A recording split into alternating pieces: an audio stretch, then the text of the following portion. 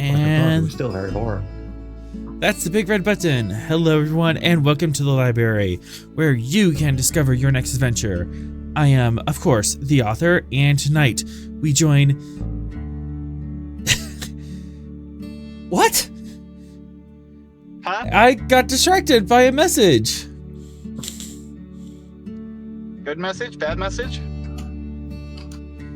Oh, okay, so the other GM's already annoyed at me. Anyways, tonight we join in the USS Gungnir, the Spear of the Shackleton, to play Star Trek Adventures, a tip-top RPG by our friends at Modifius. Every week we continue our adventures on the wild and wonderful frontier of the Federation. And tonight, unbeknownst to our characters but known to our players, we are going to have a legal episode. Woohoo! And not real Star Trek till you do a court episode. Lawyers here? We need our professor. We need our law professor to get here quicker. Yeah, someone. Where's the lawyer? Someone obsessively message him. Faster, faster, faster! Must go faster. Did he say he was going to be late tonight? He said he was going to be about an hour late. Oh. He's got the soccer thing today. So we're stalling for an hour. Cool. We've got 3 persons of interest to cross. It's fine. We're good. We can vamp. Yeah. And on that note, let's set course for adventure for Season 3, Episode... What are we on? 48? 48. 48, I believe. Yeah. Trial and Error.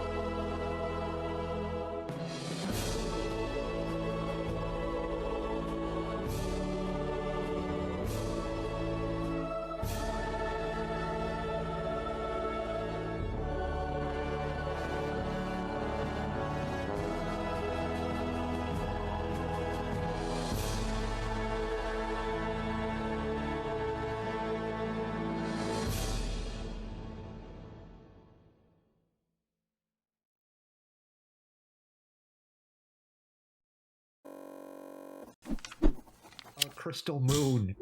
Sometimes I forget you have a count for that. Yes, I legitimately have a count for... I legitimately have a counter in my stream for how many stars I've destroyed. What are we at now? 6. 6. Hopefully 7 Rookie by the end of the numbers. season. Rookie That's not even numbers. double digits. Come on. Definitely going to be 7 by the end of the season. There's no way Office is going to go an entire season without destroying a star. Come on now. That's how we'll make our dramatic getaway. We'll blow up a star, and then we'll quantum slipstream out of there. Missing a few steps on a quantum slipstream. Alright. I mean, there's a couple steps to blowing up a star, too. Alright. Step 1, explosion. Step 2, another explosion. Step 3, profit. Not this theme. Oh, there's Narendra. You... Good old Narendra. Kind of get back and see the family and, oh, this is an arrest notice. You are on approach out to Narendra Station. There's a couple of vessels parked outside. Let's see. Like, a normal couple of vessels, or like vessels of note? Yeah, the Are they? Evergreen and the Calm Storm are pretty normal, aren't they? Yeah. Are they of note? I don't know. I'm asking, like, I like the Calm are they Storm. normal vessels that we see? Looks like random civilian ships to me. Yep. I just wanted to make sure that it wasn't like, oh yeah, so like a fleet admiral ship is here. Don't worry about it. Yeah, Veera's just gonna look over. I assume Veera's at the helm. Just gonna look over it. Author spends threat, and then an Excelsior comes in out of nowhere. But Oh, no. Yeah. Veera at the helm is just gonna look over at Bailey. Did we ever get what dry dock to go into? Not yet. I'm hailing them now. Captain? Yes. Do you wanna take this request? Are they calling us? We're gonna call them and then Okay. and I was asking if you wanted to ask for or dry dock or if you just wanted me to handle that. I'll take it. Okay. Gungnir Sure. to Narendra Station. Narendra Station, engineer, we read you, Gungnir. Hi, this is Captain Ross to the Gungnir. We have some battle damage that we'd like to see if we can get into dry dock for repairs, and a couple of prisoners that need to be transferred.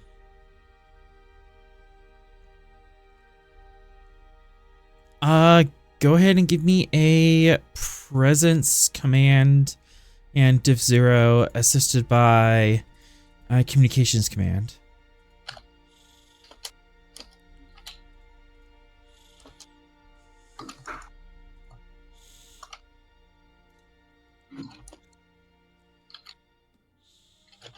Div 0, you said?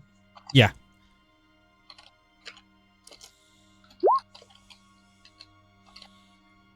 What? Oh, you're kidding me. Huh? You're The kidding first me. roll of the night. This is boding well. What happened for those of us at home? He got 00 and a complication. What? On a Div 0 roll. Yeah. Yep. Captain!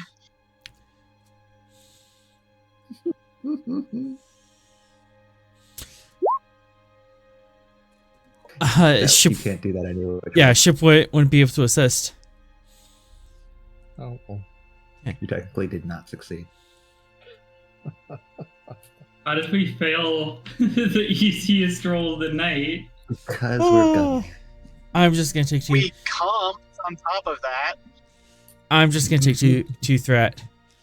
We can set you up at dry dock 4, but you are gonna have to wait 12 hours, or else we still have one more ship in berth. Would you be able to maintain a standard orbit, or should we send work bees out to you? We'll maintain orbit. Acknowledge.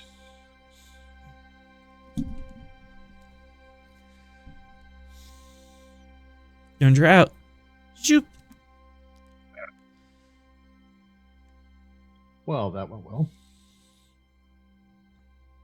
Atrom can babysit the warp core for 12 hours. It's fine.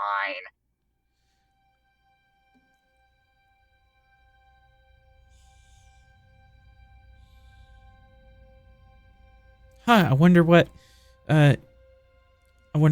ships in the dry docks. Why are they all so full? Can you see Yeah, that's what my ship is question. there? What was that, Captain? Can we see which ship is in dry dock? Sure. Someone can give me Reason Con. Actually, it'd be fairly Reason Con Diff 1.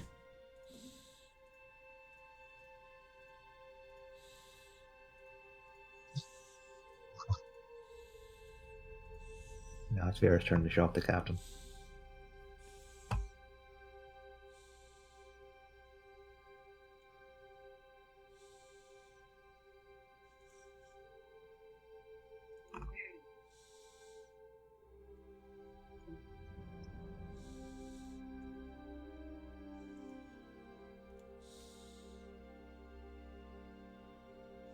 Or we've lost her. Did we lose her? Sorry, I'm here. I had to take a call real quick. Veera was distracted. Yeah, we're wondering what ship it was as in the dry docks.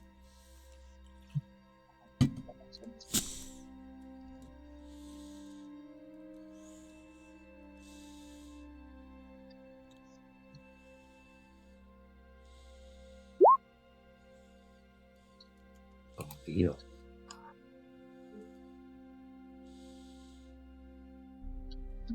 Is that a Well, we civilian wanted ship? to. Well, we wanted to roll to figure out what it was. Oh, I'm sorry. Veera is very distracted right now.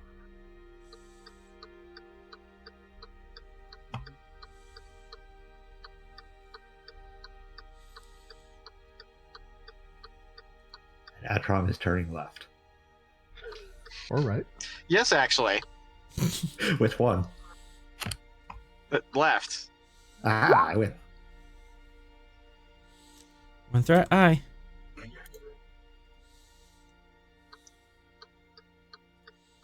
Well, I guess Fox has to focus on which direction the blinker's going. Wow. Oh no. Okay, something's going on here. Hang on. Did we fail another one? Oh no. We failed another Veera one. just got Can't be 4 right. zeros. This is Did we statistically comp? impossible. No comps. Just all zeros. Okay. We're getting all the bad rolls out of the way first. We're Uh-huh. just getting ready for later. I'm going to do a test roll here. Let me see. What the heck? Okay, we're not getting all zeros tonight. Veera, you can't figure out what ship it is. The traffic's comm traffic is just too much. You can't get a read on it, and you're passing on the other side of the station, so you're not gonna be able to just do a flyby visual. Sorry, comms are real messed up right now, apparently. Don't know what's going on, but apparently it's a popular day.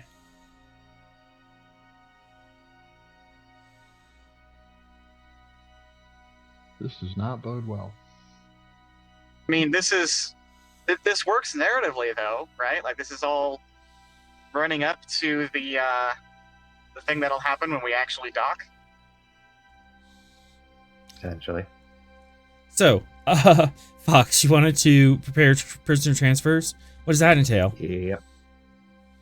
Ah, well, you see, it entails informing security of Bezriel's arrival and intelligence of Luminox Renegades' arrival.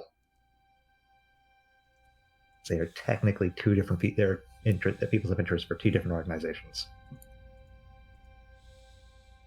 Oh boy, double the paperwork. Yep. Or I guess data work, pad work. It's fine. Would you still call it paperwork in the 24th century? I don't know. I think humans still would. I think it's colloquy paperwork, and because of the universal translator, it just gets any similar concept just gets translated to paperwork. Yeah, that makes sense. I don't like that complication. I have an intelligence pad. You do.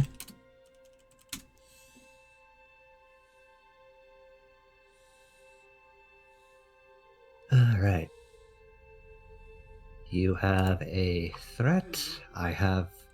Ooh, logistics as a focus. This is technically logistics. This is logistics. See, the Admiral's helping you. Yeah. All right. Onwards and downwards. Finally, third roll tonight to succeed. Fox. Yay! All right, you got that squared away.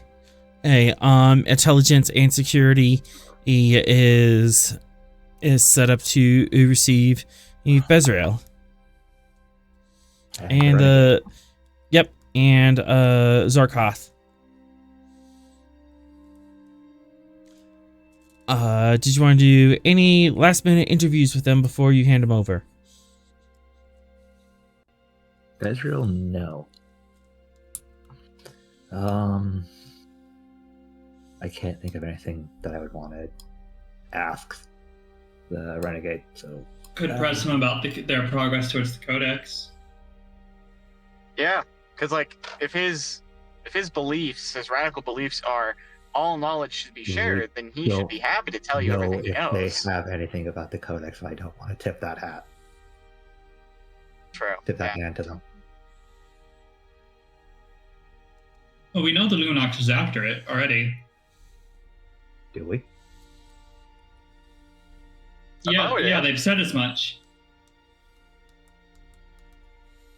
I don't remember them stating outright they were after the Codex. They're just after knowledge in general.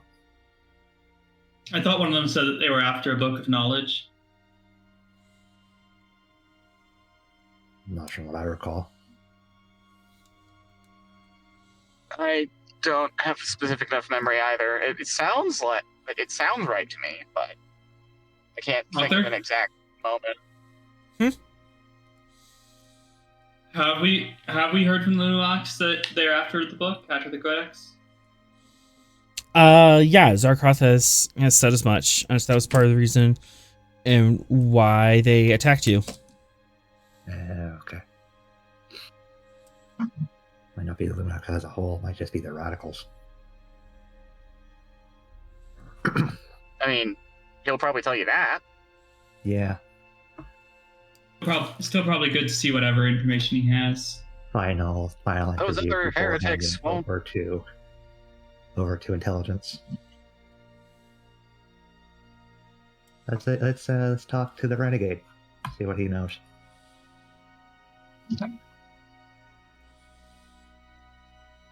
Okie dokie.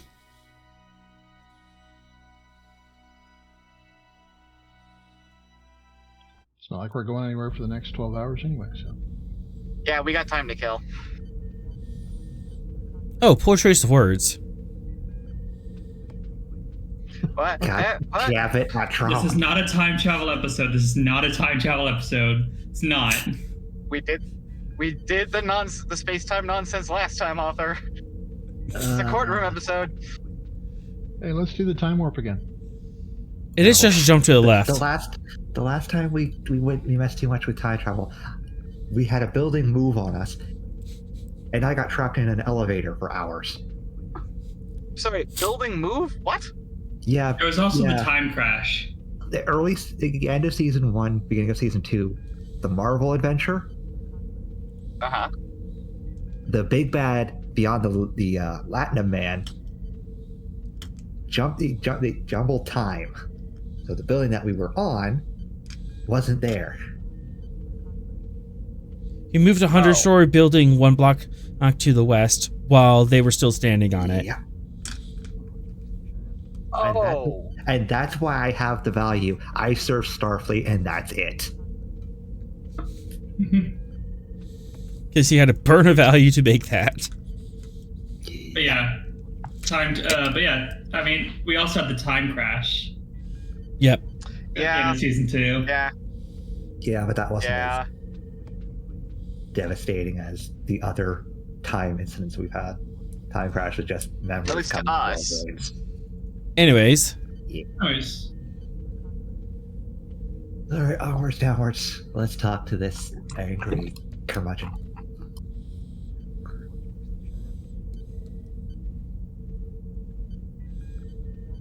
I think I'm missing a focus. Anyways.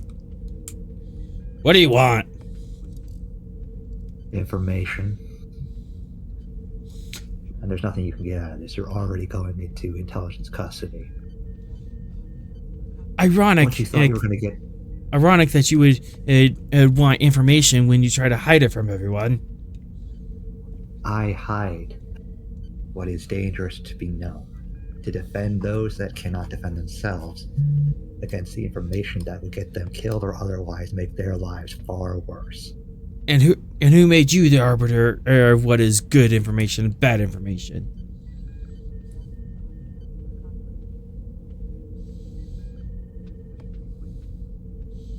Your organization has only been around for how long? 27 years, give or take. My My organization has been around for hundreds of years. I think that gives me the seniority in this matter. Oh, so age before beauty. Is that how legal decisions are made? The good of the many outweighs the good of the few. You are the few, we are the many.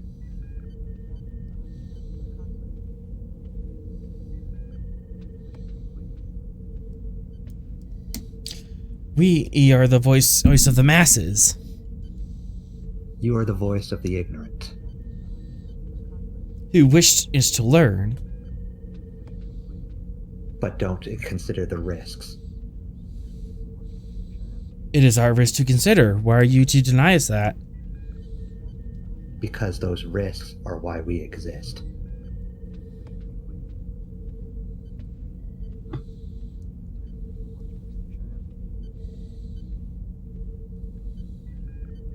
Knowledge can be shared, yes. But not all knowledge is safe to be shared. What would be beneficial for some to know could get others killed. These are the things you don't consider.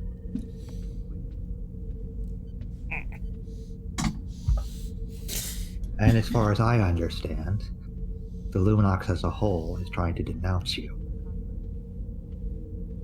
calling you a radical. So you are a minority of a minority at this point. I wish is to shed light in places that others fear the dark, including your organization. And I operate in that dark so that others may live in the light.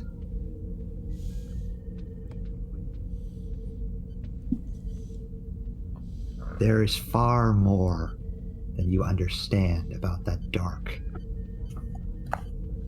going on. Things that would make you turn away from the light.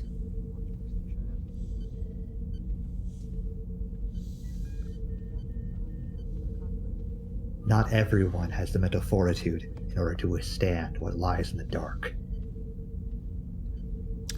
He stands up, takes a step closer to the force field. Are you sure that you have the mental fortitude, little man?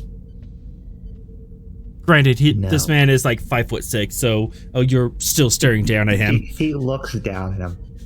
No, that's why I hide the dark from those who walk in the light.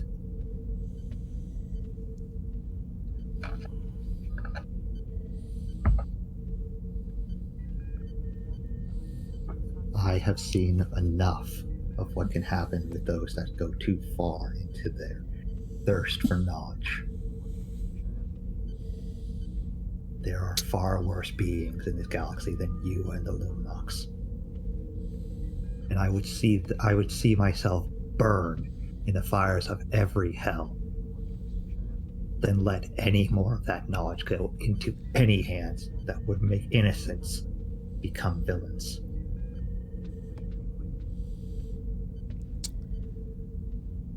You're human, right? As human as I can be. I believe there is an interesting period in your history. 1930s, Germany, something about burning books. I don't burn books, I hide the dangerous knowledge. You keep knowledge away There's from the plenty- masses. There is plenty of knowledge that is still free to be shared.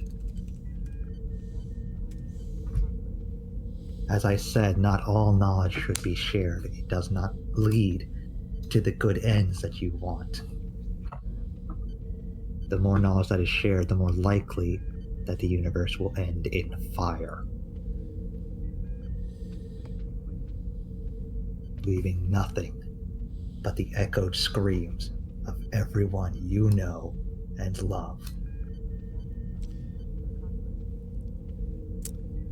Funny, it seems that we're fighting to stop the same future. Everyone dying in echoing screams. You say the world will end in fire. I say the world will end in cold, dark ice. And nothing either of us do will make any difference if the universe goes one way or the other. I intend to stop my apocalypse. And if by some radical chance that you're wrong and the world still ends in ice, I hope that whoever succeeds you dies crying.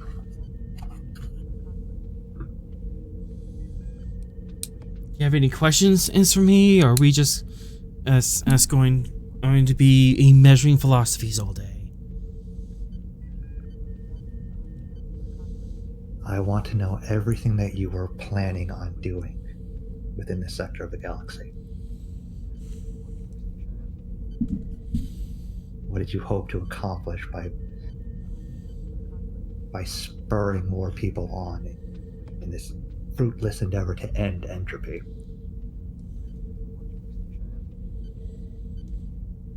Okay.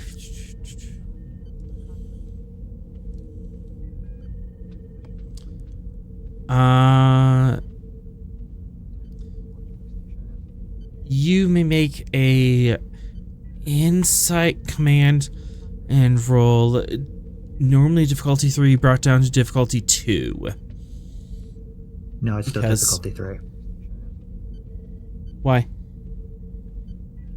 Haunted by the past, any insight rolls are increased. Okay, so those cancel out. Mm-hmm.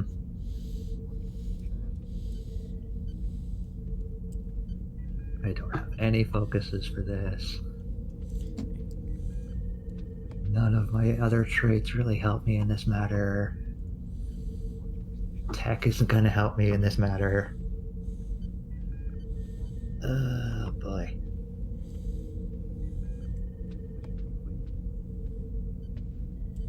So I'm just gonna give you the full boat.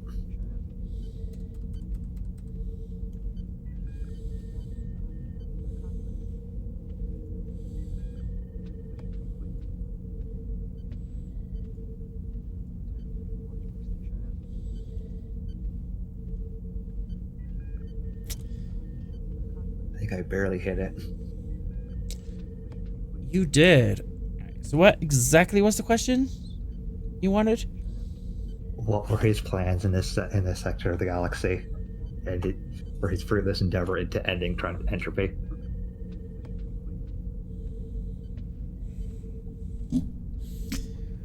I was searching for something. Signs of something. And this something is a device that will shine a blinding light into your dark areas. And if this light turns out to be blinding not only to my darkness, but also yourself,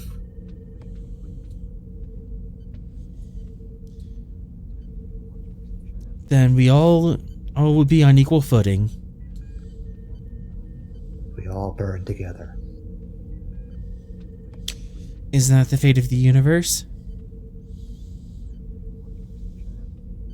The universe will end how the universe is supposed to end. What one person does will never change that.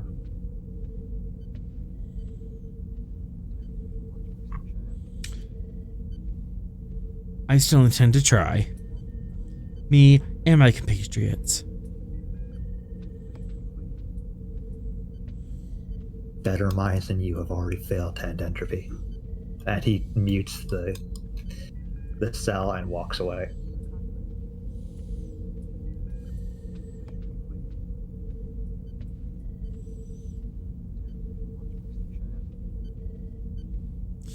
Security guard are outside the door, or she's to walk out. Everything okay, sir?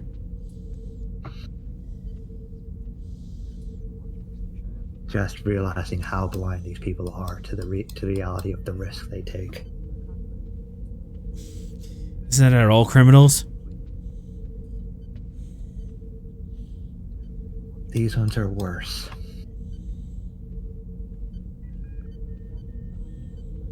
They're blinded not only from the risks, but they're also blinded by good intentions.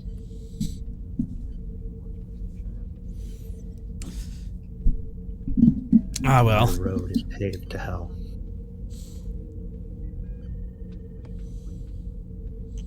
And with that, you walk and the camera pans out.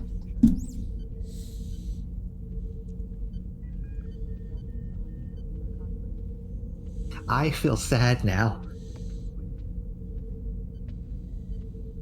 And it'll only get worse from I here. made myself sad. God. That was fun. I should do that more often. Anyways.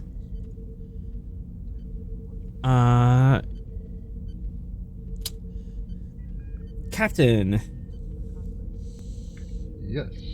you and the bridge staff are met on the gangway, or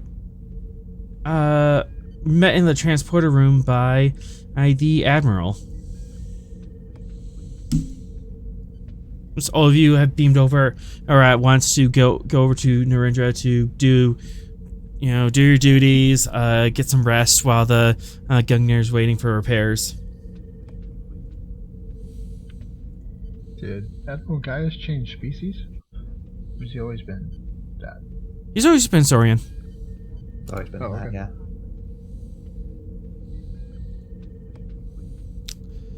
It's been a very long time since we actually seen Gaius. I guess so. Admiral, how do you do?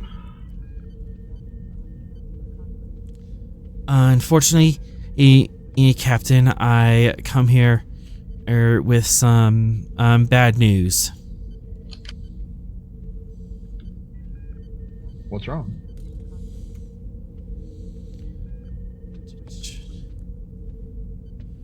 He pulls out a pad. Lieutenant Veera Vizerin, under Starfleet Uniform Court of Justice, Article 295, Section 125, Subsection 2, you are under arrest as for violation of the Anti-Genetic Modification Act of the Federation. And 2 security guards walk from around the corners.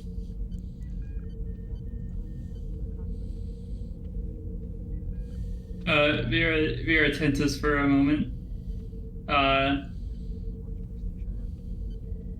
Can I have a word just- with my lieutenant, sir?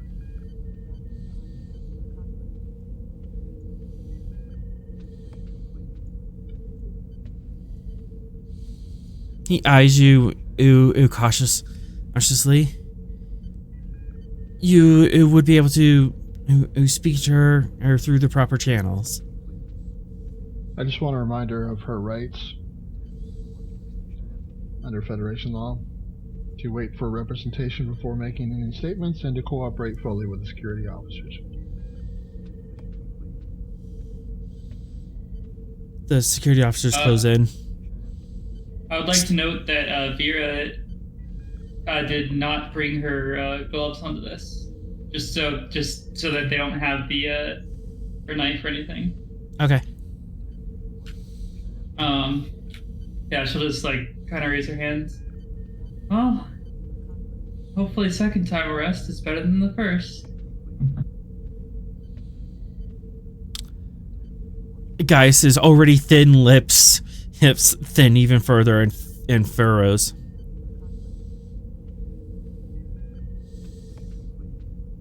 What? You know I was arrested before, right? Oh, okay, we're leaving. Bye. Remember that keeping silent part? The right to remain silent? And Veera, you are taken away to the brig. Understood.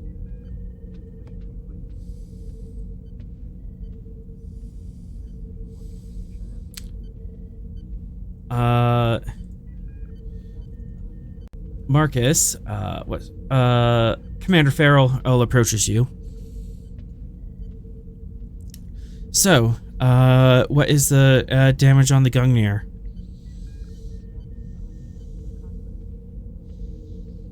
Looks like we've taken some structural damage primarily.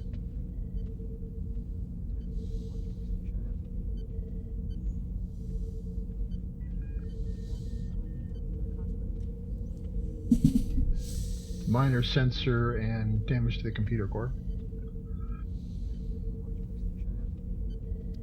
Very well. How many breaches total? Looks like 4.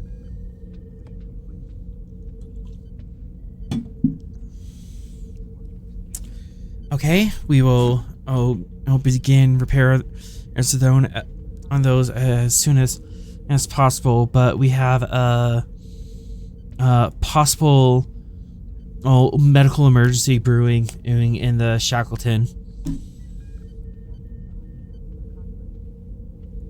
There's a rare fungal infection that seems to be spreading from colony to colony, and it's moving interplanetary, so it's on a ship somewhere. After Have you been able to do any contact tracing? we haven't been able to determine any contact, but after repairs, and Farrell looks pointedly at the door where Veera just left, we're gonna want you to focus on that.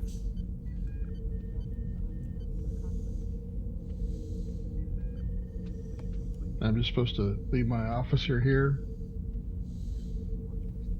This is an emergency. Are we the only ship in the area that can handle it? You're the only one with sensor and warp capabilities is to track down and chase down anyone who has nefarious means or is just an unbeknownst fire ship.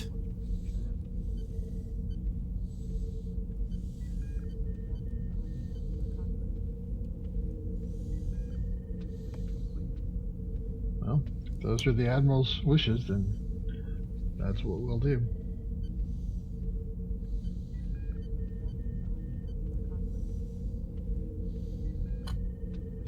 The good news is, repair crew and Narendra has got nothing on Atrom. So it might actually take days as opposed to hours.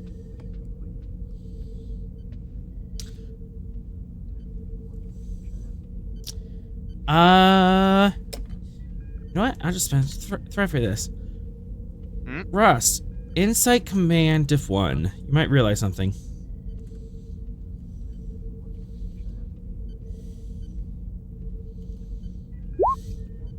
Everything is fine. Hey, there we go. There we go. You have a sneaky idea. If your engineer could manage to do very unengineered things and extend the repair task, you could stay and dock longer and be able to help Veera with their investigation and trial. Worst case scenario, Fox is only assigned as a liaison through the intelligence. He can remain on the station. Just a thought. Okay, we'll have to have a word with Atrom. What's the nature of this fungal infection? Is it deadly? It seems to have a 30% morbidity rate. Yes. So this is more than space athlete's foot. Yes.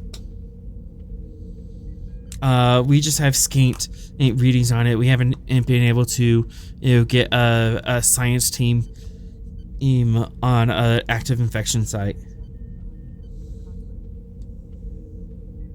Okay, well that might be an ethical issue then.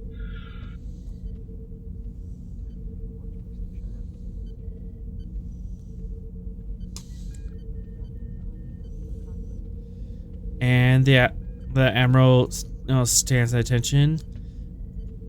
You're all dismissed.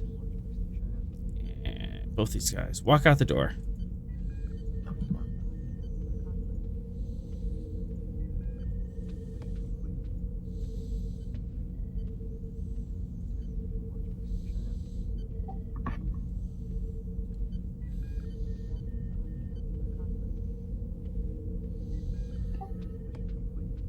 I've thought of another reason why we might need to not leave. If they end up calling any of the crew, especially the commanding officers, as witnesses or experts in the trial, won't we need to be here for that? You assume that they're not trying to send us away in order to not have to call us. Freaking politics. Mm-hmm. Yeah, this could be a sweeping it under the rug quickly kind of thing. Yeah, which means Captain, I'm going to head to intelligence, start prepping for the trial. I'll gather as much information as I can on every aspect of it. Do you want me to talk to Veera as a doctor to see if we can figure anything out? Especially with the you-know-what. Well, it depends on what station security will allow on that. Well, they can't deny her personal physician. At least they They should could be provide able to deny. medical services, just not you, but depends on how uptight they're going to be. I'll see what I can do. I'll also contact the medical aid station to see if they can send some fast response shuttles out to see if they can find an infection site.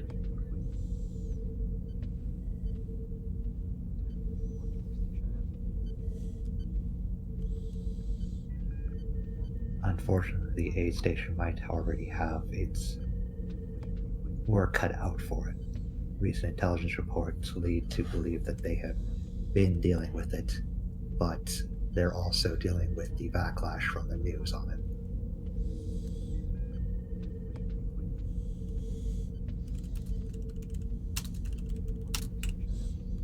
There might not be much else they could do in that respect.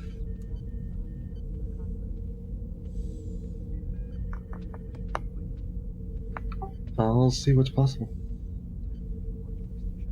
As you're having this conversation, you look over to a control panel on the wall, and it flickers slightly, and you feel the station like very subtly shake. What the?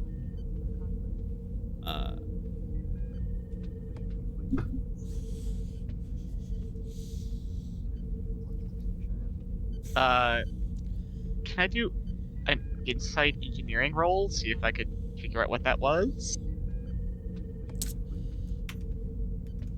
Yeah, insight engineering Def 1. Fantastic. I say that while not having my character sheet pulled up because I can tell you what it's not. Anything good. I'll tell you why you're not. Safe. Okay. A good ship, Misery. Oh, wait. Okay. I forgot. Not a surprise party. You said diff 1? Yeah, just Def 1. Okay. And unfortunately, I know my ship won't apply because this is not my ship. This is not your ship. Nah. This isn't even a ship. Yeah, well, you can take It's us not back. even a I'm all moon. free. That's a space station. Okay. Do any of my focuses apply? I have to look at your focuses. EPS, computers, warp drives, transporters, replicators, emergency repairs, and single combat. EPS. Unless you want to do fantastic. single Okay. combat with the entire station. You Don't will. with the station. Don't threaten me with a good time. Okay. Not again. Yeah, all right. It said engineering, focus, and EPS. No other things. All right. Here we go. Oh, actually, can engineering tricorder count as right tool for the right job? I'll give you a bonus momentum. And for that. Okay, cool. Here we go. Okay then. So. I would like to know everything, please. He pokes all the things. As you poke all the things. I mean, to be fair, we've had so many technical problems on the Gungnir. I've probably encountered this before. Let's be honest. Indeed you have. And if you go through the computer systems, and then to verify it, you look over the external sensors, a Class 2 EM storm is sweeping through the system. Oh. Long-range communications might be affected. You also might experience random power outages or shield failures.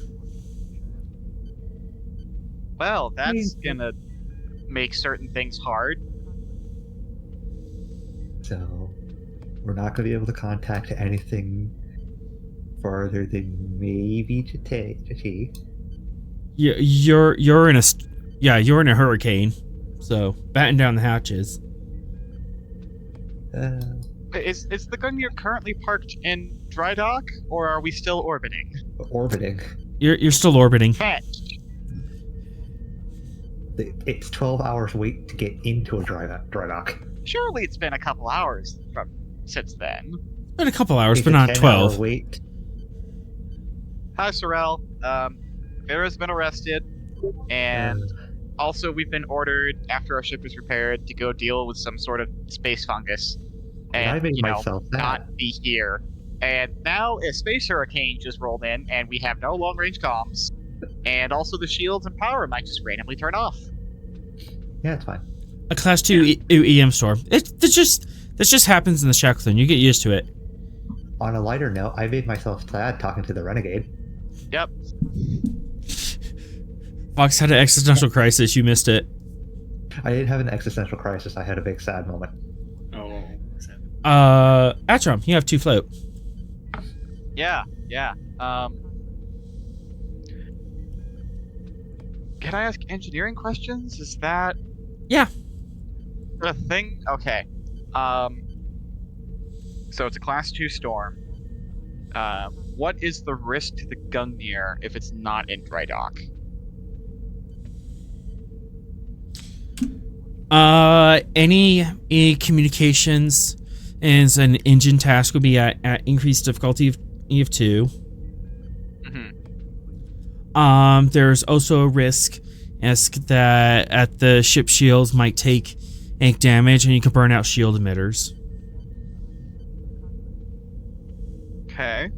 Which can be replaced in dry dock.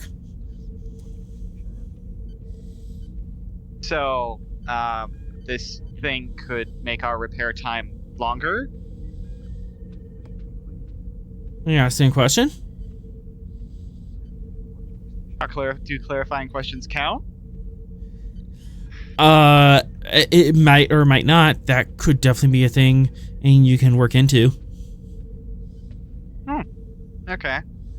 Also, is transporting harder? Should I take a shuttle?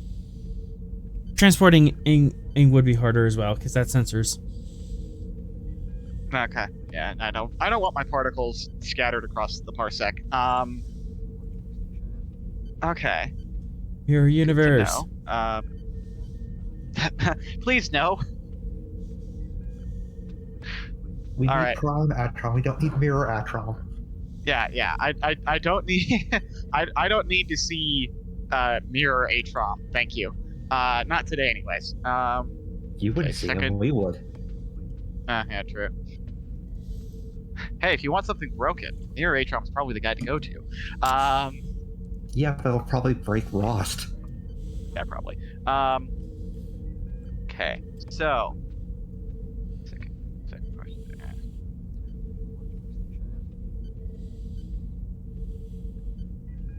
What's the nature of the damage to the shield emitters? Is it like just like an overload, like get hit by a space lightning bolts and something burned out?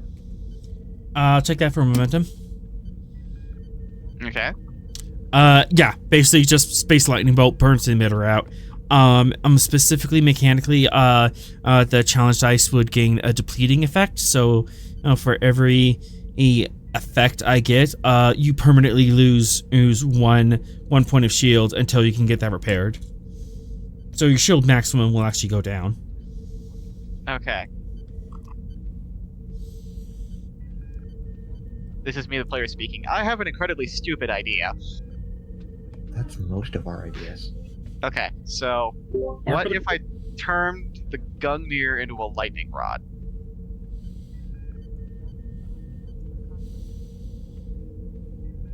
Your intentionally burned out the shield emitters so we can stay longer.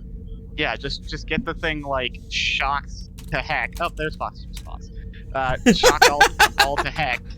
So we have like 3 additional days in dry dock. It's like, oh, space storm. What are you gonna do?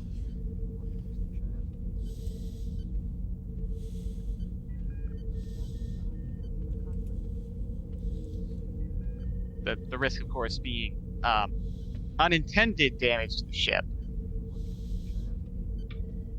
Or things happen when we have no shields. Yeah, exactly. Yeah, I don't think that should be Plan A. Okay. We'll keep it as Plan Z then. So what is Plan A? Well, let me look at the Gungnir's sheet real quick. I want to remind myself what the damage was. We have 12 hours to get in dock, and then we probably have a day or two to get the repairs done, maybe more. It's 1 day per breach. Standard. So 4 days. 4 days. We probably want longer because it's a trial. Well, you said the thing affects sensors, right? Uh-huh.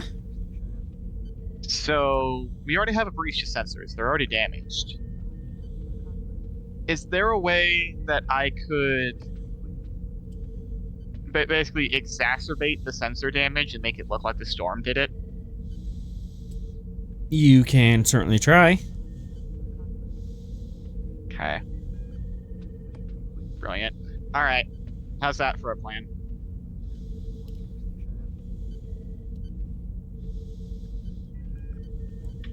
Yeah, I guess that would work, unless you get caught, but... I love this plan. If I get caught, I was acting alone.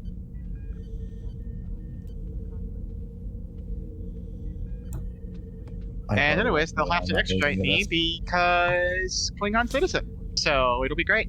Anyways, so I can do that. I'll knock a... Okay, here's the question. How much extra time do we need? Sorel, how much extra time do you need for a trial? I'm ready to go. Okay, but like, how many much additional days how much would you like to carry it out? Are you talking about game time or date or live time?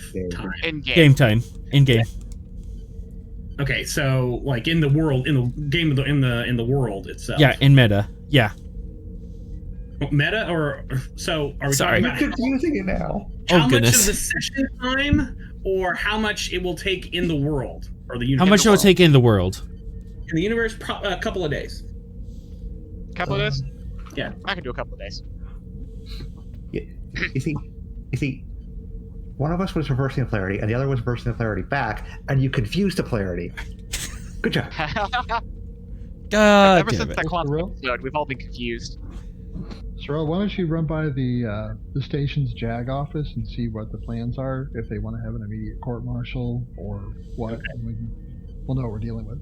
That sounds like a good thing to do. Okay. Mhm. So, Sorel, this is Yes. gonna be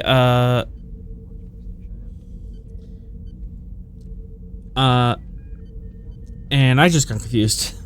I was working on something else. Oh boy. You reversed the polarity so hard you broke yourself. Uh-huh. We broke the universe, guys. Okay. Congratulations. Let's go ahead and cut to the brig. And Sorel, you and Veera can meet in there. Okay.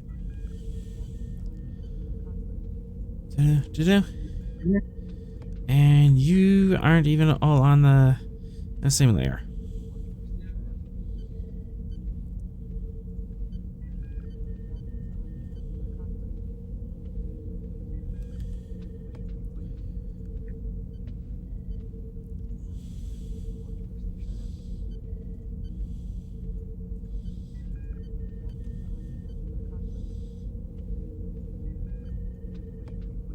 Token layer.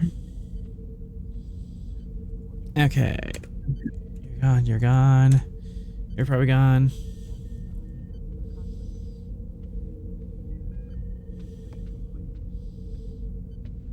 And here we are in the break of Narendra. Commander Sorel to see Lieutenant Veera. Purpose of meeting? I will be representing her.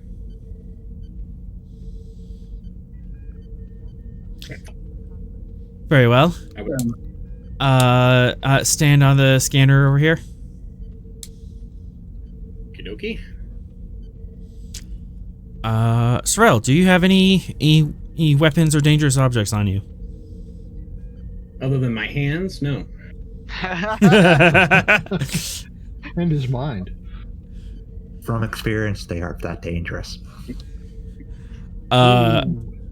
Okay. Your phaser would be compensated for the time being. Tricorder will be limited to audio-visual recording only. Okay. And communications would have to be routed through this console.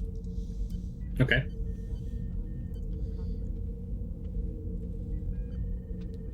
And you're all set. All right.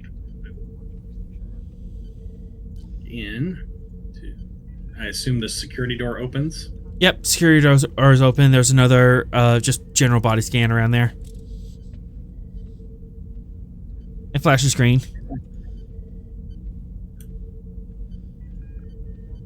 We'll walk past security officers. Yep, these guys are just patrolling. And go up to Veera. Veera, how are you doing? Oh, I mean, it's a nicer cell than the last time I was in jail. Or in the brig. Good you're keeping a positive attitude. I mean, we knew this was coming eventually, right? It was a foreseeable event. Have they informed you of the charges? Yeah, they listed off a bunch of numbers, code, whatever. I didn't really pay attention. Okay. Well, I mean, like, I understood it. It was like the Genetic Modification Clause or whatever. Right. But I don't remember the specific numbers. Well, I will be defending you before the judge advocate and any general court martial that they choose to bring against you. I haven't spoken with the judge advocate yet. I wanted to see if there was any questions that you have or any directions you have.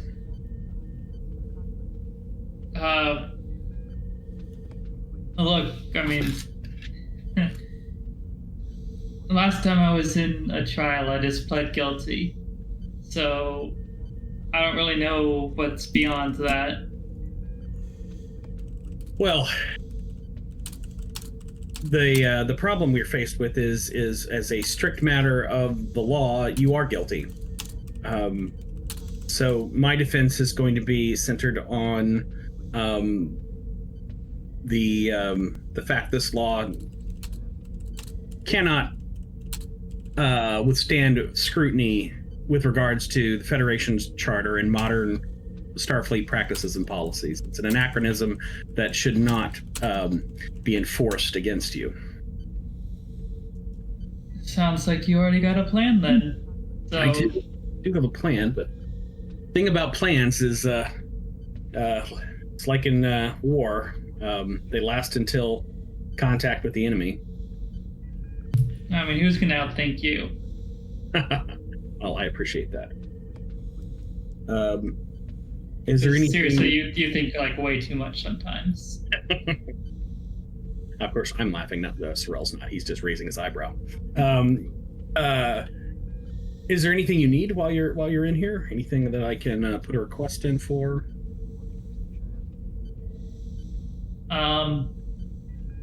Make sure that guy over there's cell is muted.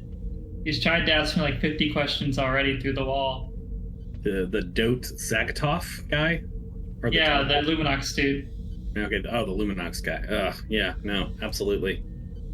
I will put that request in immediately. I know you're listening over there. Tap, tap, tap, tap, tap, tap, tap, tap, tap. And by this point, the Sorel would know that this guy's an even worse Luminox. He's a renegade Luminox. The Luminox weren't Luminox enough for him? No. Yeah. He's Luminox to the extreme. Literally an extremist Luminox. Luminox to the max. Oh, man. Luminax. I want to shoot that guy into the sun. I was gonna say Lou Maxinoff, but that's better. He's suddenly in a different. Why is he suddenly in a different? Yeah, did he actually do that, or what's Has he transferred? No, he was transferred to a different cell, so he stopped bothering Veera. Oh, okay, good. Now he gets to bother the Palshiar Saboteur, someone who deserves it. What's going on? We're being beat. Uh-oh. I don't like that alert. Where's that beep coming from? Okay.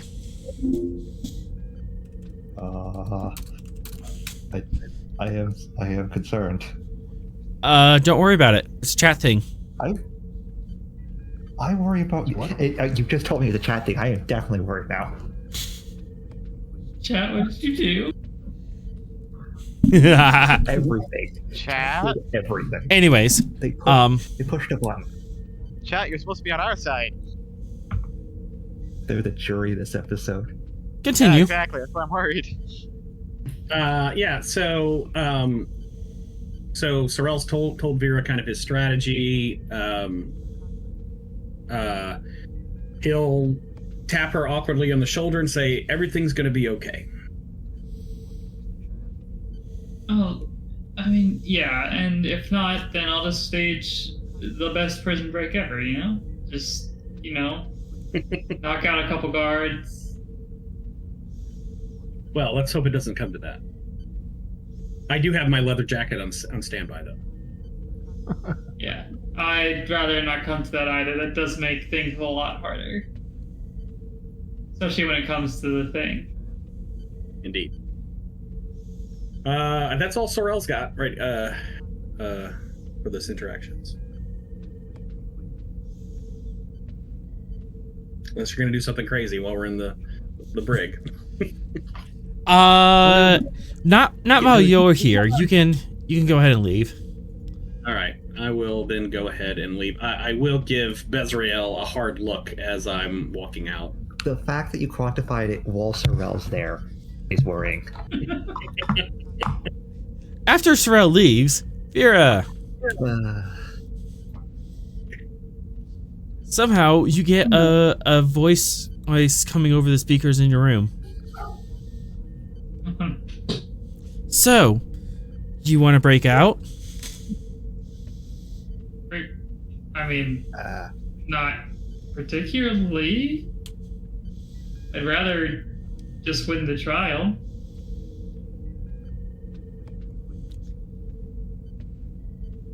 You expect the Federation to win by truth?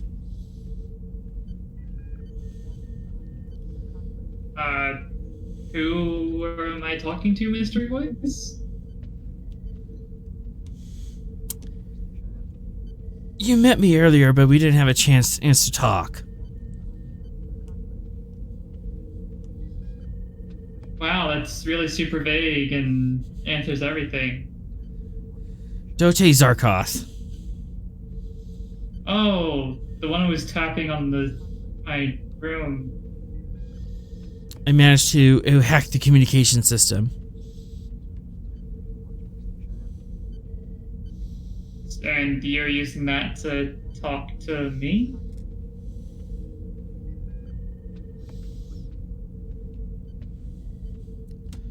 I'm just saying, if you can, and wait, if you can, and hold on for a couple days.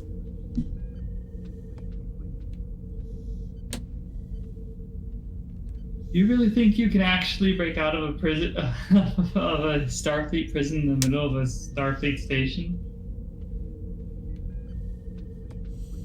Not me.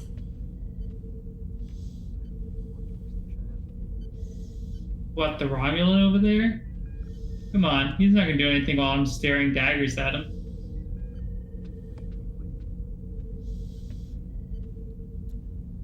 I'm just saying, if the Federation has been mistreating you, maybe it's time to leave that uniform behind.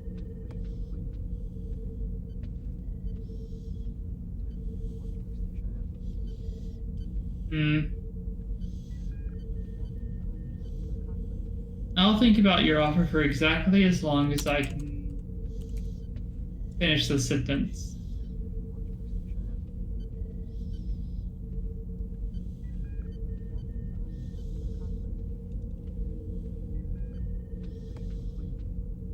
And?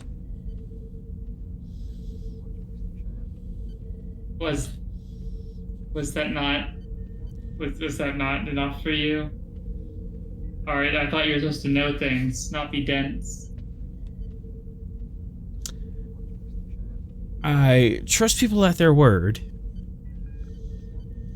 Okay, my word is I'd rather go through my trial, thanks.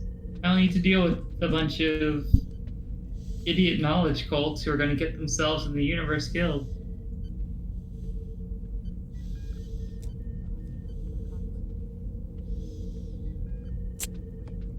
Yes, but is this really a cause that's worth dying for? The universe not dying is a pretty good cause, buddy. Click.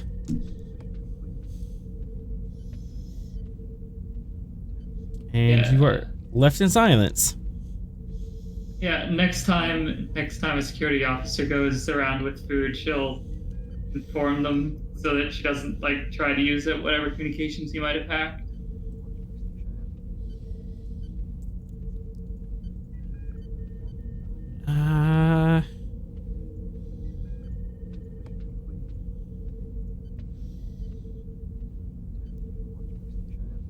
Give me Actually, a... no, I'm sorry. She won't do that. She's still an Orion. She's not going to snitch even in this situation. I'm sorry.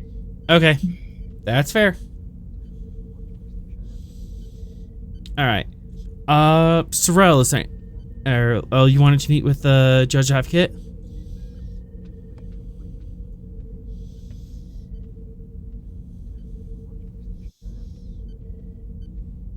Sorel is muted. He is yelling at you and has forgotten he is muted. He screams into the void, and nothing hears him. Hello, darkness, my old friend. Off in darkness. That was me already.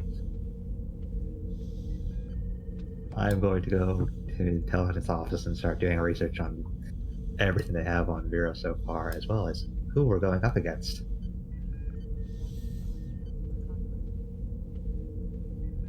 Okay, that'll work. As soon as I find that information, Sorel will have a ping on his pad as well.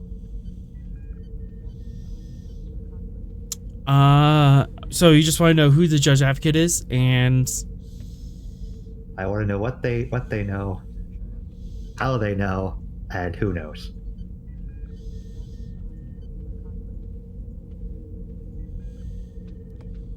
computers, security of Narendra. So I need Narendra stats.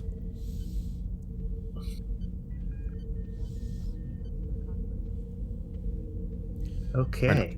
Where did I put him? Where did I put him? Righty. So, oof. Well, Okay. the ship has a 20. I'm looking at that complication and difficulty now. Uh-huh. And I don't get the reroll because that's a command thing. I have the intelligence pad as an advantage, knocking down the complication.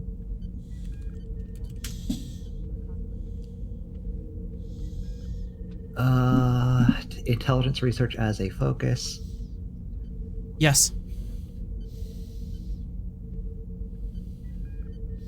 Star-crossed to increase the critical hit range to 6. Got it. And let's see. I defend those that can't fight. Right now, Veera cannot do this for herself, so I am gathering information to protect her. Got it. And then let's go with 2 momentum and 3 threat to get the 4 die.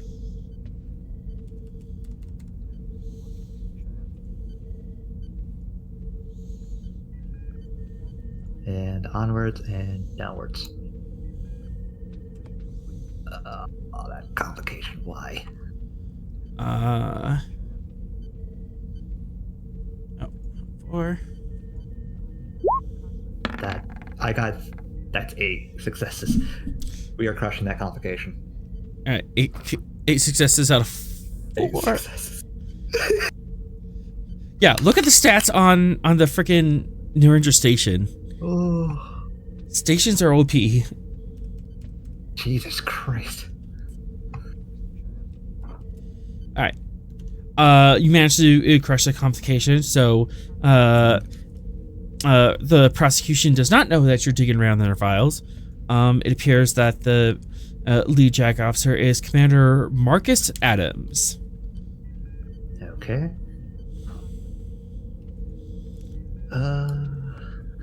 Good. Now we know who. Okay. What all do they know? Do they just know that Veera is augmented, or do they understand how and why she was augmented? I'll take that for a momentum. Okay. They know that she is augmented and that her mother is also augmented. Okay. Another momentum. Who told them?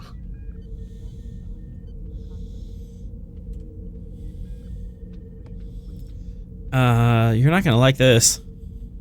I never like it. Oh boy. Tell me, or I'm gonna punch off Atral. Hey, wait. Well, we know it wasn't me. Oh, who was it? Yeah, fuckery. Who are we killing? McCormick. What? How would she know? I don't know. She's not direct medical. She's a counselor. Mm-hmm. Wait, remember who McCormick is? The counselor we never use. Oh. She was an intelligence plant on an intelligence plant. Okay. How in the world did McCormick find out? That is not on record. Oh joy. So I'm just gonna. We keep records about everything except the most important bits. I'm sending everything that I have right now to Sorel so that he is prepped when he goes to talk to the Advocate General. And now I'm going to go hunt down a counselor. I'm going to inform Captain that I am hunting down a counselor. Captain, you are so informed. Why are you hunting down a counselor? Because she ratted us out. Are they supposed to be like all privacy and confidential and all that kind of thing? One would think. I'm going to find out why. Happy hunting.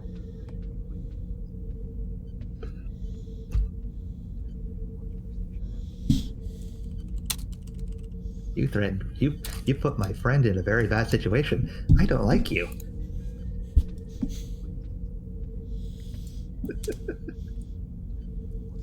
Oh boy. Let's see. I'm doing control security, you're doing insight security opposed. Yay. She gets an edge, because I have haunted by the past, which hurts me for insight.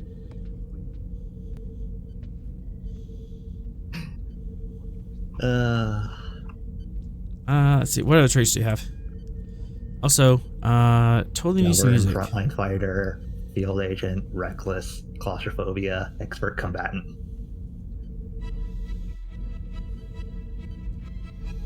Oh, good. You have a bunch of things in your arsenal to go up against the Advocate General now. Also, And I'm hunting a the one counselor. who reported it. We got some advantages. Good. I'm hunting. Well, we don't have advantage. You have information. Ooh, I like information. You know who you're going to go meet with. You know that they know that Veera and her mother are. That Veera is augmented and it's because of her mother. And McCormick ratted us out. So it's Commander Marcus Adams. Do we know anything about him? You do not. Okay. I might look up his service record on my turn. Yep. So, I'm totally distracted. I need some stimulants.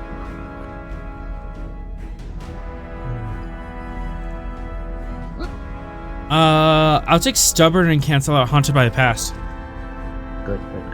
Yes, I'm assuming you're very motivated to I am put this very person motivated as this person put my friend in a bad situation. Uh-huh.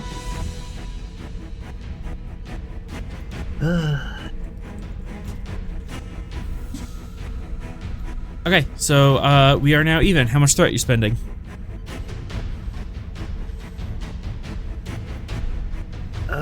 Yeah. All of it. Yep. I'll spend in 3. Because I have no chance in hell.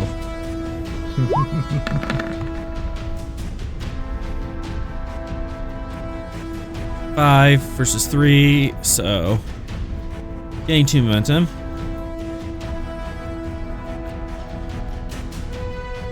That's so funny. I don't want to mention that Atron just walks around the corner while he's stalking her down. Yeah, you find her in civilian dress on the promenade, and you manage to corner her. Explain. Explain what? Why? I don't know what you're talking about. You're the leak.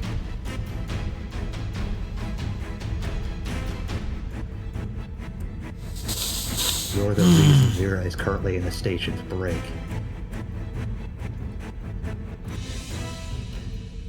She's modified. I by her mother. We don't know what she's capable of. Only the senior staff knew.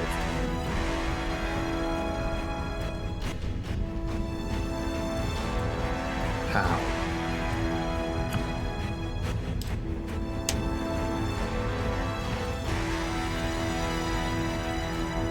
Yes. That's why I'm hunting her down. And I found her.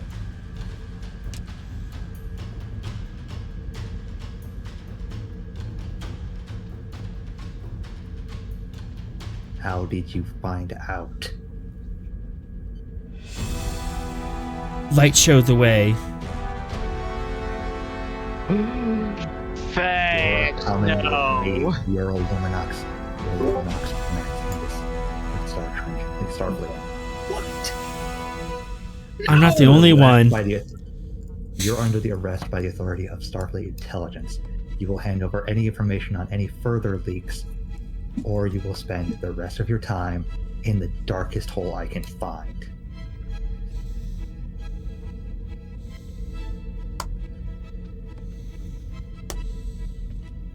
Now her trying to kill me with that calcium wall makes more sense. Yeah, hang on. Did you say she's not the only one? Yes, she did. That's yes. Mm-hmm. Also, that's where they think they can affect a breakout. And Fox is taking her into custody. 1, 2.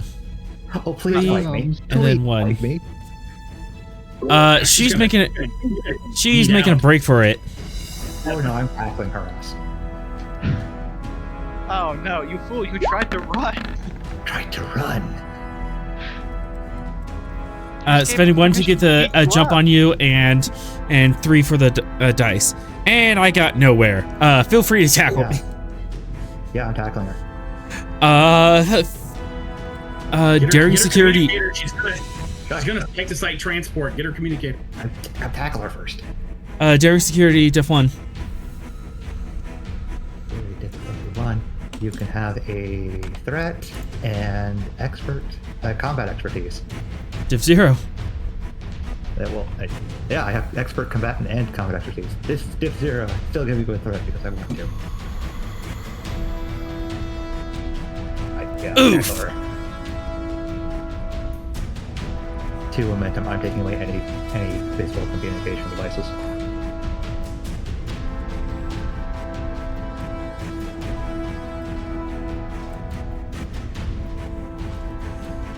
Yeah, you managed to strip her air gear. Anything else?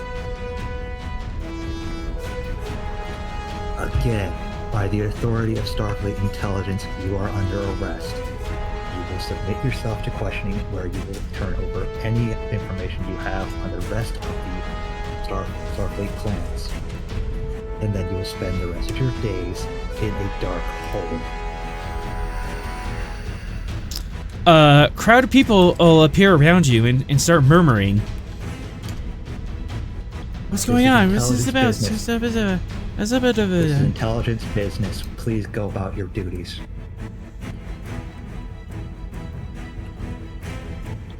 Secret police, nothing to see here.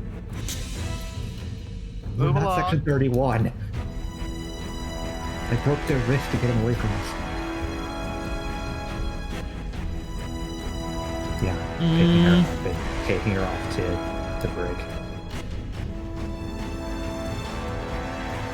Help! Help! I'm being assaulted! I'm being illegally You are being- detained! You're being arrested. The crowd's stirring against you. You are being detained and arrested for infiltrating Starfleet and giving away intelligence. You are slowly being encircled by a crowd of people. Hey, let her go! Oh, this isn't secret police? I'm not intending to be the secret police. I am intending to arrest someone who is a danger to all of you. Oh no, Fox has to persuade somebody. Oh no. Starfleet Geppetto!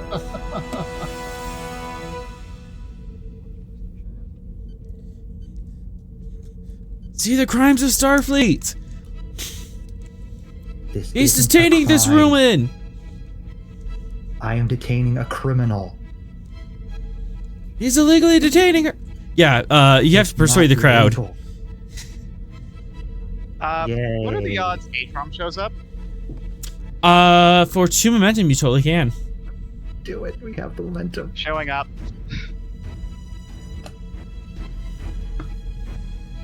Atrom, there's a crowd out of people huddling around on something in the promenade.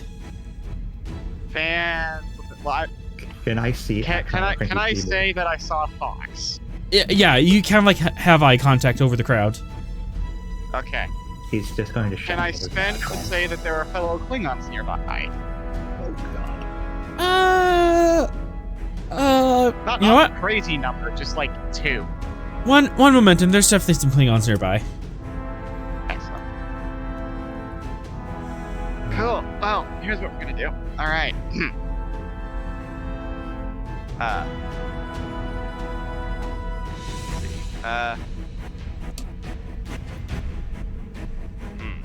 How to word this? Let's see. Very carefully. Yes, exactly.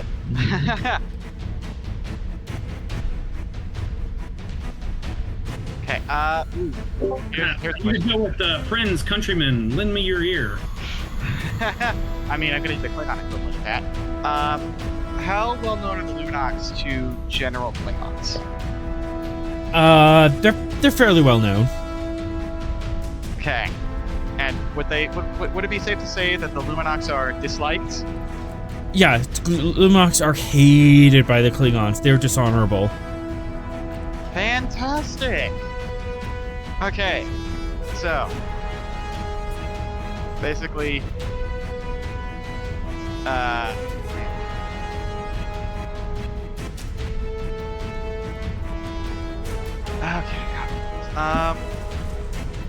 What's going on with this? Yeah, so I'm gonna say what I'm trying to accomplish as me, the player, out loud, and then I'll figure out how to word that as Klingon.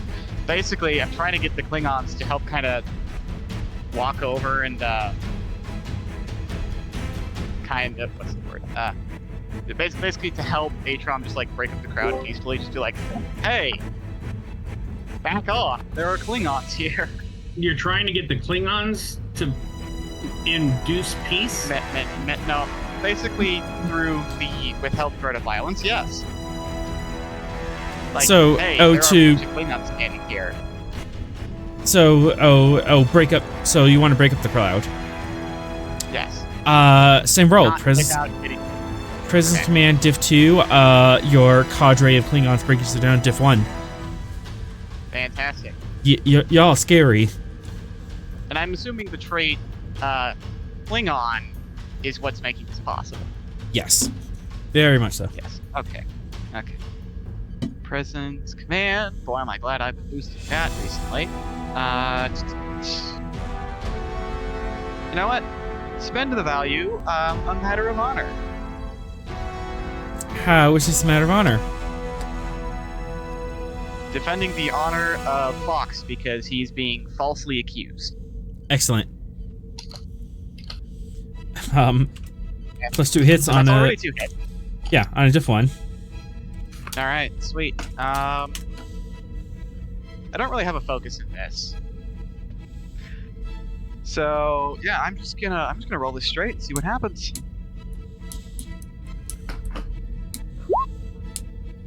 And that's why we spent the momentum. Or not the momentum. The determination. You still got it. Termination. Yay. You and a bunch of Klingons are able to kind of like muscle your way through the cloud, very loudly bolstering. Step aside! Step aside! Rah!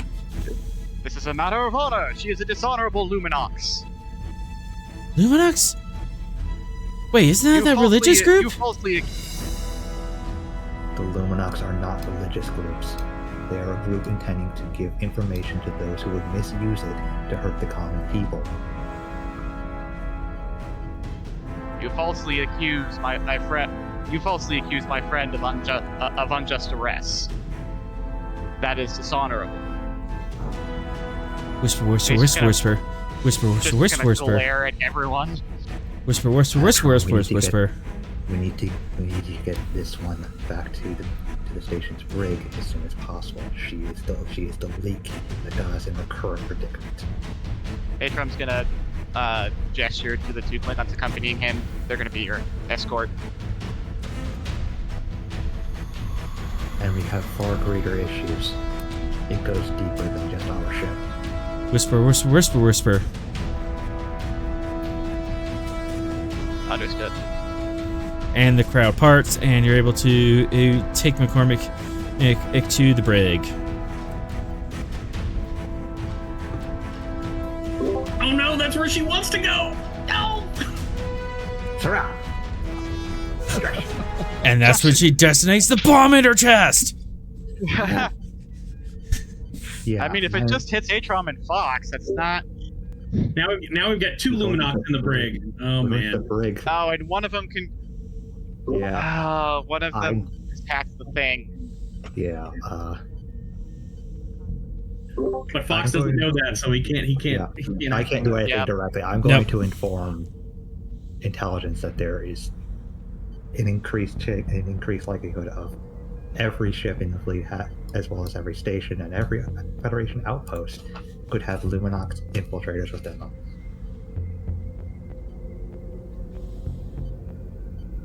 Very well. Sorel, you can meet with opposing counsel. All right. Walk into the JAG. You walk into the JAG office, and there's a kind of frumpy-looking human male in the mid-40s with a pencil mustache.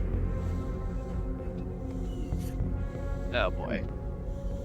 Commander Adams? Yes? I am Commander Sorel. I will be representing Lieutenant Veera in the matter before the Judge Advocate General. I see. Well, I hope that we can assume that this will not be an adversarial experience, that we're both here on the matter of the law. Well, Commander Adams, our system is inherently an adversarial process. That's one of the fundamental rights that we have as Federation citizens. Yes, but that doesn't mean we have to be brutish about it. Oh, Not that I'm accusing you. Not that I'm accusing you of being brutish. It's just that I know that some people in our profession can get personally involved in the stakes of a trial and take things personally. Well, I can assure you that I don't take things personally.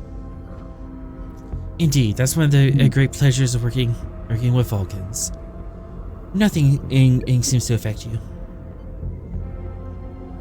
But I will be representing my client's position vigorously. Can you summarize the charges for me? Summarize the what? The charges? The charges are violation and of genetic modification,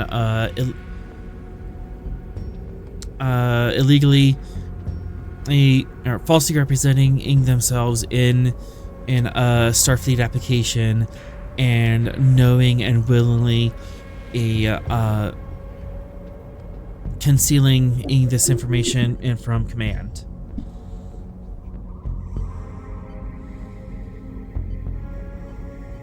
You are aware, of course, that the fact of Lieutenant Veera's augmentation was not known to her or anyone until a short time ago. How would that be falsifying an application? A short time ago, being several months. Well, that's more than enough time. I'm to fully submit yourself to security. I'm sure that's your position, Commander Adams. I'm just pointing out that I'm a bit confused on the falsifying an application to Starfleet, since Lieutenant Veera wasn't aware at the time of her application that she'd been genetically modified. Well, then that'll be up to you to prove that point. I have under information that she has been genetically modified since birth. Therefore, when she applied to Starfleet Academy, she was genetically modified, and somehow this information slipped past our sensors. So either we have a breach in the system, or she falsified her records. It'll be up to you to prove otherwise. Interesting. So, falsifying records, and you're asserting she had some duty to inform Starfleet when she learned her status? She had a duty to inform Starfleet and relieve herself of duty once she found out that she was in breach of code. Breach of code. Code that was established shortly after the Eugenics Wars, wasn't that correct? Yes, the historicity of the Eugenics Wars is why we have the Genetic Modification Laws in the first place. And I'm glad we agree.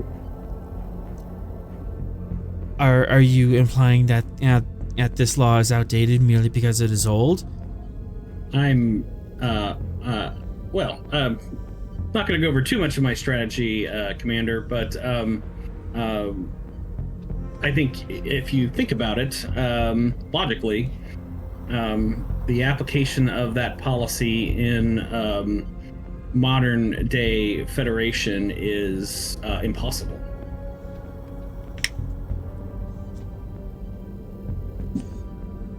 Do you wish to defend your client, or do you wish to change Federation law, Commander? I'm going to try to do both. I shall see you in court. Indeed, Commander. See you in court. And I will get up and leave. And yeah, chat. Discord chat is right. He technically has the burden of proof. Mm-hmm. I wish to punch this man Good. with a Get in necklace line. multiple times. Get in line. Get in line. Get in line. I'll hold him, you punch, and then you hold him, and I'll punch. We'll take turns. Yeah, good. Take turns punching him. All right. Yes. You made him the most punchable guy on this station. I don't know what you want from this. That means I'm a good GM. Yeah, you said the word yes, and I was like, I already hate him. We have 2 Luminics on this station, one of which make chaos into this situation, and yet I want to punch Adams more than either of them. You have 2 Luminox on the station that you know of. I know. That's the most terrifying thing you could tell an intelligence officer. Oh yes, there will be The blood. whole command staff in the brig for assaulting So the if Fox wasn't paranoid enough, he just had to go and make it worse. All right. The fact that this is also Do I have the any more genetic commanders? officer that dropped a Coliseum wall on him does not make him feel better. Yeah, you know what? That's fair. Because now we can say that was probably intentional. Yeah. Is he gonna twiddle his mustache during the trial? I mean, I'm just assuming. I don't think. Why do you think I give him a mustache? Oh no! Anyways, defense set up on this side of the screen. Prosecution set up on this side. And guest in the back. Yeah. You want to watch this Yes? trial? Oh. Yeah. The people who sit in the courtroom and go, dramatic. Yes. And Yes, exactly. you're you do have the right to be here in the room. Generally, Hey, yeah. Fox, are you calling on any of us during your thingy? Fox. That's not Fox. Sorel. I'm Sorel. Too many Yeah. people. Yeah, the rest of the crew does have the call to be asked to witness stand. All right. Ross, Sinclair, Veera, Atrom, and Fox will all be called to the witness stand.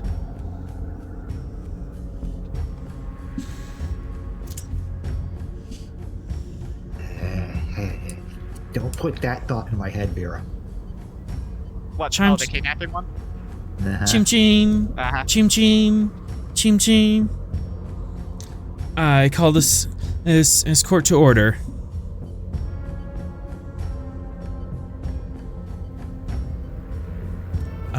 Opening arguments. So I'm gonna show this to you guys. So basically, we're just gonna be bouncing back and forth, kind of in a turn combat. And we'll go through 3 phases. Prosecution goes first, and defense.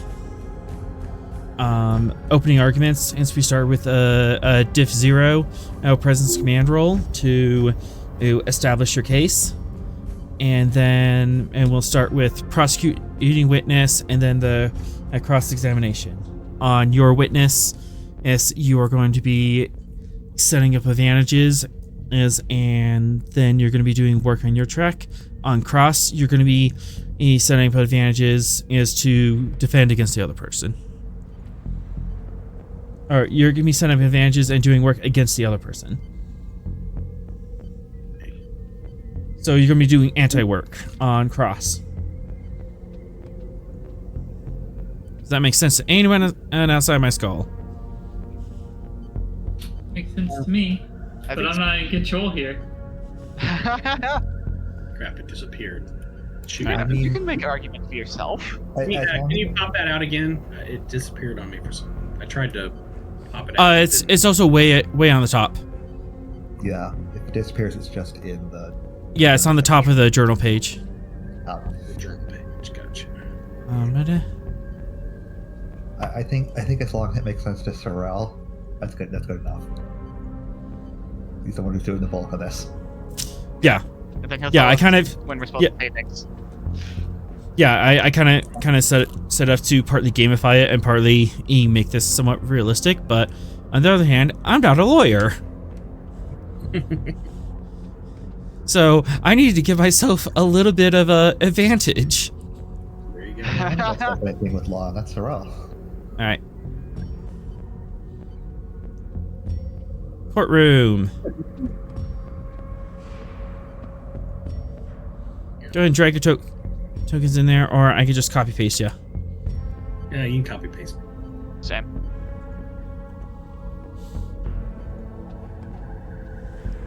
Ah, giant beard.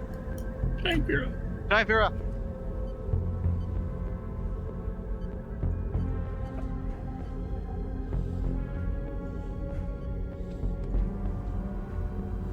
And I guess then you get this Sorel from and Veera the would be up here.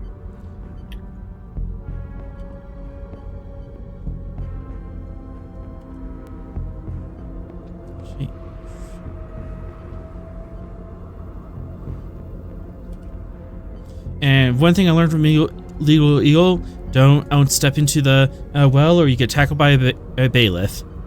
You need permission to enter the well. Yes, that's correct. Yes. Yes, legal. I've only been in a courtroom once. Right, but wouldn't would Veera and Sorel be at the defendant table here? Yeah, both of you should be at the desk.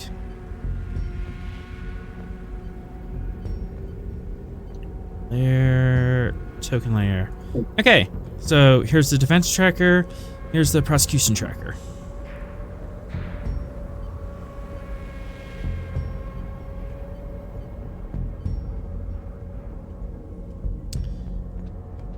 All right. And get this up. Shift up, click. Excellent.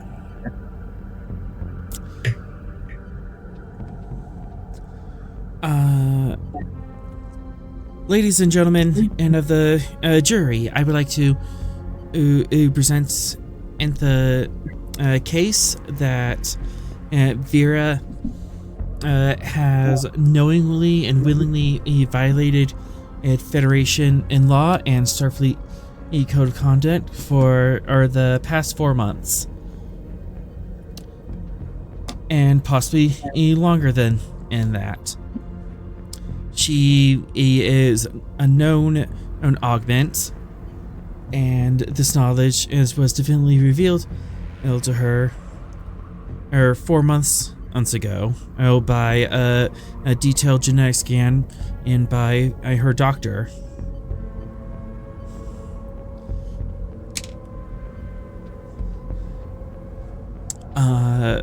As you all know, augments have been illegal in the Federation and for over 200 years, barring the eugenics wars on Earth, which nearly decimated the planet before we could achieve warp flight.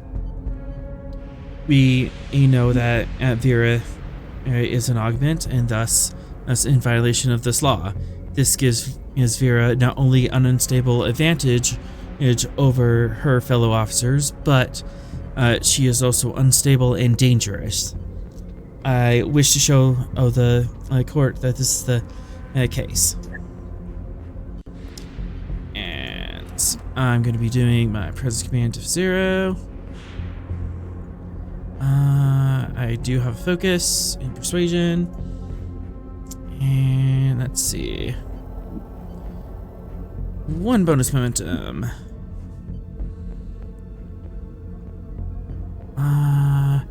And I have a reroll. And spend 2 more. I'm gonna be rolling 4.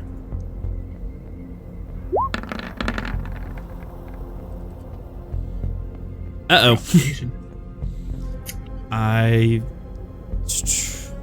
I'll just squash that complication.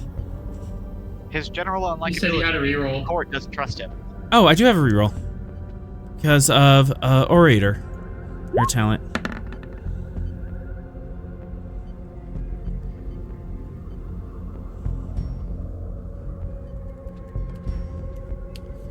Okay. Sorel, you have the mic. Ladies, gentlemen, and entities of the jury. I am Sorel of Vulcan for the defense, representing Lieutenant Veera, an accomplished pilot and officer with an impeccable and distinguished record of service. Today you will be asked to consider a case with no crime and without a perpetrator accused. Let me say that again. There is no crime that Lieutenant Veera stands accused of committing here today. Instead, we have a victim in the dock, charged not with any specific criminal act, but with having had a criminal act perpetrated against her. And yet Starfleet wishes to punish her for that criminal act, to deprive her of her friends, her career, and what she was born to do, drive a starship. What's worse, they want to strip from her those accomplishments, those distinctions that she has earned through her own actions, attributing them instead to not to her character, her fortitude, her skills honed over a lifetime, but rather to a base modification to her genetic code. The Charter of the United Federation of Planets states the purpose of the Federation, and I quote, is to reaffirm faith in the fundamental rights of sentient beings and the dignity and worth of all life forms. The Charter declares its respect for the equal rights of all species, and that the Federation will establish the conditions under which justice can be maintained. Members of the jury, you will hear today much from the state regarding rules, regulations, and policies. But what you won't hear from the state is justice, because it is inherently unjust to hold someone to account for something they did not do, indeed, something that was done to them. You will not hear from the state equal rights, because Starfleet is treating augments unequally and punishing augments for having been genetically modified, but at the same time allowing species and entities to serve in Starfleet with far greater capacities than most augments. Ralph Waldo Emerson said a foolish consistency is the hobgoblin of little minds, and Starfleet has been foolishly consistent in treating augments differently than everyone else, and in so doing has wrought an unacceptable and unconstitutional, per the Federation Charter, inconsistency in how it treats beings with different abilities and capabilities. This cannot stand. You are charged as a jury with doing justice and respecting the fundamental equal rights of Federation citizens, and this is all I will ask of you today. And when all of the evidence is in, I am confident you will return a just verdict for Lieutenant Veera and return her to duty where she belongs. Thank you. Please tell me you have that written down somewhere, Sorel. I want that framed.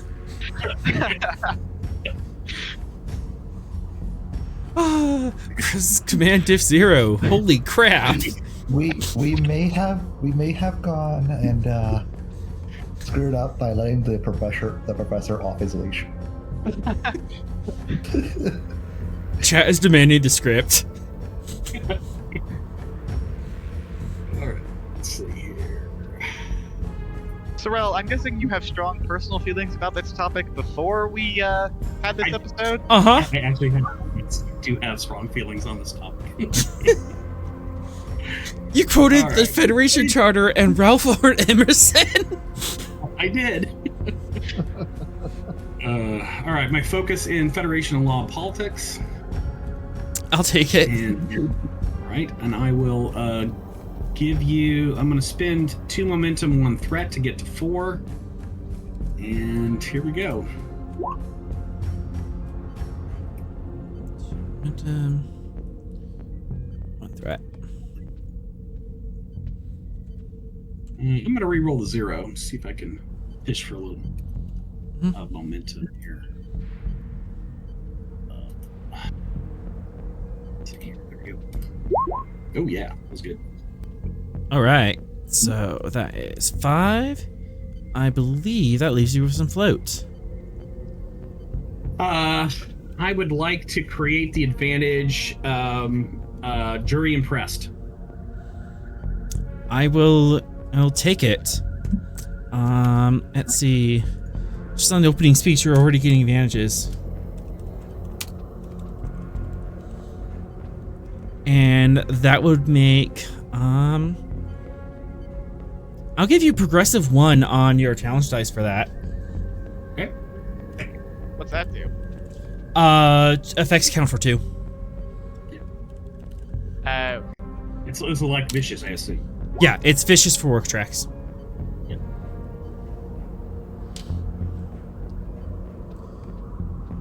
All right. For my first witness, I call to the stand Lieutenant Commander Atrom. Okay. Here we go.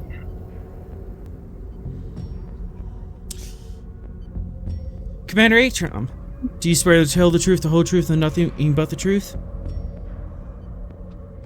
I do. Very well.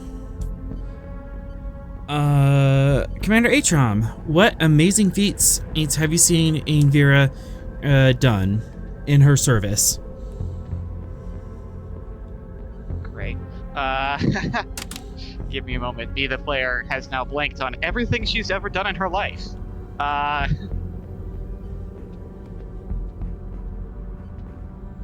Okay, hang on. What has she done?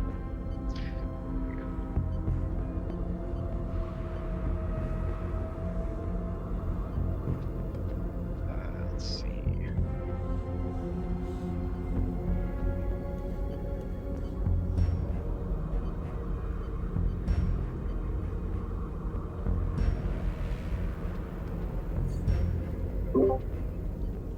Help me out here, gang. I'm trying to type up a list.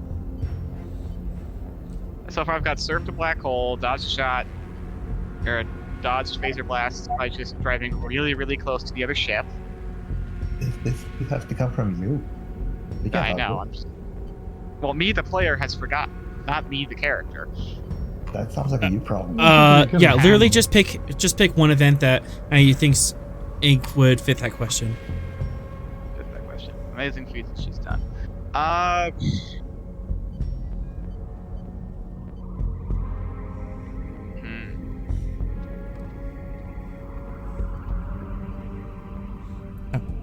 I'm gonna say. Oh, yeah, true. That was actually Atrom wasn't there for that though. He didn't see it. Atrom was elsewhere on the ship when that happened. The Ramen Bridge was cool. No, we're gonna do. I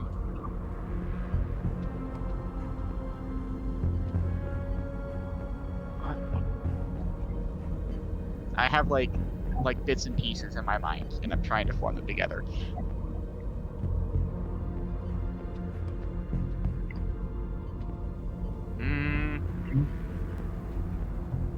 Oh, yeah, there we go. We'll focus on saving Atom's life. Well, she personally rescued me from having been impaled on a piece of debris by skillfully maneuvering the shuttle in such a way that it caught me next to a collapsing black hole.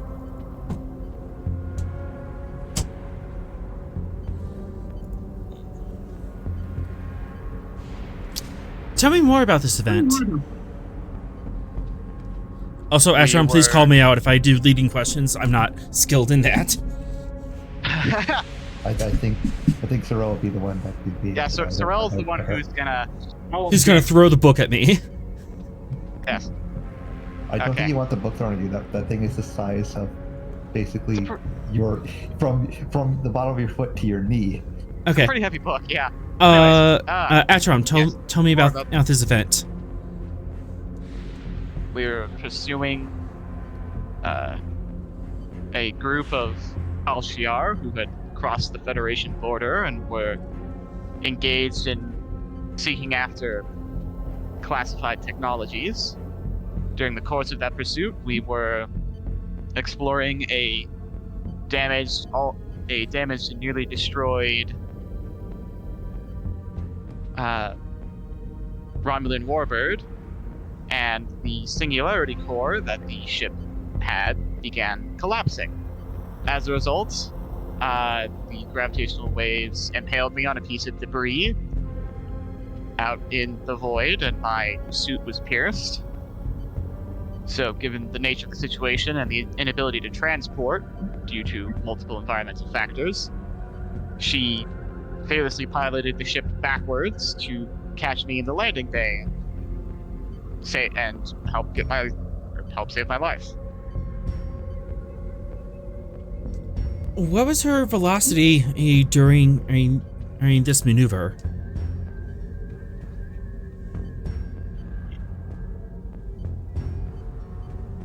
Trying to think of space speeds. You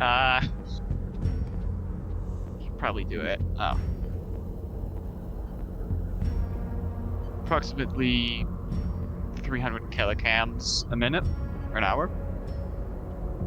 Not kilocams. What do they call it? What's the Klingon word? That's correct. Telecams. Yeah, that's it. Kilocams? Oh, I thought that was the Romulan one. My bad. Kilocams. Yeah, approximately 300 kilocams an hour.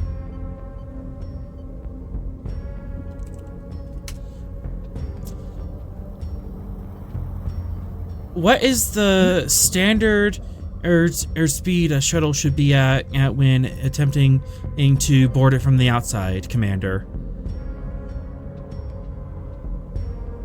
Can you rephrase the question? When attempting to board a shuttle from a spacewalk, what should the relative velocity be between the shuttle and the person boarding it?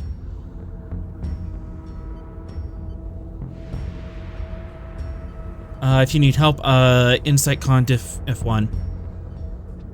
No, I know what he's... I'm trying to figure out how to word this. Hang on. Preferably, the velocity of the shuttle and the velocity of the boarder should be matched, so that you're free to make micro adjustments. And does 300 kilocams an hour match the velocity that you were currently at when you were rescued? No, it was much slower by 500 kilocams because we were currently falling into a collapsing black hole. So this would be seen as an unsafe maneuver? No. Well, it depends. Are you asking in standard practice, or are you asking in the course of an emergency? Answer the question. Answer my clarification. Objection, Your Honor. The council's question is irrelevant, immaterial, and leading. Sustained, counsel. Rephrase the question. Very well.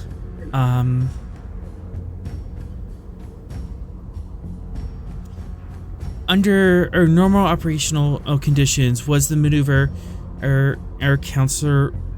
was the maneuver that Lieutenant Veera did within regulations? Under normal operation standards, no. In the operational standards of an emergency, yes. Simple yes or no.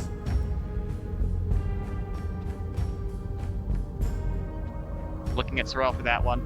Objection, Your Honor. I believe the witness has answered the question.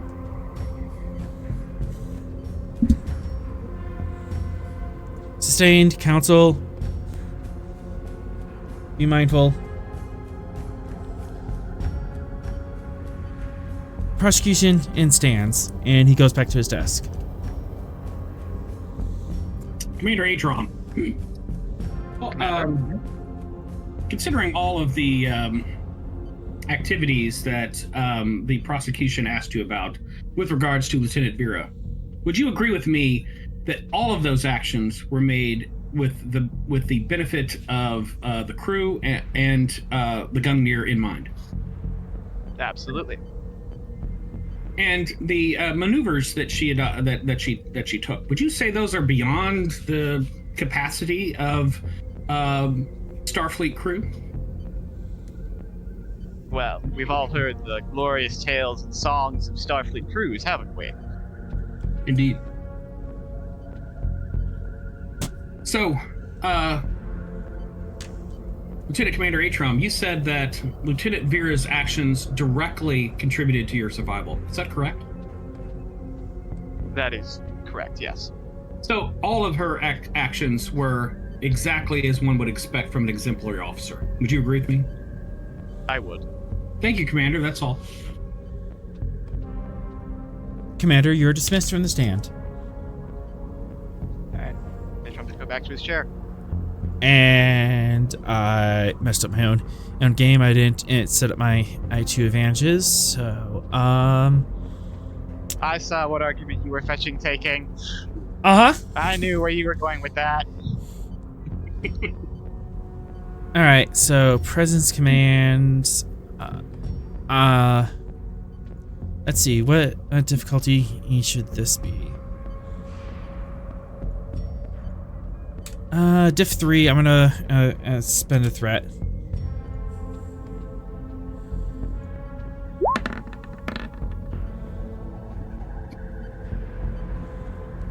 Okay. I'm going to remove one resistance from my track, because I was attempting to prove that Veera disregards safety regulations. And let's see how the next one goes. Diff 3. Also, wasn't her augments, like, not unlocked until, like, just barely? Yeah. So anything she did we did discover beforehand- she had some that were always active. There Yeah. were passive augments that There were some things. Her reaction speed is one of them. Okay. Okay. And with that, I'm gonna add a challenge dice. So I have 6 challenge things dice. that would more overtly give Veera away as an augment that were locked away. Yep. I have percussion 1 and scrutinize 1. So piercing 1 and vicious 1. Ooh. 2, 4, 6, 8.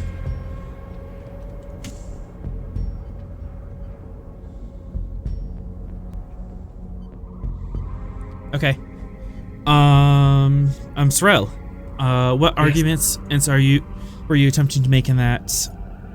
Summarize what arguments you're making with that at witness on the cross. I would. My arguments were oriented towards demonstrating, one, that all the actions that Adams was highlighting were beneficial to the crew and in the service to Starfleet mission, and secondly, that her actions or her abilities, while exemplary and top-notch, aren't outside the realm of expected crew capacities. Okay. I'll set this up as presence command and diff 3 for the first argument, and you can use that to increase his resistance. Okay, I will spend 2 momentum and a threat to get to 4. Law and politics, Federation law and politics is my focus. And, here we go. Rerolling a 0. Oh, you gotta be kidding me. Uh-oh. You buying that off? Well, Or do you want to use a determination? early to be using my determination. But that's a failure if you don't. I know. I'm thinking.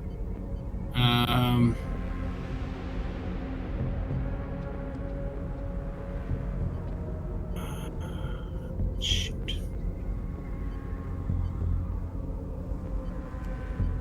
Alright, I spent.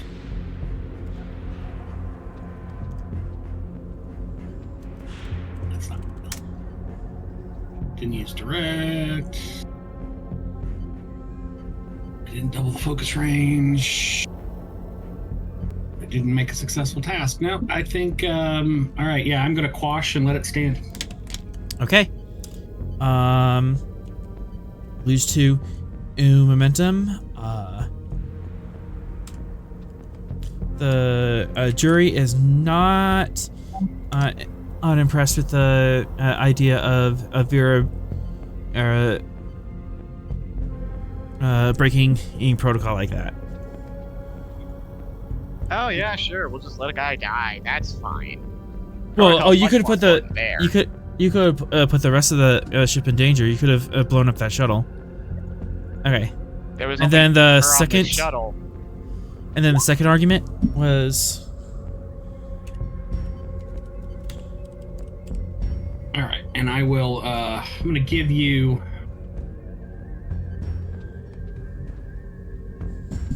I've got 2 of those. I think I'm going to use one now. All right, present command. I'm spending all the threat to get to 5. Okay. And just a heads up, I am going to invoke my citation for conspicuous gallantry to reduce your threat add there after I roll it. Okay. So roll 6 challenge dice. See how much threat I get. All right.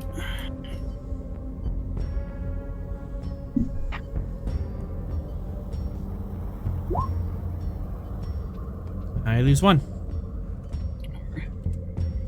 And the main roll. What is with these complications? Oh goodness. I'm gonna re-roll 1, and then quash the other is the plan. Oh boy. Yeah, and I'll quash the other. All right. And was the... All right, so you have an advantage. How do you want to play it to his work track? You increase resistance. You can knock down his challenge dice. You can...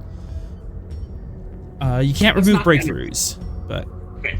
Let's knock down his challenge dice then. All right.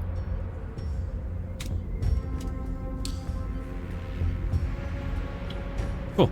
And then last, 2 plus your command score in anti-work. Okay. And challenge dice, you said? In challenge dice. Yeah. Your way. Oh my. So landed that argument, but he has no basis left to stand on.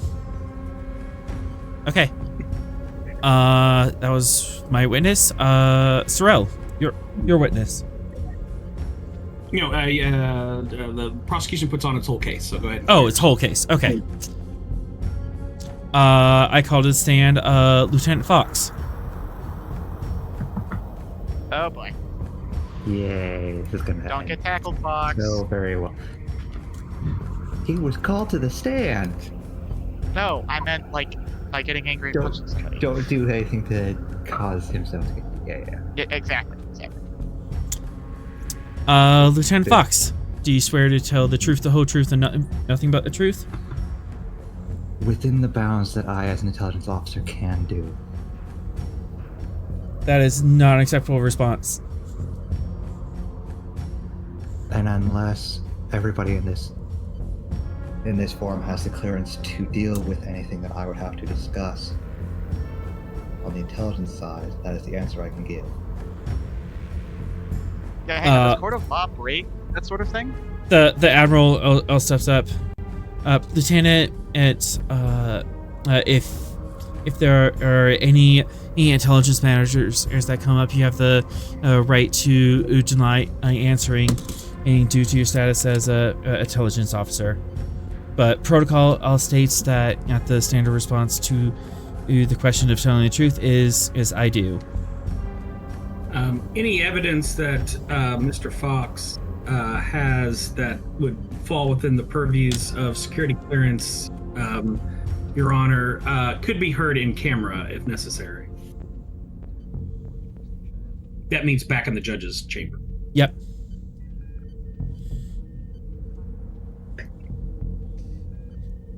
Fox? Then in those circumstances, I do. Lieutenant Fox, tell me of the events of Stardate 57793-5.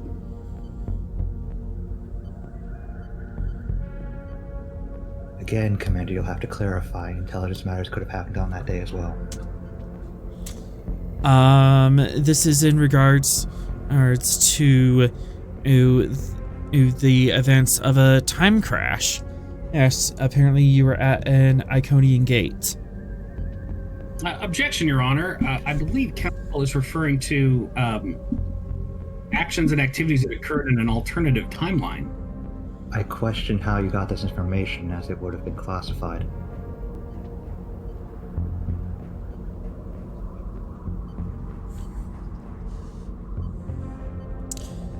And irrelevant since it wasn't in this timeline.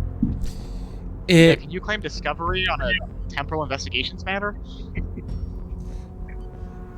I wish to show the court or a pattern of behavior, or this is a pattern of possible behavior that Veera has shown under similar circumstances. Your Honor, the Veera that is being referenced here is not the Veera that is sitting here before the court. It is an alternative version of this Veera, and thus this Veera cannot be held responsible for any actions of that alternative Veera.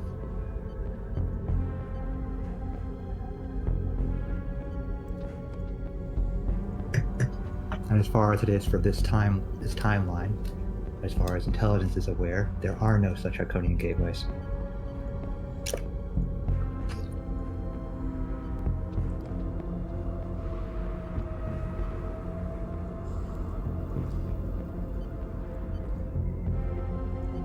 Oh, shucks. All right. Sorel, go ahead and give me Presence Command Diff 5 Comp 3, so you can throw this witness out. Get him! Get him! Command. All right, law and politics as my focus. Let's see if I can bring some other things to bear.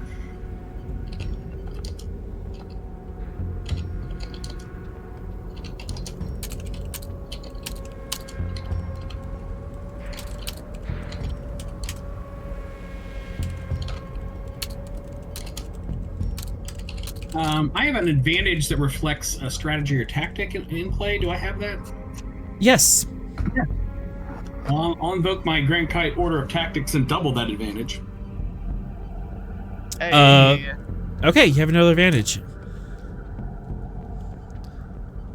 So.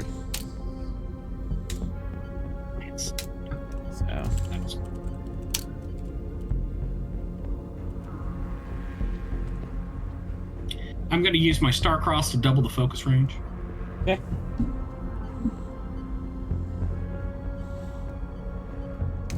Alright, I used Grand Kite. I've used one of my... I've got 3 of those. I need to use those. Alright, shoot. Take all the threat. I am going to go ahead and invoke a second instance of my... Starfleet Decoration of Gallantry. No, not Gallantry. Citation for Conspicuous Gallantry. Sorry, I only have 2 of those. Okay. This will be the second. So, All 6 right, challenge dice? Yep, 6 challenge dice. Alright. I get 4. Here we go.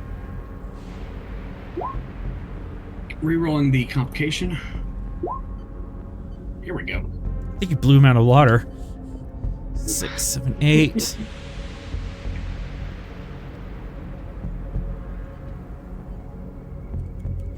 And I guess in theory this would have been caught well before I got to the stand, but I'm doing this as non-standard.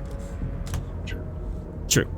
This is TV show courtroom stuff. This is TV show. Yeah.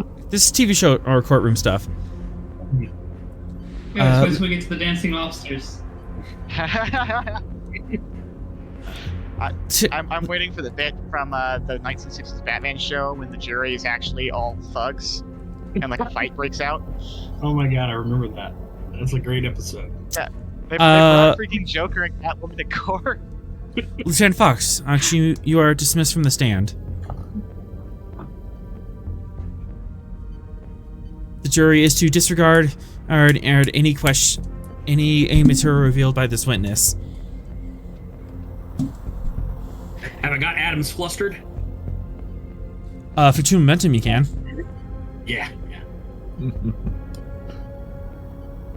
Fox is now just staring down at Adams with a smug grin on his face. Sorel just has the eyebrow raised. Adams is flustered. All his presence task has an increased complication. Yes. That's what you get for trying to drag an intelligence agent onto the stand with only classified intelligence questions for him. Right? Of a questionable nature. I knew that me as a GM, I knew that was a risk, but I kind of wanted to see how it would fly. The answer is not well. And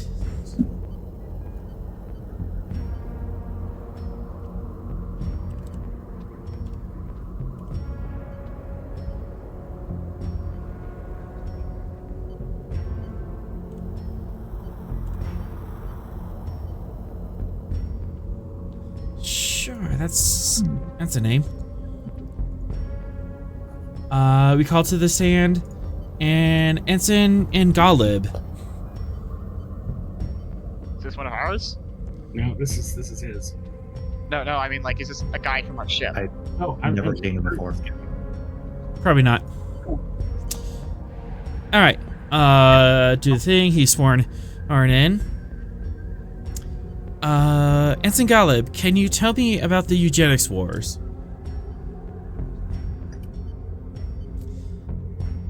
Yes, the eugenics wars was a series of conflicts that happened on Earth in the late 20th century due to a conclave of genetic augmented beings that through egomania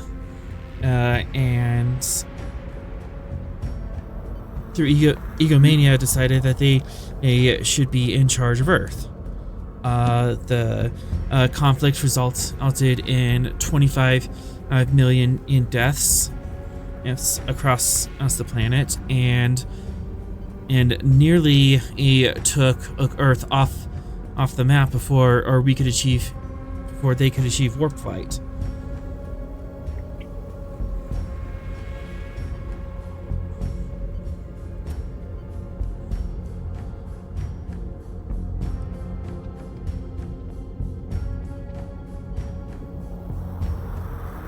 I see. So, and because of the augments, because of these genetic augments, and the law was passed banning genetic augmentation in the Federation.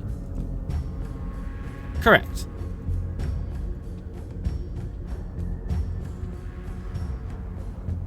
All right. I'm gonna be rolling presence command of 3, and I am attempting to establish that augments are dangerous. 2, 3, 4, 5, 6.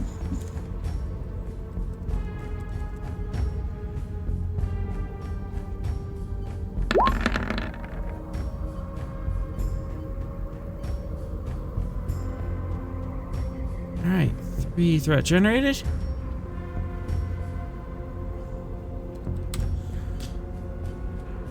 Let's see, what else can I do to my dice? I want that challenge dice back. And it is...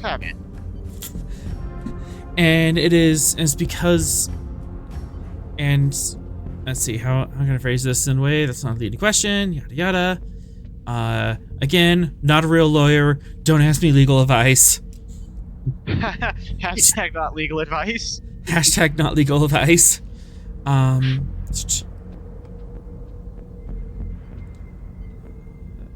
Khan also showed up another time in history, did he not? Yes, he did. In the mid 22nd century, his ship, the Botany Bay, was found by the USS Enterprise. In one encounter, he nearly killed the crew and stole the Enterprise. In another encounter, Khan managed to steal a super weapon and nearly used it on the Enterprise again in order to exact revenge on Kirk, it seems.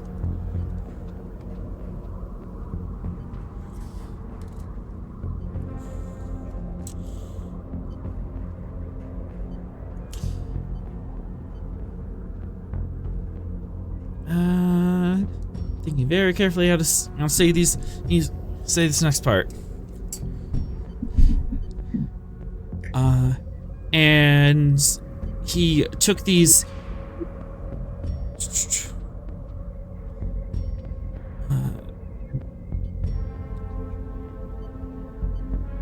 No, that's the leading question. That's not a leading question. That's not a leading question. Shoot, I can't get into it. Huh? Darn you, Sorel. This is I think why we keep Professor around. I think I know exactly where. Yeah, I think Ink, you know exactly where I want to lead with this, but I can't bring up the question.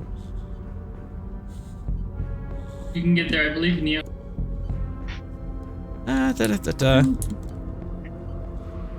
You know what?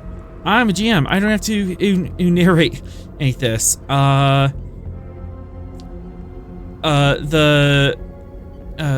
Commander Adams cleverly asked a question to bring up the fact that at Khan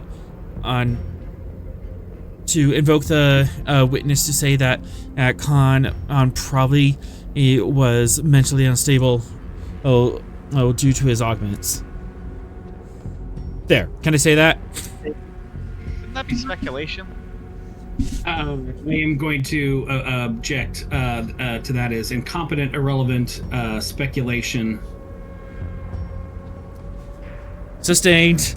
All right, fine. I won't get it. I'll just biff that roll. And I'm just rolling my chance. It's like a modern day lawyer asking if Hitler was unstable because he was in charge of everything. Oh, really? I agree. I wasn't stable. Khan's not on trial here. You're trying to ask a historian if they can guide someone's mental status. Yeah. Which is what I was getting at. All right. Barely managed to get 5.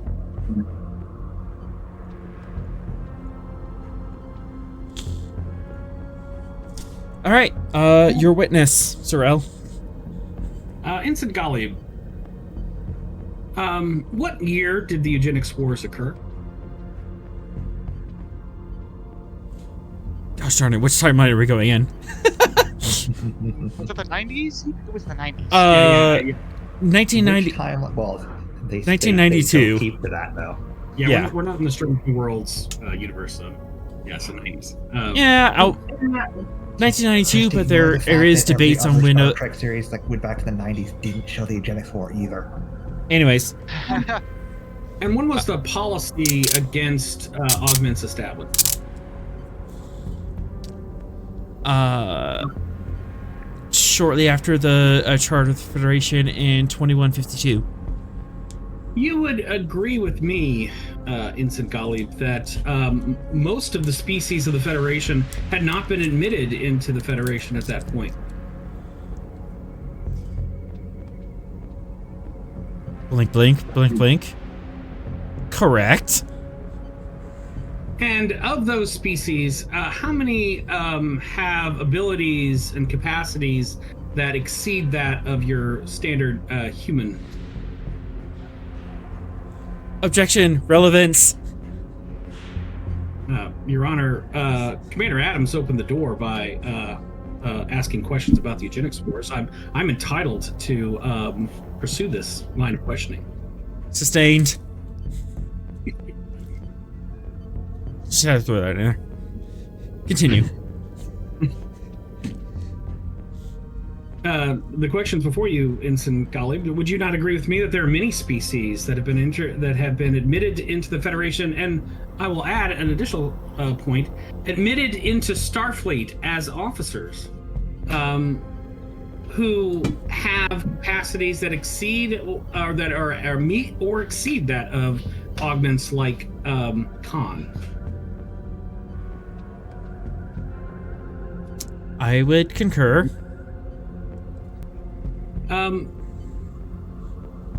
Ensign Golly, were any artificial beings members of the Federation or members of the Earth Space Force or the Starfleet that emerged subsequent to the establishment of the Charter at that time? No, there were no artificial life forms arms in Starfleet or Federation at the time of the Charter. And subsequent to that time, then, is it not true that artificial beings have been admitted to Starfleet, given rank, and are fully recognized officers within Starfleet? I believe that is correct. And these beings, they were created, they were given their powers and capacities through human design. Would you agree with me on that?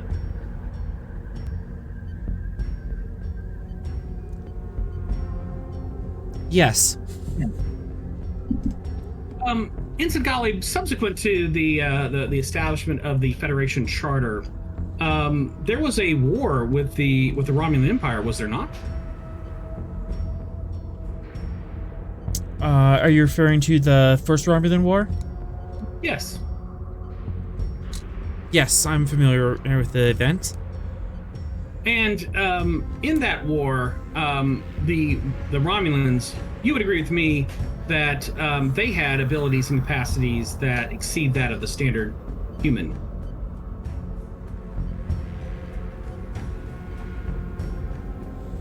Yes, Vulcanoids are known and to have enhanced strength and also subtle psionic abilities. And indeed, the Federation, in its conflicts with the Klingon Empire, with the Dominion, have encountered species and beings who far exceed in abilities and capacities that of augmented humans. Would you agree with me on that? Yes. And from your study of the history of the enacted policy after the eugenics wars, would those policies apply to any of those species or creatures should they seek admittance into Starfleet? No, they would not. Thank you, Ensign Golly. That'll be all. Commander Adams is just slowly sinking in his chair. I have messed up. So, your first roll is Presence Command Diff 1, because holy crap.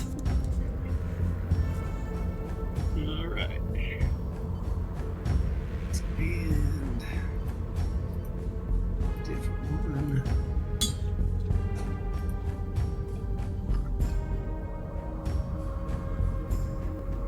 I will spend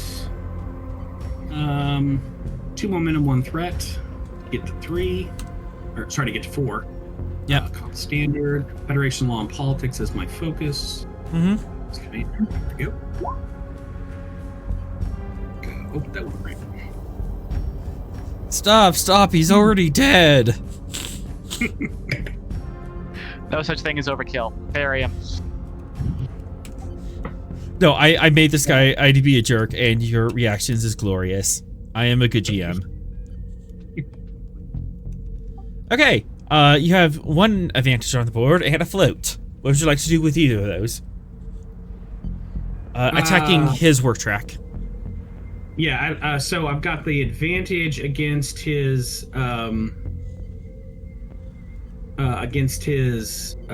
I'd like to have the. I would like to lower his resistance in addition to the advantage I have with the challenge dice. Okay, so increase his resistance, or Right. yeah, How makes does that work? his resistance higher. Okay, so the advantage plus 2 new momentum, you can raise that to 3. Okay.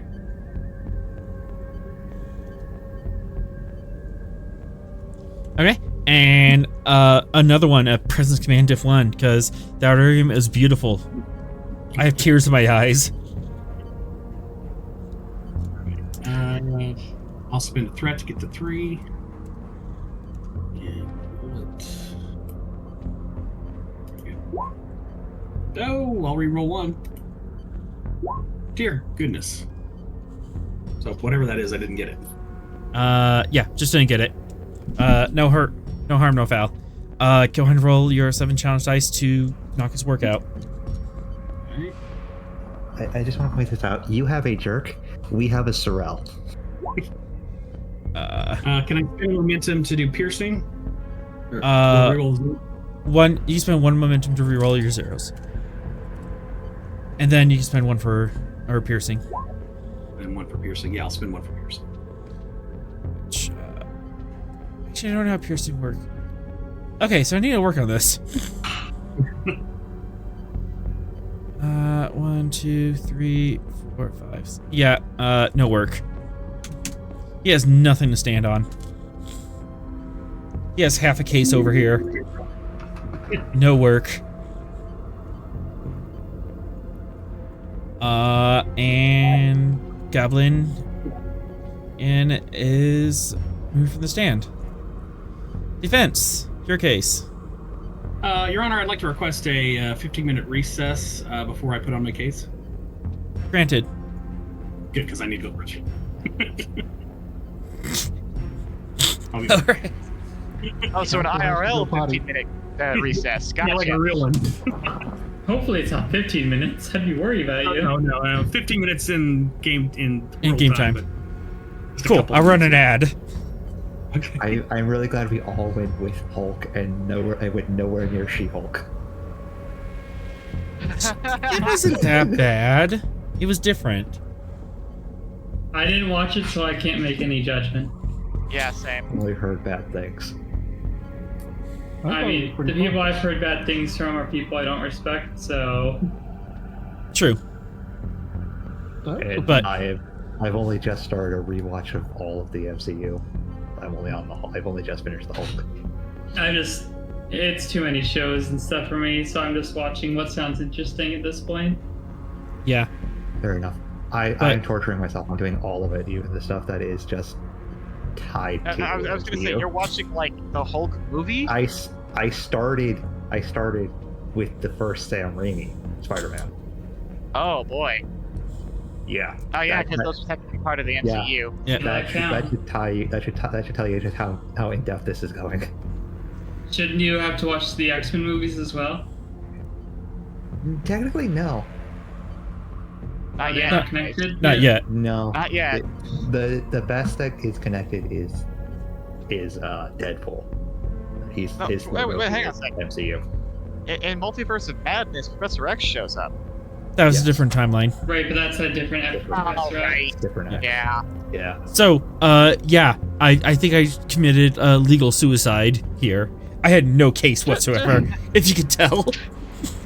Yeah, the problem is that the letter of the law is still on your side, technically. Uh-huh. Yeah. I think the main point that you have a problem with is that you have a law professor as one of your players. Uh-huh. Yeah. And I did not prep as much as I really should have for this, but that's on me.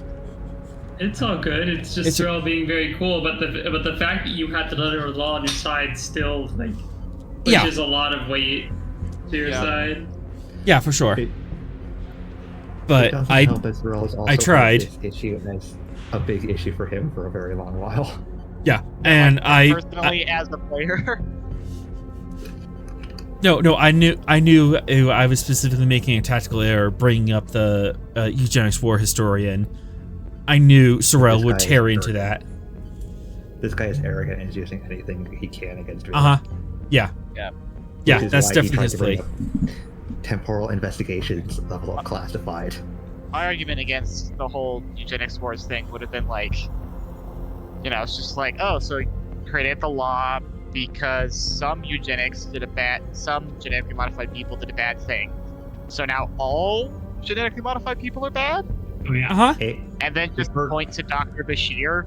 If we're going to the very, loosest definition of augmented, then anybody who has had anything done to them is considered augmented. So my But people plan- like Jordy would be considered augmented. Anyway, my plan is to highlight that when I call Sinclair.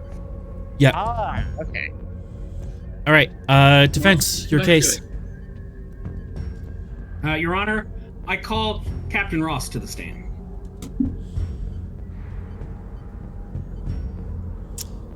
Captain Ross? Do you swear to tell the truth, the whole truth, and nothing but the truth? I do. Captain Ross, you've been Lieutenant Veera's commanding officer for her entire time aboard the Gungnir. Is that correct? Yes. Tell the court, tell the jury a little bit about her as an officer. I would say Lieutenant Veera is a very spirited officer. Some might even say hot-headed and rash. But in a number of cases that has saved the crew of the Gungnir from serious injury, from death. It's allowed us to complete our mission. So I have nothing but praise for Lieutenant Veera. As a pilot on the bridge, Captain, has Lieutenant Veera? Please describe her abilities as a pilot from your perspective. Very technical, very fast. You could even say risky, but I think she's more than qualified to fly the Gungnir the way she does. Have you had any problems with her abilities as a pilot and as an officer on the Gungnir? No, not at all. So, since you've had none at all, would you agree that she is an exemplary officer, Captain? Yes, I would. A credit to Starfleet? Absolutely. Thank you, Your Honor. That's all the questions I have for this witness. Okay. So this argument was as just establishing character? Yeah, he's my character witness. Okay. Presence command of 2. And this is summoning advantage is on your side. Okay, good. Presence command. Div 2. Alright, I will spend 2 momentum, 1 threat to get to 4. Federation law and politics as my focus. Here we go. Yeah. Momentum. Cool. And what would you like to do on your work track? This one. Ooh. So what are my options on the work track? You can lower your resistance. You can give yourself. You already have vicious 1. You can put vicious 2. You can put piercing 1. You could give yourself extra challenge dice. What's the difference between vicious and vicious gives extra damage on effects. Piercing ignores resistance on effects. Let's go piercing 1 then. Okay. Piercing 1 in play. All right, and I'm rolling my command plus. Is it just my command or dice? You You also get 1 more. or roll because you get 3 rolls per witness. Presence command diff 1 because character witness. I figured that's a softball. Oh, okay, 3. So another advantage for you. Okay, good. I'll spend a threat to get to 3. Let's roll. Oh, there we go. Now the dice are rolling the right way. All right. Sorry. What did you spend for that threat? I just a threat. 1 threat. Okay. I'm getting messages around. Okay, so that's good. And then you gain 3 momentum, so you have 2 float. I'll spend 2 to create an advantage to get an extra challenge dice. Okay. And then you have another advantage, and it's from succeeding the task. Vicious 2. Okay. Vicious 2 and +1 challenge dice. Nice.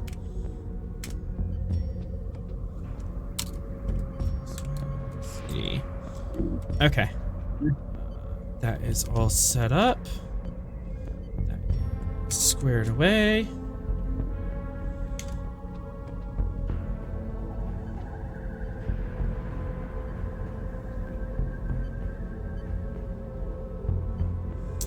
Okay.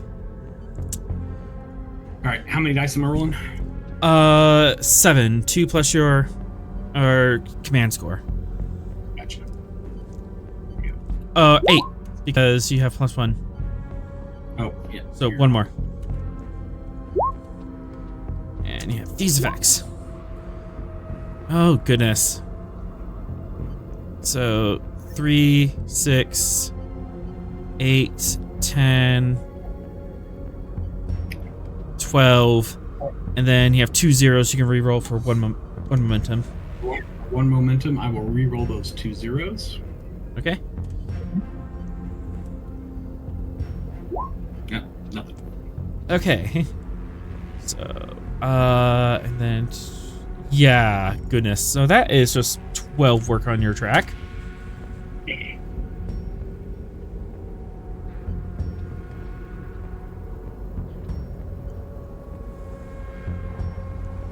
And a breakthrough. All right.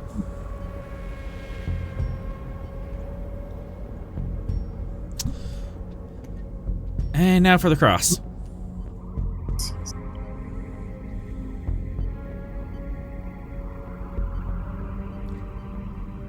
Captain and Ross, you said that Veera was...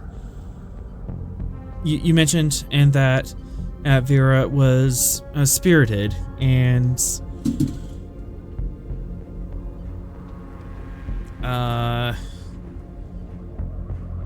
damn it, I wish I could read his transcript. Stenographer, read that back to me. Slightly reckless? Yeah, slightly reckless.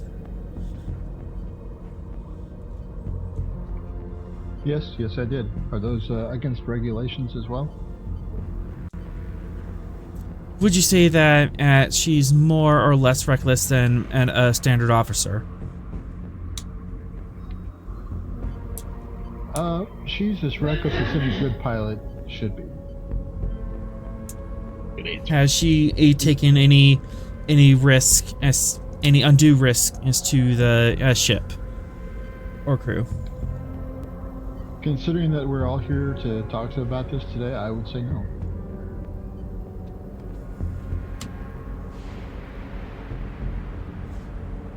What is your relation? What is your relationship to Counselor Sorel? Objection, Your Honor. That question is incompetent, immaterial, and irrelevant.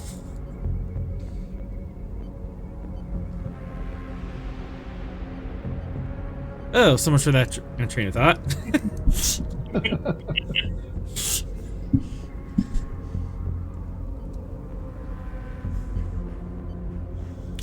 Has her piloting a maneuvers has left the ship more damage than it was before the maneuver?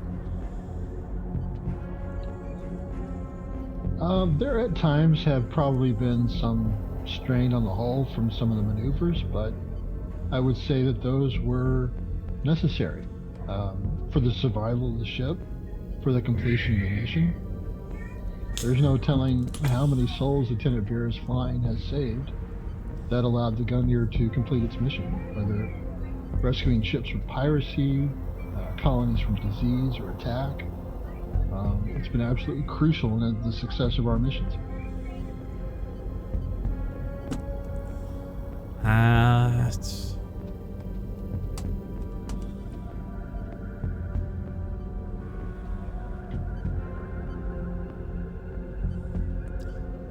Has Lieutenant Veera ever been insubordinate or refused to follow orders?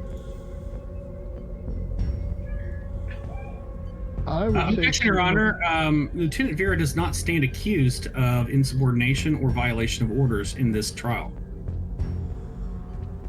I am attempting to show a pattern of behavior.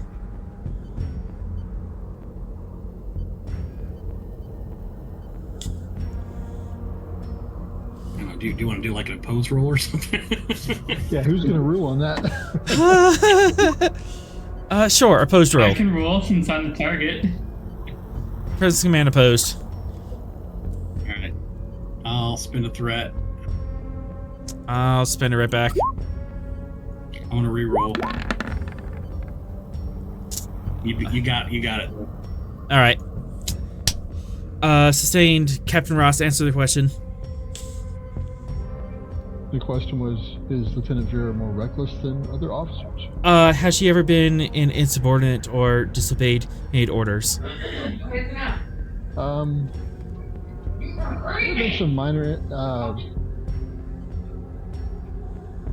have been some minor incidences where she's been insubordinate, but I would never say she's violated orders. I'd say the insubordination is her unique point of view on dealing with a situation coming from her background.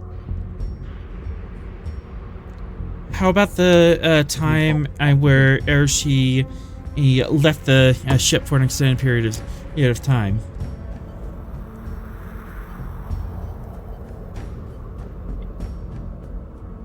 Objection, Your Honor. Question asks for the witness to testify to actions and activities that he is not actually aware of, did not personally experience. I was notating that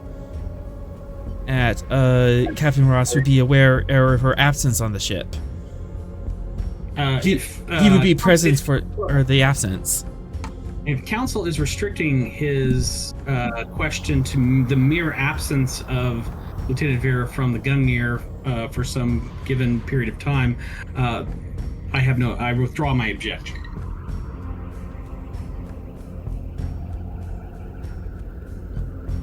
Okay, Ross, answer. Can you give me a specific instance that you're referring to? Out of character, I'm referring to the time after your first meeting with the Luminox, where Veera left the ship for a couple weeks, somewhat in protest for you guys trying to mind wipe the Luminox, who was threatening Sorel's family. Oh, right, okay. That thing. Yes, right. The space of time where she made the Aegis Pact. Yes, that is correct. Lieutenant Veera went AWOL for a period of time.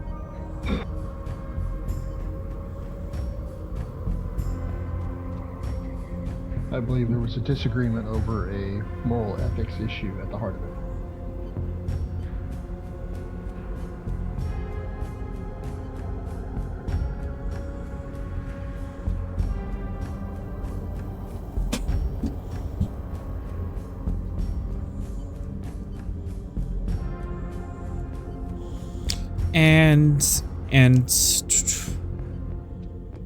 And Veera has also been shown to leave the ship on extended leaves to go on other.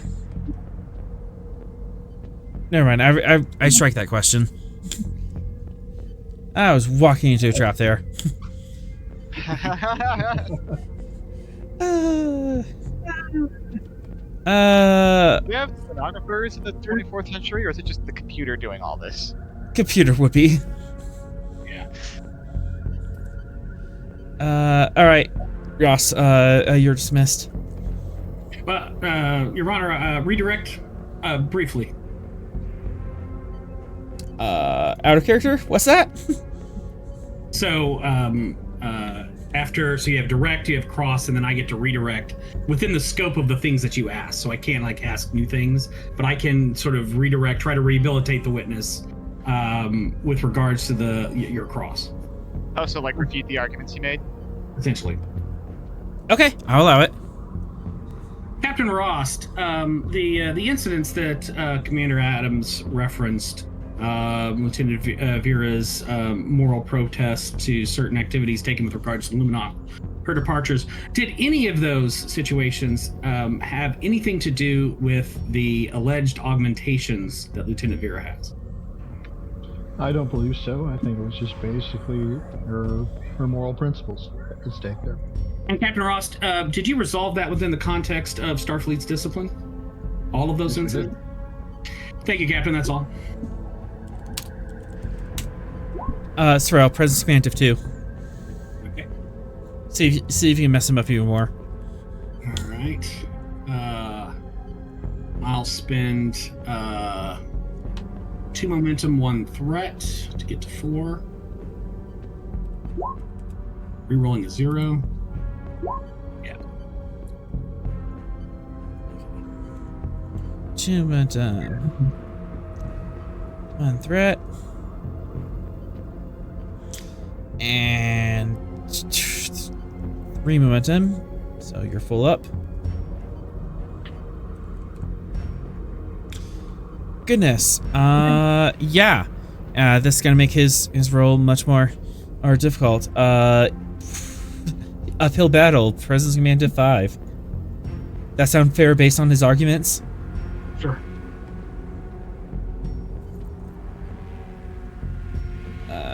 6. We got 6 here?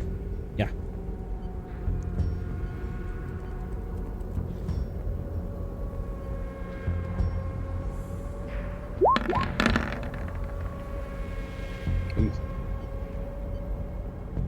Dang. Got it.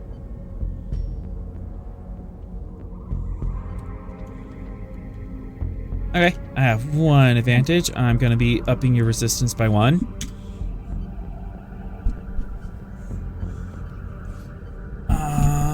And then have to do the same thing again. I'm just gonna do 3. Same roll because I didn't make any convincing arguments in that at cross.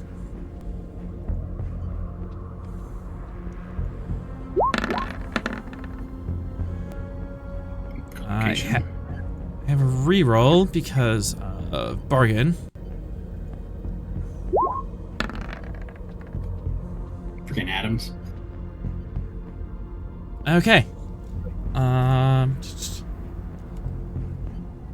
I am gonna take away one of your viciouses. So you're down to vicious 1.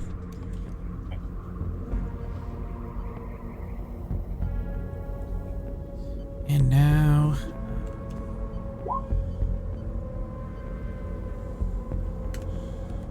this is where I'm gonna lose all my threat.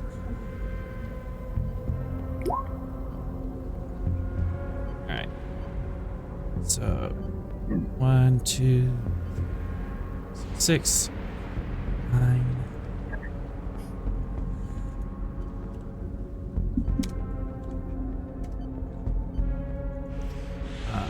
-9 work. Oof. Huh. Yeah, I'll just leave it at -9 work. Okay, next witness. Your Honor, I call Dr. Sinclair to the stand.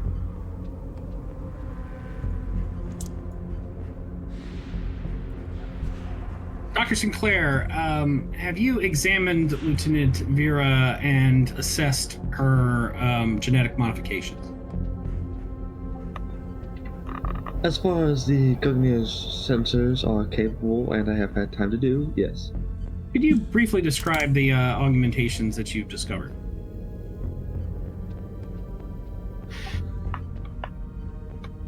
Minor performance, endurance, and strength enhancing augmentations, other resistance augmentations as well. Most of them are locked behind epigenetic triggers. Are you aware of the nature of the augmentations that were done to Khan Noonien Singh and the warlords of the Eugenic Wars?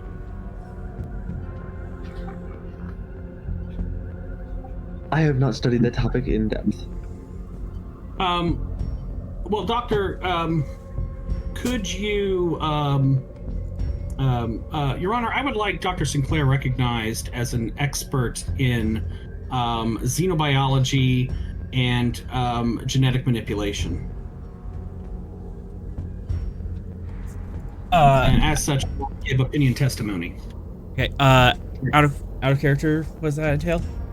So I'm trying to certify her as an expert witness.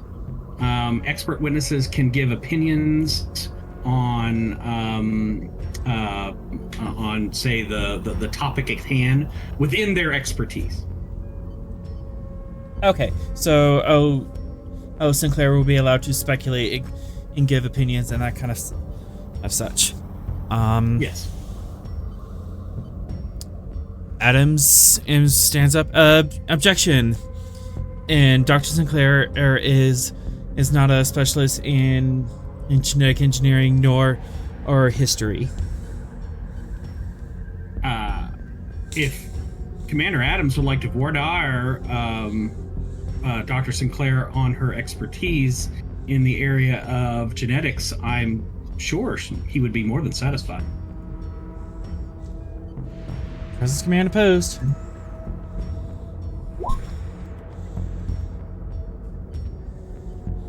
All right, again, one threat just to get the reroll. And I assume you'll spin back, so here we go.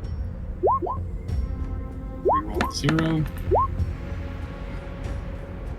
Darn it! Bordar is questioning a witness, like, to see whether or not they know what we're talking about, right? Sorry, what was the question?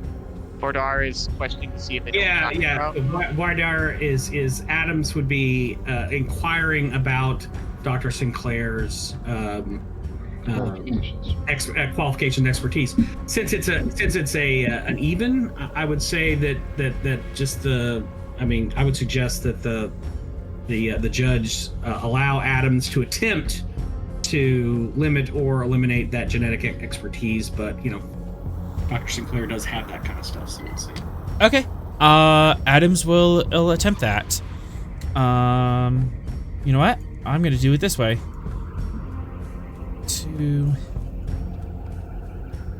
4, 6,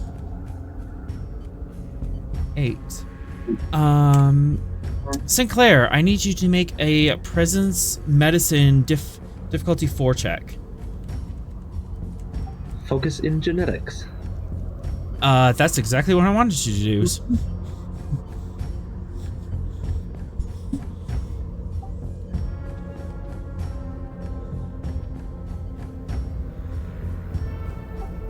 So can I use, because we know that he is, he's, what was the phrase used? He's flabbergasted, that's not the phrase that was used, but... Adams is flabbergasted, yeah. Can I use empath for an advantage to decrease that difficulty, to just continue pressing him in that direction? For 2 threat, yes. When lawyers try to out-expert the expert, bad things happen. 2 threat for empath to decrease the difficulty to 3, and an additional threat for a additional dice. Got it.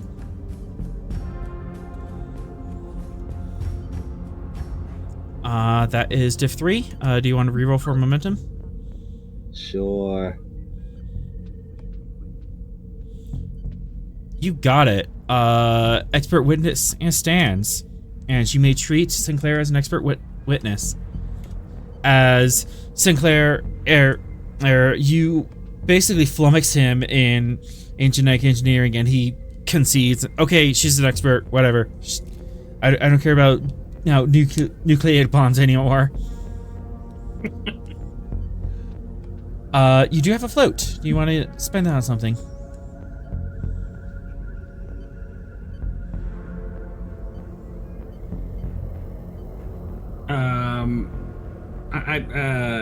If Sinclair doesn't have an idea, I would spend 2 momentum to get an advantage on assessing Veera's genetic modifications relative to those that were kind of developed in the eugenics course.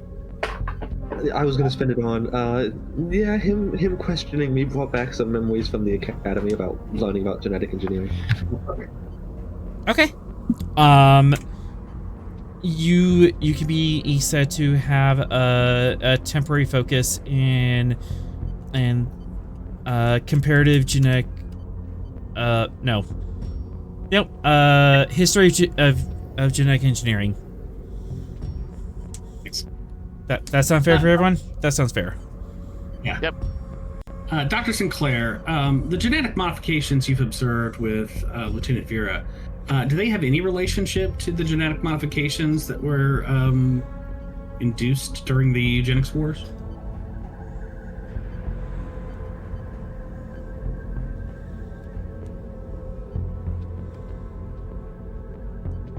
If you need a reminder, Veera, Insight Medicine Diff 1. Or Sinclair. I'm all over the place. You said Insight Medicine? Yeah, Insight Medicine Diff 1. I'm sure you'll take either History of Genetic Engineering or Genetics as a focus. Yep.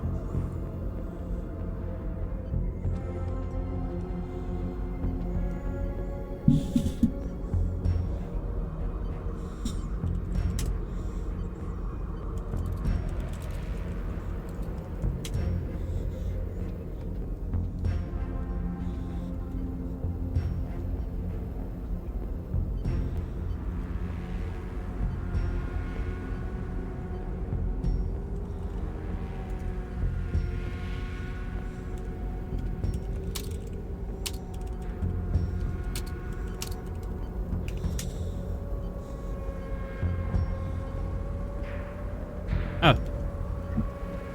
I was distracted by Discord. Yep, got it. On momentum. Superficially, they kind of come from the same base, but they have definitely evolved from the base genetic manipulation that Khan underwent. And also, this has been adapted using medical theories from dozens, even hundreds of worlds across the Federation. So in the same way that Model T he bears some resemblance to a Formula 1 racing car.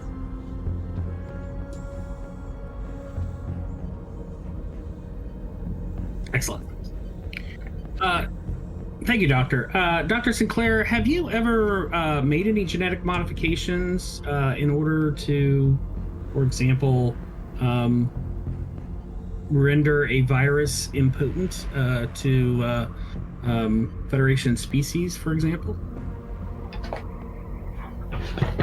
Yes, there was a virus that the Gungnir encountered among my first few missions with it that was necessary for genetic manipulation to nullify its effects.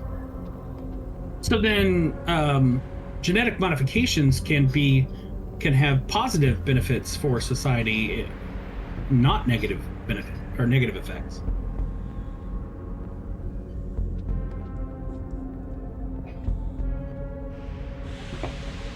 Thousands, perhaps hundreds of thousands lives saved, correct, Doctor?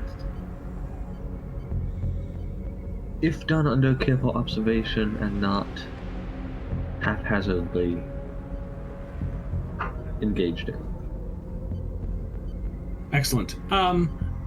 Given your knowledge of Lieutenant Veera's augmentations and abilities, and your knowledge of xenobiology, would you say that Lieutenant Veera's augmentations sets her apart from the normal natural variations in capabilities and capacities that we observe in other species of the Federation.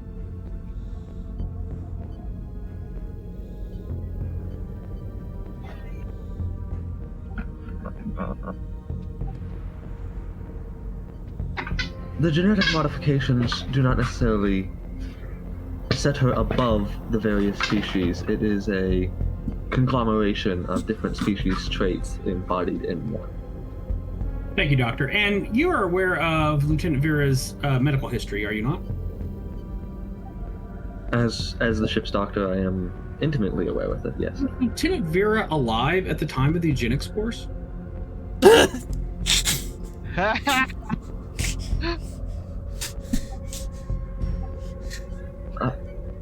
Unless temple shenanigans have occurred, I do not believe so.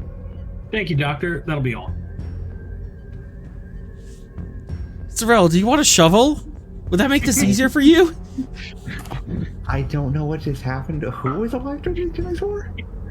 Veera. That might be a question of relevance. I don't think that would really... Ow. I'm allowing it because it's funny. That's fair. That is a relevance objection, though, I think. Sorel, Presence Command Div 2 for your first argument. All right. 2 momentum, 1 threat to get to 4. Here we go. Momentum and 1 threat. Sigh. Abject sigh. 5 momentum generated. You are just at such a disadvantage when fighting the professor. You're punching upwards, and he's just shoveling more dirt down on you. Okay. You have 1 advantage based on that at roll, and you have 3 float. All right. Well, I'm gonna take my vicious 2 back. Okay. And then let's see, spend 2 to get the resistance down, and then another 2 for piercing. Okay. So we're at vicious 2, piercing 2, +1 challenge dice, and resistance down to 2. Alright, here we go with the challenge dice. And I'll spend a momentum, reroll those 2 zeros. Yeah. Alright, and you have vicious 2, so each one of those chevrons is 3. 1, 2, 3, 4, so 12, 14, 16, 18, 20. Dude, you just broke your work track. Hey! You There's got... a bit of work track over there, there's a bit of work track over there, there's a bit of work track in Adam's hair. You just got 2 breakthroughs on that argument. Woo. Holy crap. He did it by being the best at law. Uh-huh.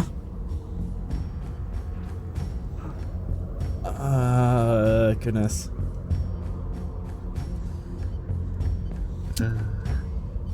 Dr. Sinclair.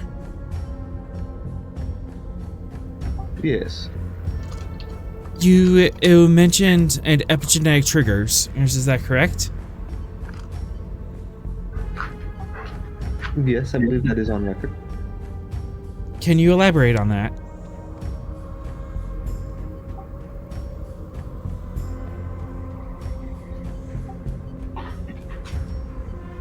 They are modifications, I believe, probably made after birth by her.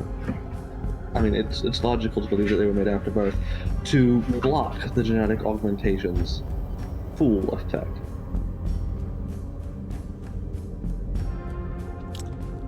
He blinks, shakes his head, and continues. Do we know what these triggers are?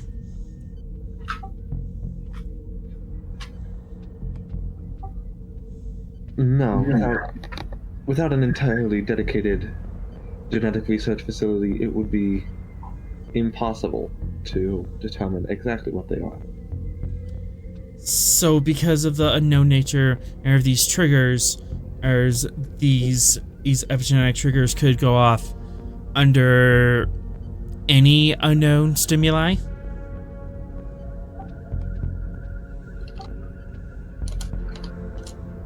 No. They appear to only be effective under life-threatening stimuli.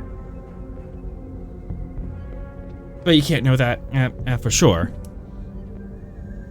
You've just established that you've just established that you don't know what the triggers are exactly. Therefore, you can't say that they only trigger under life-threatening situations. Objection, Your Honor. The counsel is testifying for the witness. Darn it. Huh? Sustained. Technically, that's been done on other Star Trek episodes before and was not objected to, so that sort of extrapolation may be allowed in Starfleet's courtrooms. Maybe. To be fair, it was TV dramatized, and that's where I learned my laws from. And the defense was not law certified. Yeah. I'm trying to give Arthur a bone here, guys. He gets no bones. Oh, don't worry. I'll get my revenge. Yeah, guys, I'll get my revenge later. It doesn't matter if he has bones or not. He has a bomb, remember? This is all about to be irrelevant. Don't worry about it. Okay. Had bones at the start. Given the unknown nature of the epigenetic triggers, would it be irrational to say that the triggers could activate under unknown circumstances?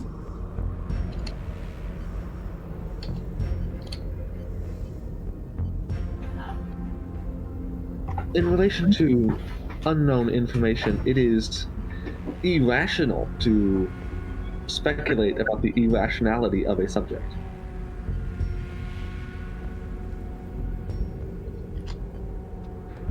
Would it be safe to say that until the nature of these epigenetic triggers are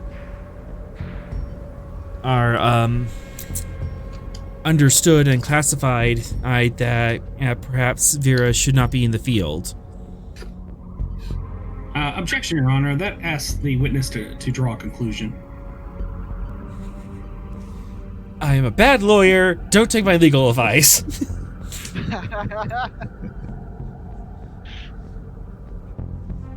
Let me go to Sorel if we need legal advice. Uh-huh. Alright, prosecution.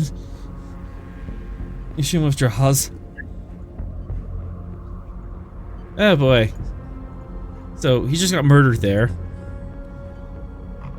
It's okay, that usually happens when lawyers talk to doctors on TV. Uh-huh.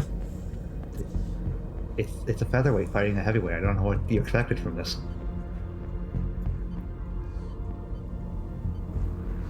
Well, I'm having fun. Is everyone else having fun? Oh yeah, Yeah. I'm having fun. I'm enjoying your this. suffering. We may not be able to punch this man in the face, but Sorel is doing it for us. We're punching him in the face legally. Yes. Alright. I'm taking away one of those vicious, because that's insane. Alright. Had him Next. rolling like Look at a him hawk. back. Alright. Yeah, I'm using the stats to make up for the fact that at the player behind him has no idea what he's doing. Yeah, it's working. This is great. Alright, and same thing, press Command Diff 4.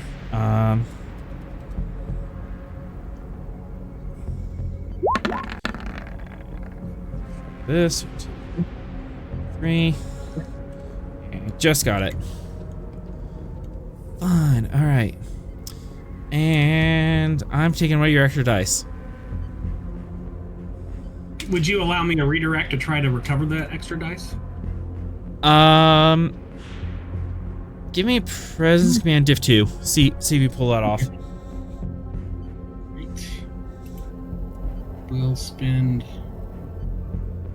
a threat. Yeah.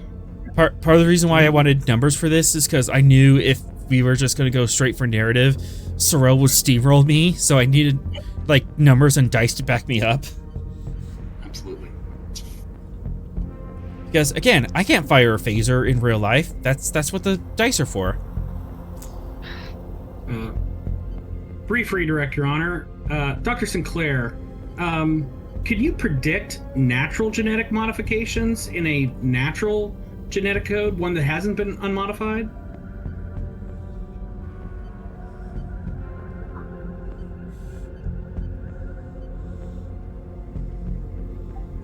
If you're asking me to predict genetic mutations, that is nigh impossible. To predict natural modifications that have occurred in the past, that is entirely possible, yes. So if we, so just simply given the fact that whatever modifications Veera haven't manifested yet, the same could be said of anyone, even people who haven't been genetically modified. Would you agree with that?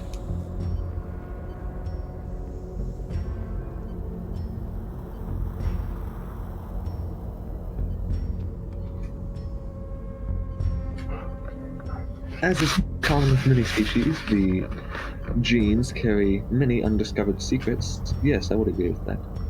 Thank you, Doctor. That'll be all.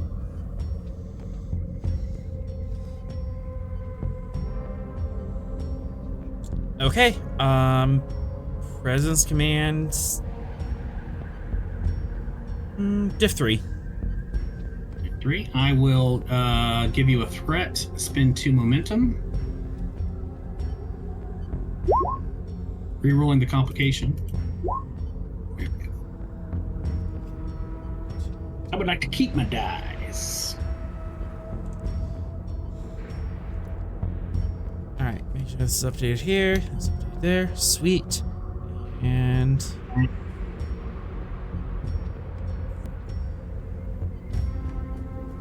two momentum generated. And you got your dice back. All right.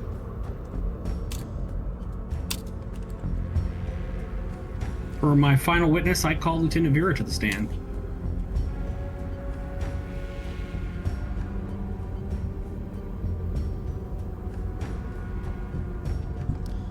Lieutenant Veera, do you swear to tell the truth, the whole truth, and nothing but the truth? Yeah. Blink, blink, I blink, swear. blink. Okay. Lieutenant Veera, tell the court a little bit about why you decided to join Starfleet. Objection, relevance. Your Honor, it is Lieutenant Veera's status as a Starfleet officer that is the very subject of this inquiry.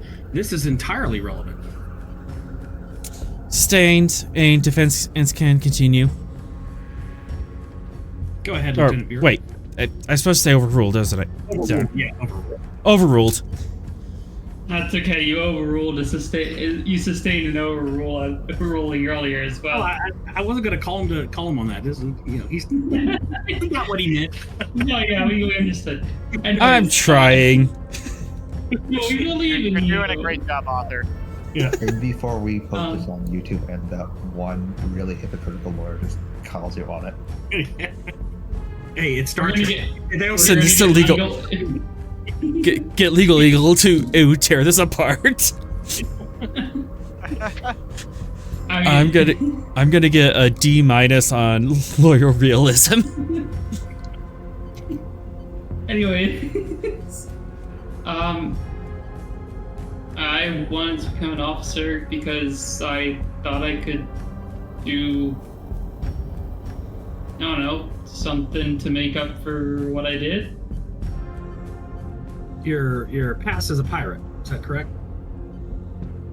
Not necessarily my past as a pirate, but my past with the Hulk. Objection, leading the witness.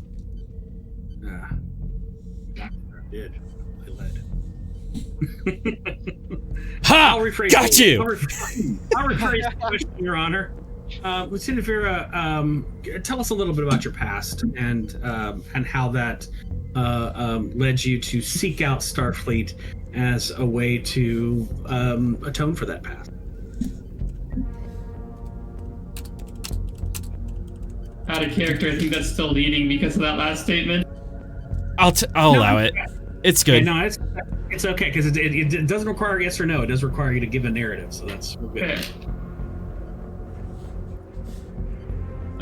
Well, grew up on the streets, joined the syndicate, did some really cool,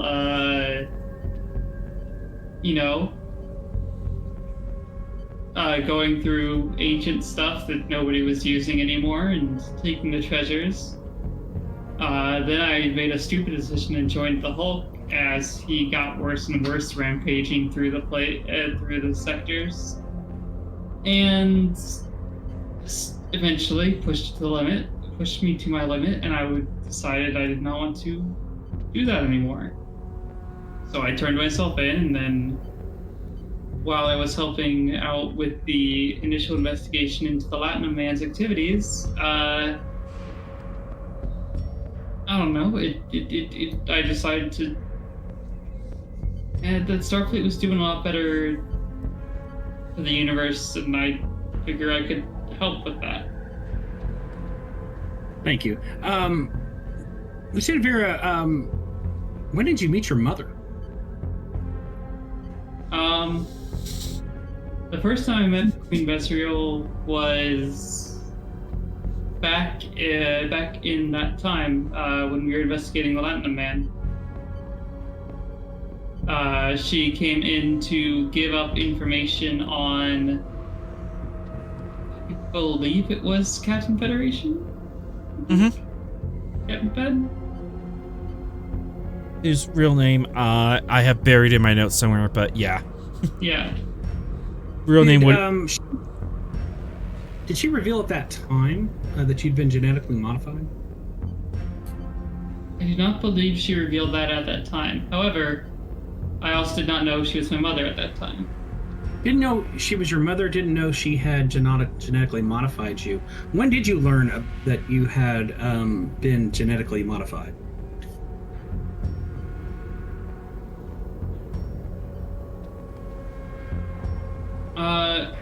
We learned it at basically the same time that we learned that she was my mother, correct?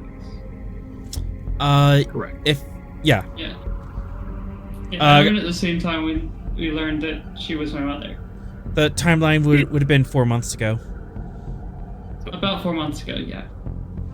And up to that point, you had no idea that you had received any kind of genetic modification, and nor had you participated in any of the decision-making that led to your genetic modification. Is that correct? I was not aware, no. And having learned that you are genetically modified, that you have some augments, has that in any way changed your dedication to Starfleet principles or the purpose you have as a Starfleet officer? Adams inhales and doesn't say anything.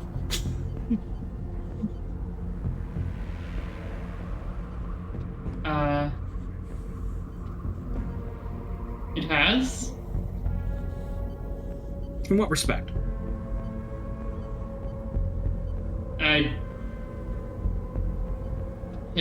Just...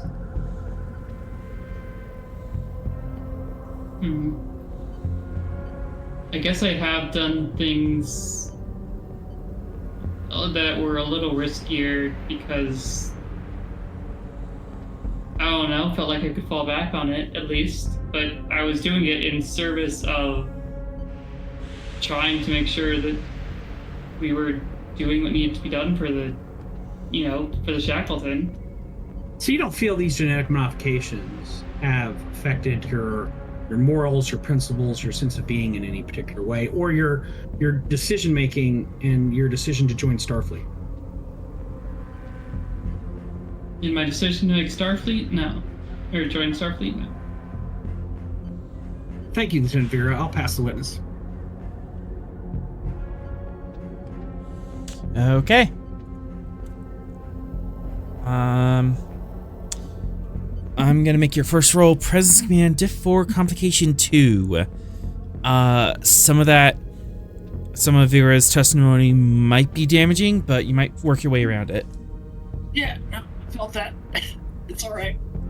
I'm sorry. I had to answer honestly. That's the way that goes. That's the way it goes. Has to have to narrow the question when you call the witness.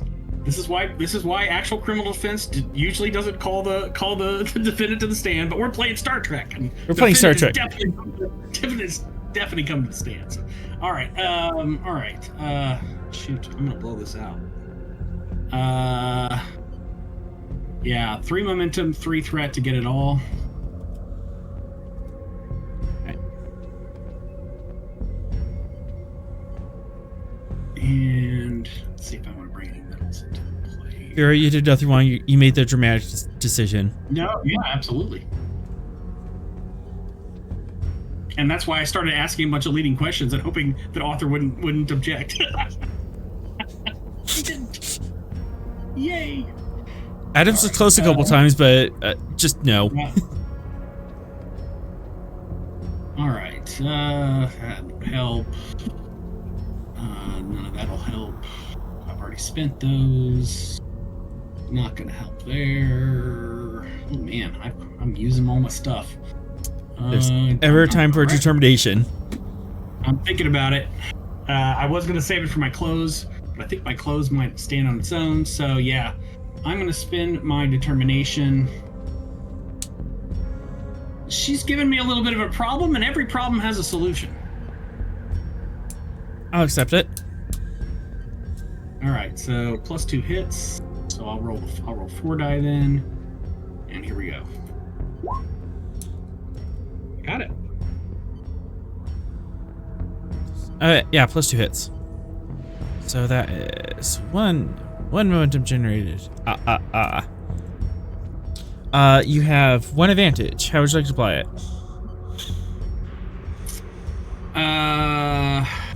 I would like to spend it on an extra challenge die. Go for the moon. So is that 9? Yep. You also get 1 more presence command for your argument.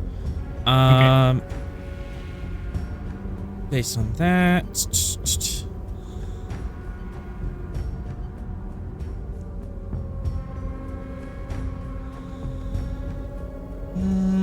Presence command diff 3. Okay, so standard. Law and politics is my focus. I will spend 1 momentum, 2 threat to get to 4. Very good.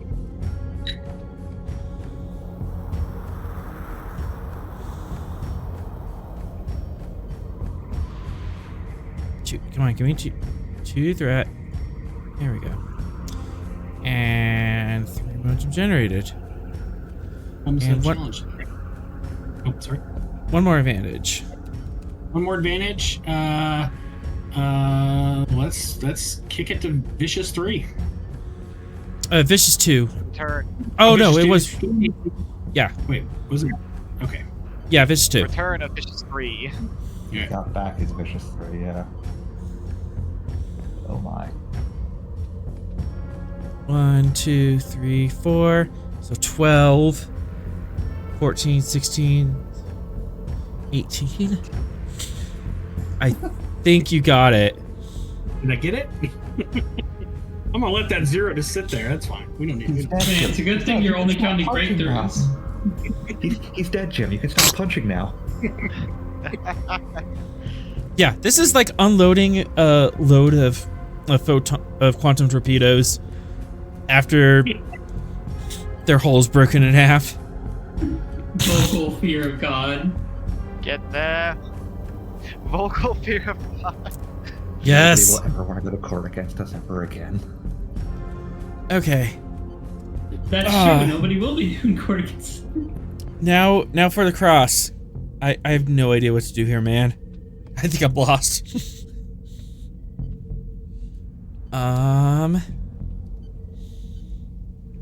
Yeah, sympathetic witness. really the victim, not the actual perpetrator stuff. Uh-huh. Veera did say some things you can harp on, though. Yeah, no, there are a few Yep, things. yep, So you mentioned that your genetic modifications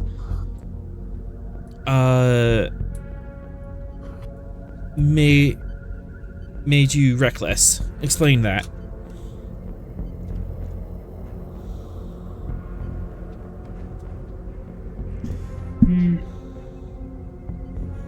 I noted that I have tried to take a couple opportunities because I know this now that I might not have before, even if I was stopped by the better thought of my peers.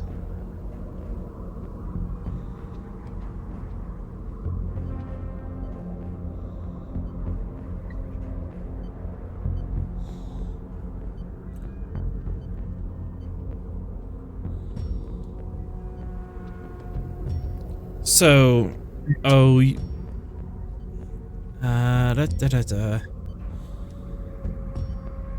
Again, not a I lawyer. heard that leading. Yep.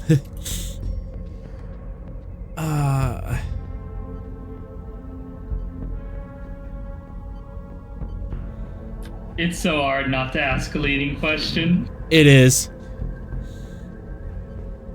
That's why we pay lawyers a silly amount of money. Well, and you're on cross though. You can ask leading questions all you like. Yeah. I'm just trying not to ask damning questions. Yeah, or ones I might object to. Yep.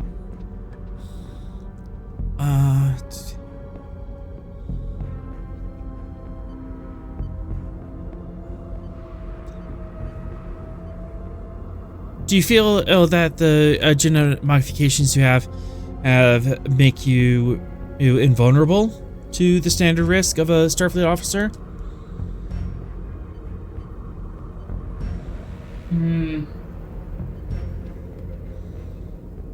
Invulnerable? No. Resistant to the standard risk? Yes. Do you think that without your heritage, you would not have become as skilled of an officer as you are today? Objection, Your Honor. That question calls for speculation.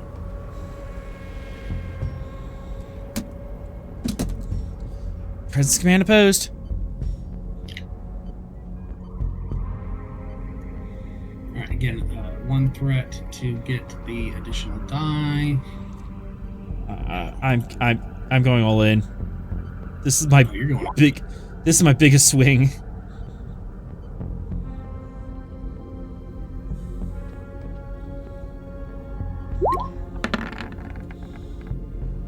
A complication on the board. I have a reroll. All right, you got it. I'm imagining that that scene in My Cousin Vinny where the judge says that objection was coherent, logical, and perfectly appropriate. Overruled. Yeah, something like that. So, Veera, answer your question.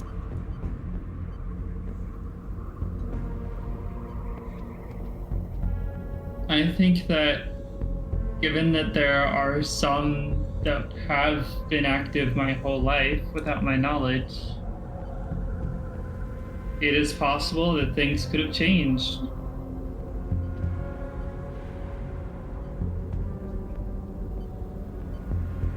If I wasn't fast enough to do something one time, then I might not have made it out of some of the scrapes that I did.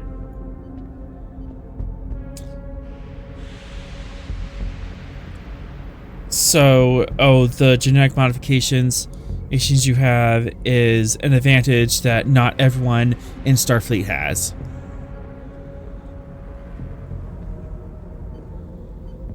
Other officers in similar positions would not have made it out of similar situations as you. Yes.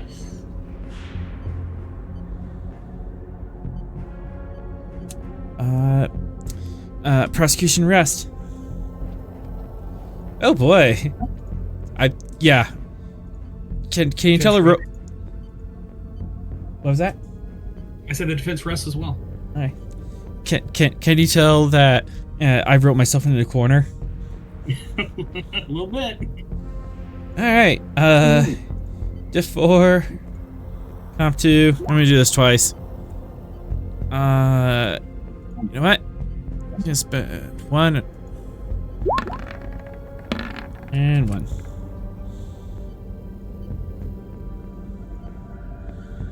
Okay, 1 advantage. And maybe reroll. 2 advantages.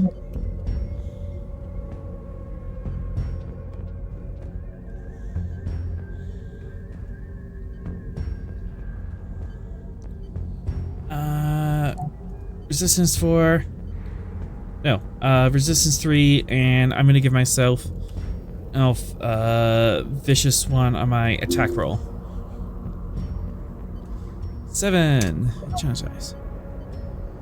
2, 4, 6, 8, 10, 12.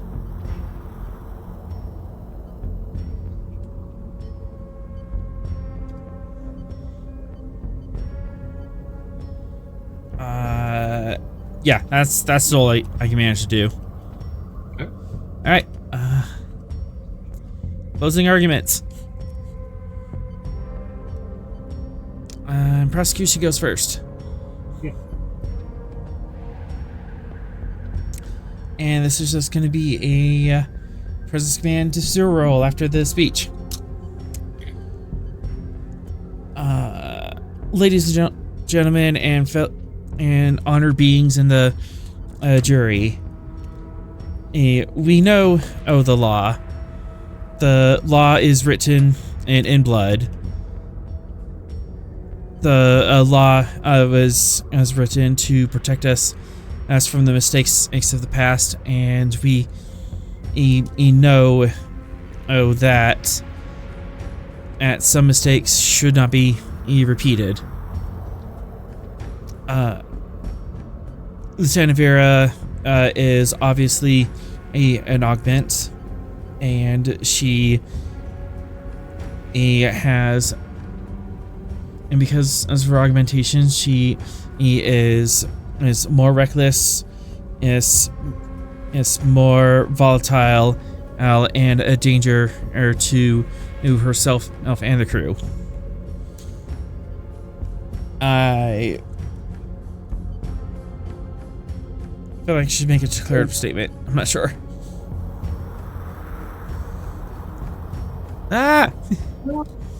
Hashtag no. What? Ask the jury to convict on all charges. Okay. If you're done. That's where I was going. All right. Okay. Ask that the jury convict. I asked the jury to convict the accused of all charges, is to protect the future and ensure that we do not have to write additional laws in the blood that as she will spill because of her mistakes. Well, now he just sounds prejudiced. Kind of. I'm spending. He knew he was punching upwards, so he's getting that last jab in. I'm spending 3 threat to spend 2 determination. The law is written in blood.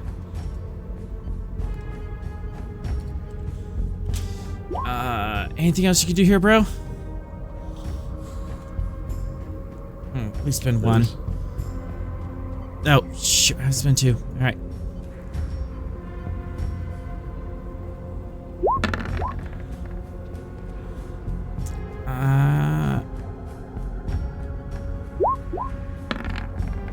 I gain 6. That's just me.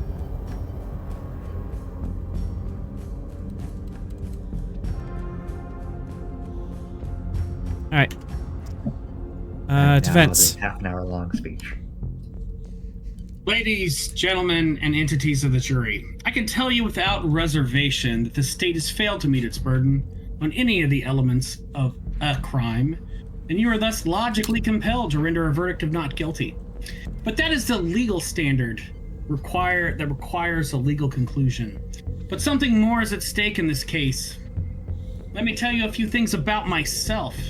And you'll notice that Commander Sorel, when he stood up, he put a 1-inch circular metal bar on the desk. I'm currently 76 years old, and yet, from my appearance, I'm as physically fit as a 20-year-old human. I have hearing that greatly exceeds the natural variation in hearings for humans. I have an inner eyelid that protects my eyes in a variety of environmental contexts that humans lack. I have greater innate strength than all but the strongest of human beings, and I take up that steel bar and I bend it. But the Federation has no problem with Vulcans serving in Starfleet. But when it comes to augments, the logic of the Federation is this: because genetic modifications can create advantages over humanity and its natural capacities, they must be excluded from service. This fundamental error of logic is what brings us here today. But I submit to you that it isn't a failure of logic that is at the root of this trial. Rather, we are here because of emotion, uncontrolled emotion. We are here because of fear. Fear of a distant past, fear that led to law enacted in the context of a world war instigated by genetically modified warlords. And perhaps such fear and such law was understandable in that time. As Surak of Vulcan said to one of his followers when he reacted emotionally, the cause is sufficient. But in looking to the wisdom of Surak, we must ask ourselves, is this cause still sufficient? Should we continue to hold augments responsible for the crimes of the eugenic wars? This is law enacted essentially before the Federation, before Starfleet. Laws enacted before humans encountered and interacted with people like me on a multiplicity of planets. Their native species were admitted into that federation of planets before the charter of the Federation was set out. To point out that this law is not law for our time is to state a fact. But ladies and gentlemen, this law is not merely an anachronism. It is fundamentally unjust. It is fundamentally at odds with everything Starfleet stands for. Law unmoored from the tradition of rights, due process, and individual liberty that the Federation was founded on. If the law is the operating system of our Federation, this law is a virus. If the law is the immune system of the collective organism that is our Federation, this law is a genetic defect. And like many viruses, like many genetic defects, it threatens the well-being of the organism as a whole. We cannot have justice for all if we do not have justice for each of us. And what is justice? Justice is law applied to responsible individuals based on their voluntary actions. Justice is the due process we are afforded when we are accused of crimes. And the burden is on the state to prove the elements of the crime and that the perpetrator sits before you today. But do we have a crime here? As I have just demonstrated on every objective criteria, the rationale for this law fails the test of logic. And even if we have a crime, where is the perpetrator? What crime was committed by Lieutenant Veera, the individual who stands accused? The genetic modifications of Lieutenant Veera were made to her before she could speak words, before she could form coherent thoughts. And if we do not have a crime or a criminal before the bar, then how can any punishment of that person be just? In human religious history, there was a time when the iniquities of the fathers were visited upon their sons and daughters. The law rightly progressed past such collective guilt. Collective or ancestral guilt is an anathema to justice. To hold someone responsible for things they did not do and have no control over is the very essence of injustice. Do not visit the sins of the mother upon the daughter before you. Let us leave the past where it belongs, in the past, and instead bring the law in line with the hope and progress that the Federation and Starfleet represent. Return a verdict of not guilty. Thank you. Have a point of determination, you sadist.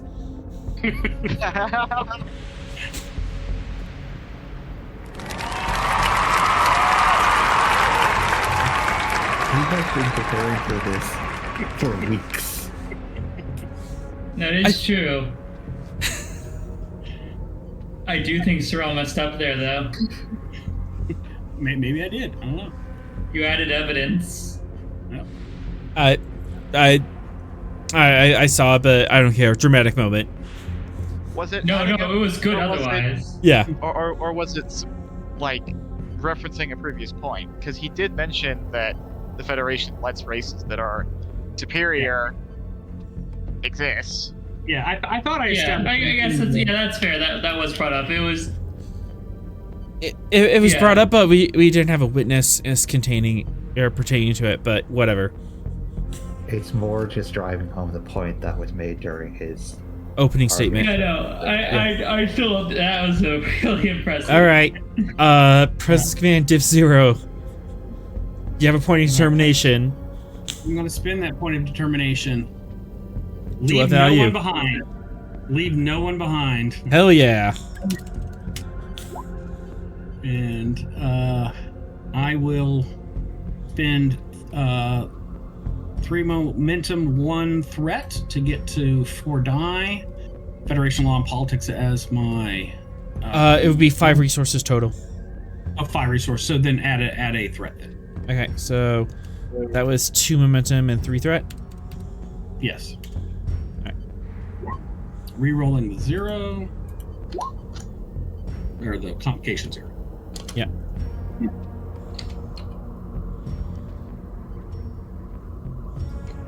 All right, so 6, 7.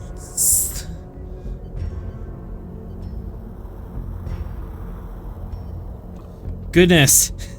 Yeah, 4 float. Woo! I would just spin them to advantages on the jury being impressed by my closing.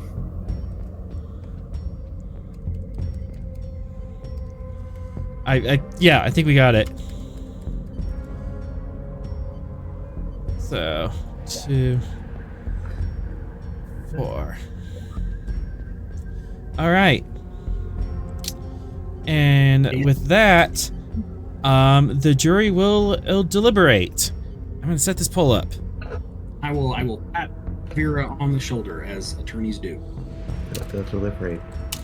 Assuming that Sorel didn't break the jury with that argument. Or the closing statement, rather. Guilty. Not So guilty. if they do say she's guilty, we're having a jailbreak episode, right? Yeah. Yeah. You know what? Jailbreak I'll allow episode, people Jill's to. here. I'll allow people to add additional votes for our 200 memes.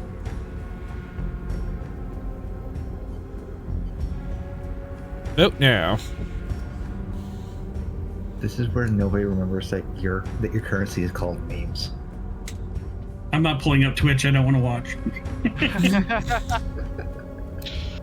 Yeah, it's more dramatic this way.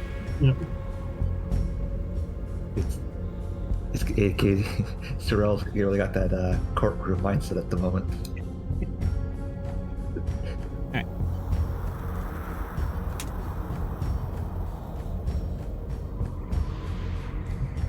The vote out is currently on top of the chat, a little drop down menu says, is Veera guilty?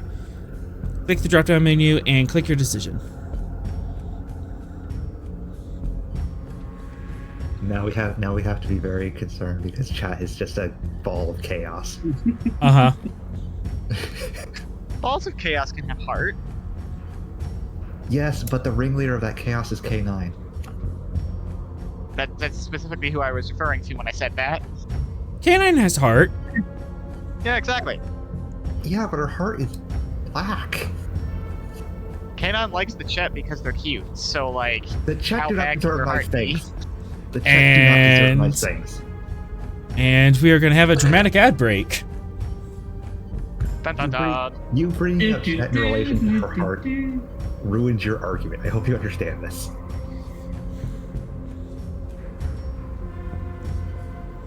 My argument was, despite their flaws, they still like them. So therefore, You there's hope are for a Veera, monster.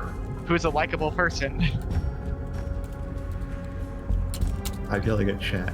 I don't know if chat can actually hear me while I'm yelling at them. Chat can hear you. Unless they don't have a subscription, then they're just seeing ads. Ah.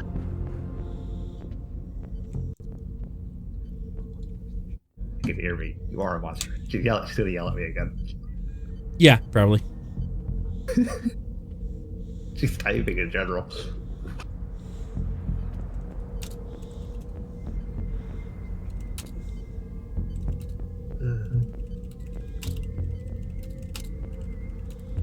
That just makes you more of a danger, Sorel.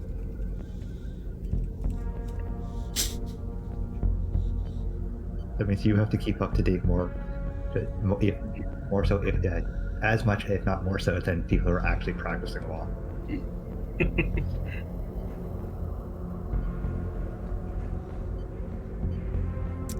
Yeah. Well, even though I am a terrible lawyer and judge, and I should never do this legally, I thought it was dramatic and it was fun. I was going to say, K9, the child heart in your jar on the desk there, that doesn't count. That doesn't count as faith of the heart.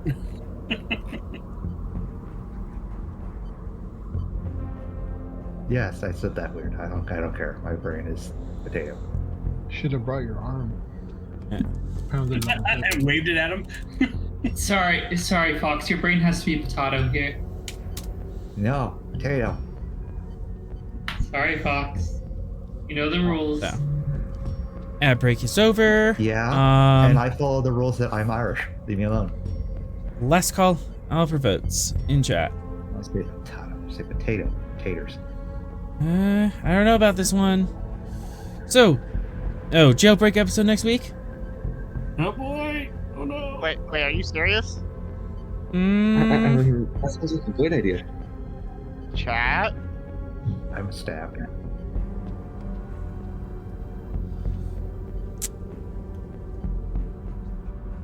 The jury returns.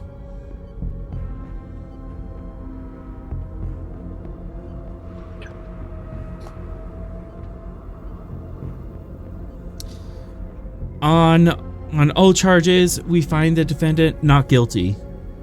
Hey! I give Veera a hug. Kapla!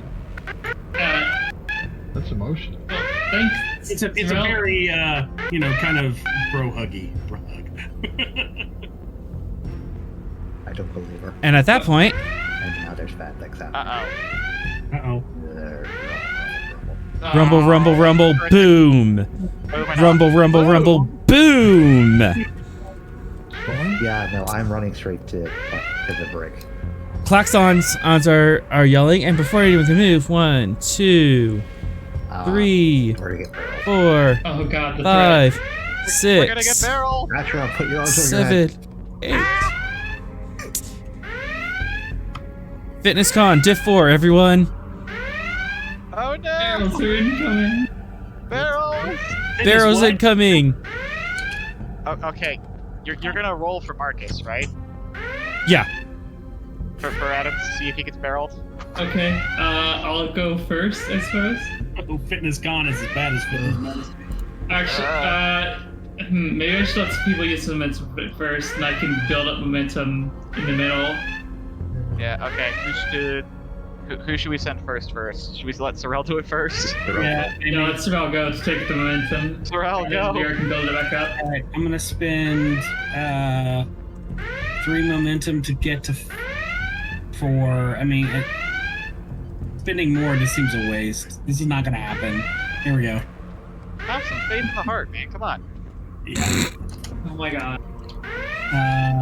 I have. Well, will you accept composure as a focus, author? And give me a shot at this? I'll give you composure. All right, composure. Is it your con? Is it your con 1? Yeah, con's 1. His fitness is 7. and a complication to boot, ladies and gentlemen. No rerolls. Oh boy. He's get So, barreled! 3. Killing himself.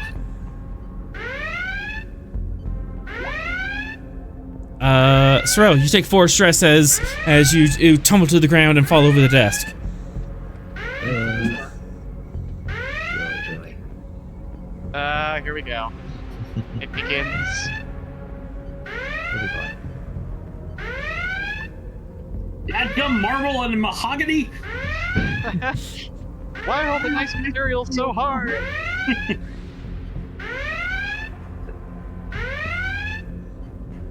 So not even synthesized. That would have been softer.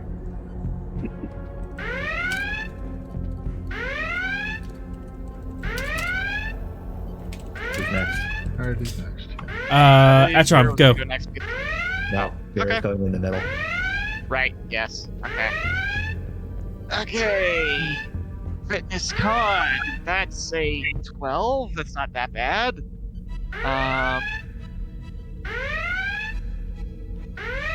I don't have a focus in not getting barreled. That's what you think you would. Right. I'll add that to the sheet. Dodgy. Dodgy. Actually, would the trait vigilance help? You know what? I'll take it. Div 3. Hey. All right. Cool. Take a momentum and the rest of the threat. I'm rolling 4.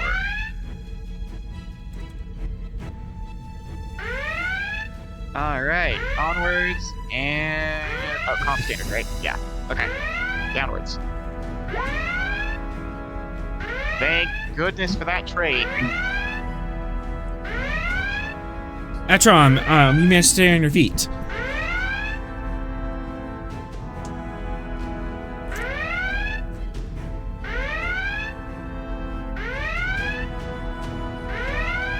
Alright, Ross can go next. Go ahead and take all the threat. All the threat? You sure don't want to let Veera go? Oh. Oh, someone. Captain, no! Oh, this is gonna be bad. Captain's getting slammed. Hey, I hate to be that person, but does the psychic bond do anything to either of them? Maybe. You are that person. Three. Author's gotta have something here. We murdered him in court. So clearly, for Team Dark, Veera is holding the brain cell. Yes. And this is vicious. Did you not hear? No. I said vicious. Not hear her terrible testimony? Yes, but you didn't break the player prime directive. Oh yeah, I did. I was trying to help Alpha the whole time. She was. Alright, so They're 2, clearly 4, 6, 7. Ross. Debris falls from the ceiling, hanging on top of you, dealing 7 stress. Wow. Do you wish to avoid? Yes. 2 threat or 2 momentum? Threat. Alright. I'll go next. Try to get some momentum back. I'll go Okay. last. Cool. It's diff 4, you said? Cool. Div 4. Hair trigger trait? Okay, Div 3.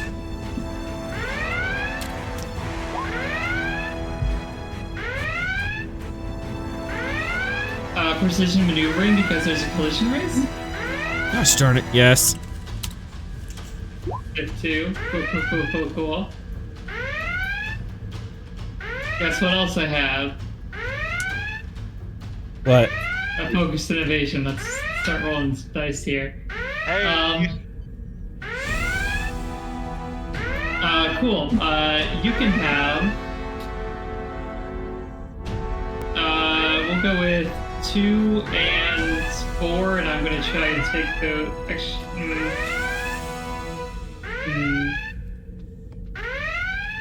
No. 2 and 4. I'm gonna try and take those threat away from you. Okay. Nice. You get 1 threat. I get 1 threat. And you roll 5 d20s. Apparently, our rolls have not been great this session. So that's 2 momentum back at least. Yep. So net 0. There's always determination. Nah, not worth it.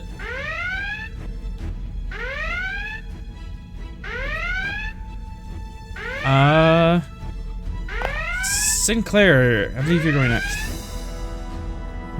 Yeah. Okay. So this is a fitness con? Mm-hmm. Survival is a focus? Yes.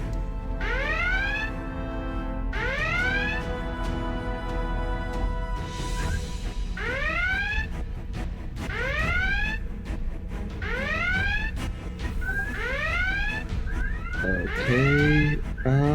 6 threat.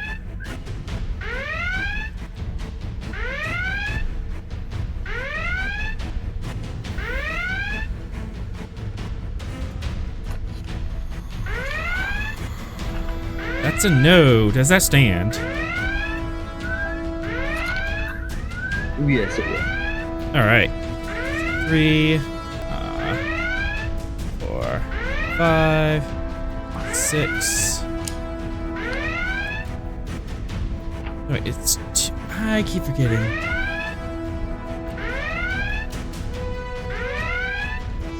Plus 2 challenge dice per 1 threat. All right. So 3.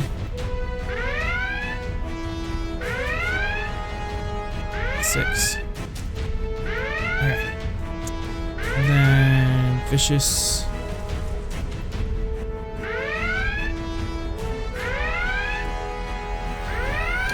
Ouch. 10, 11, 12, 13. That's 13 stress. Can I spend a determination to make you reroll that? No, but you can spend a determination to take the injury but stay up. The issue with that is that maxes out my stress check. So you're looking at 2 injuries. So you can avoid one and you can take the other one on the chin with determination.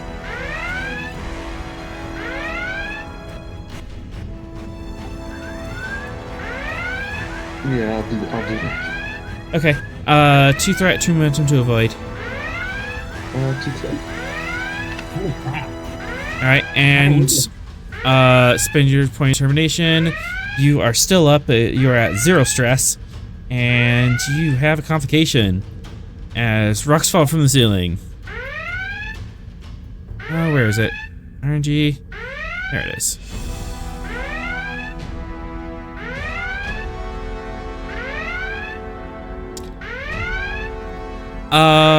Sinclair. Rocks fall and you try to dodge out of the way, but your left leg gets pinned underneath the debris. Your right leg is shattered and broken until further notice. So left leg is pinned, right leg is shattered?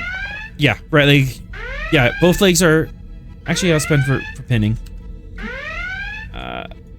You are pinned under the debris and your right leg is broken.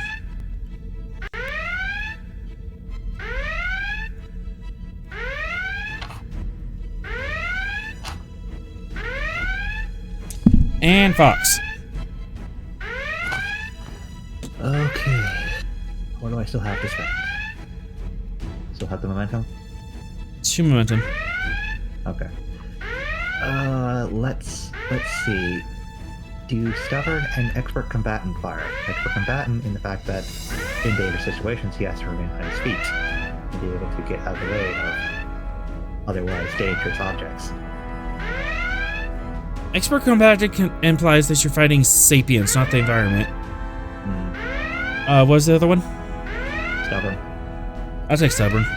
Div 3. Okay.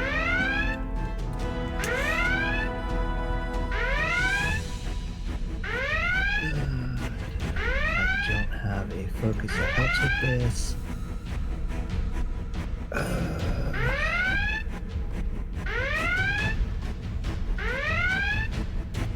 Take the momentum and the rest threat I'm buying for. Okay.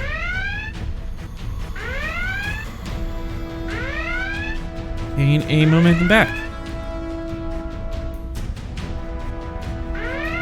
Right. Cool. As the station suddenly shudders and quakes a little bit, and explosions hit the hall. Red alarms red alert or klaxons ring across the deck as the ceiling falls on top of you guys. Sinclair dives out of the way and cries out in pain as her legs are pinned next to you. Ew, Fox. Adams, you also have to make the roll. I do not want to die. What's your... Oh, boy. Maybe. I don't have focus.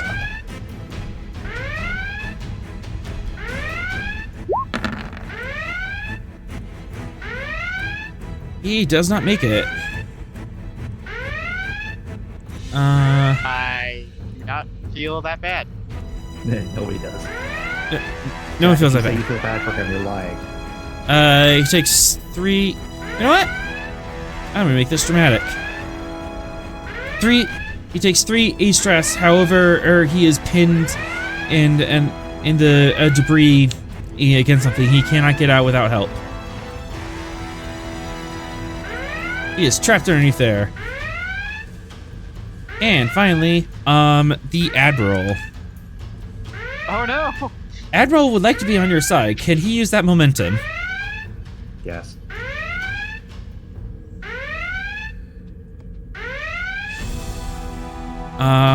And he would also like... Let's fitness. He would also like to generate 2 threat. Is that okay with the players?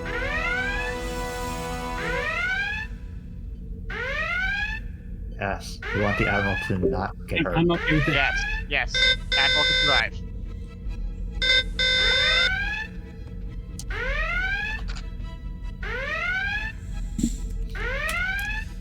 Thanks, chat.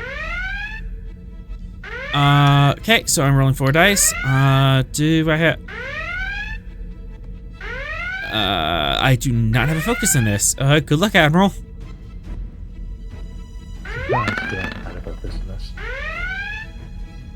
Admiral does not make it. You know what? I'm gonna make this 3, 5, 5, and vicious. That is 6.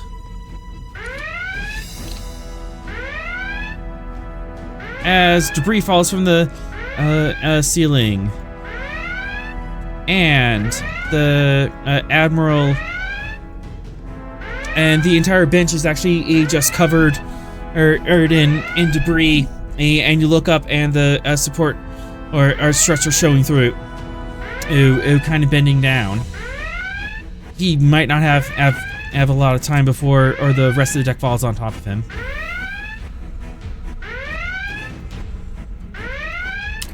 Is there anything we can do about that?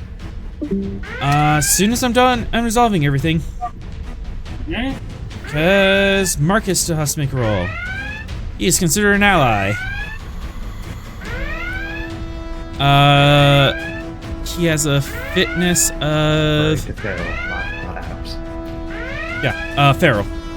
Yeah, Marcus Feral. Name them both Marcus. God damn it. Look, sometimes it's just Marcus all the way down. Alright. You know what? He has a focus in composure, but focus range of 3, fitness of 9. He would like to spend 3 threat, if that's okay. Agreed. That Marcus can have nice things. Maybe. It's not gonna make it.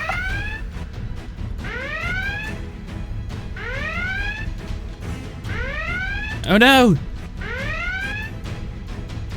Oh, I should have spent 1 because it's space 3. But Marcus Feral is also injured and pinned.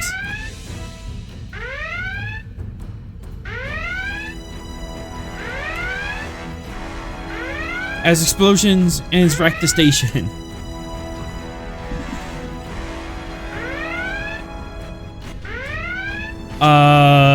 Yep. Now you guys can move around and stuff.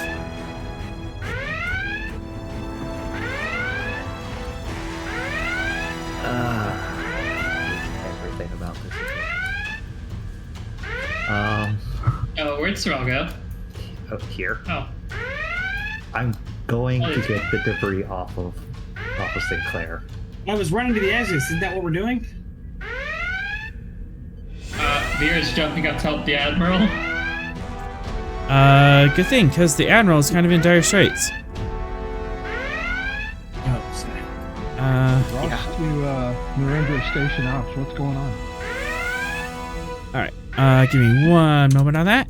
Let's do 8, 2, let's see, 4, All the bad CD. things, and now I'm concerned that the break is now having a jailbreak. Shh, it's fine, it's fine. Okay. I do it. Alright, Ross, give me a control, command difficulty 3. I'm screwed. Bad idea.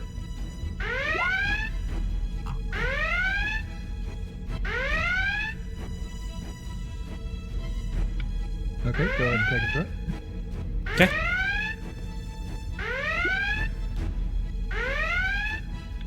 I'll use Bold to reroll that.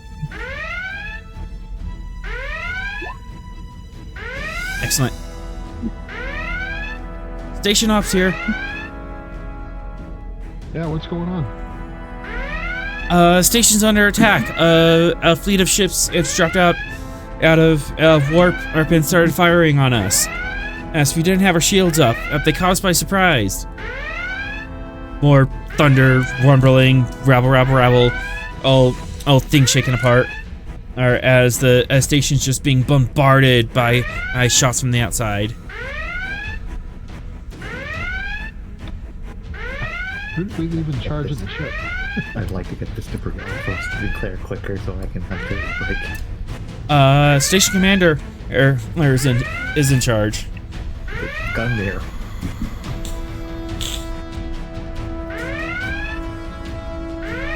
I don't know if anybody's on the gunners. Well, it should be. We're Who's not the skeleton lead? The Gungnir would have skeleton in crew.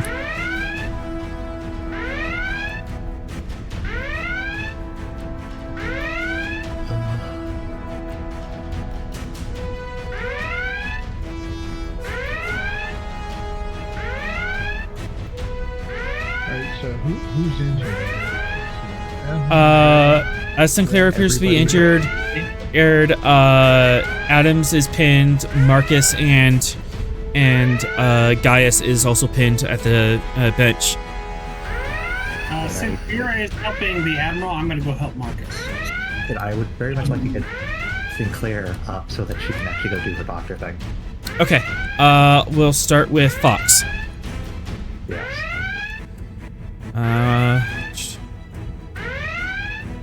Fitness.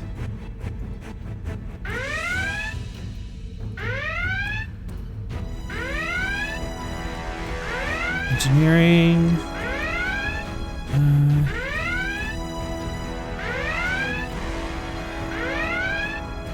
4 and Why do you want me to hurt Sinclair? hey, I'm just going for the drama at this point. God. Got nothing to help with this.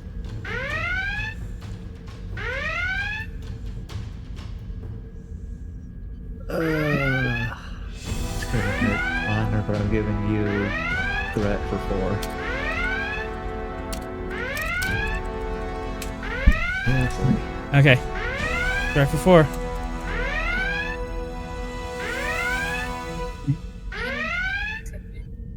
I get the thing off Sinclair.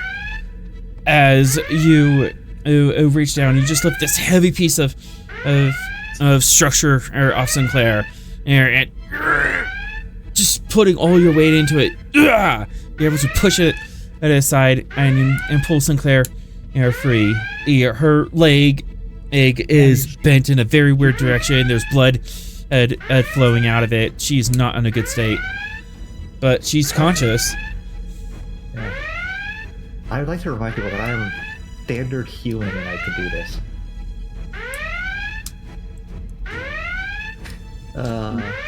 Swift task to get her bandaged up. 2 threat or threat momentum. Threat.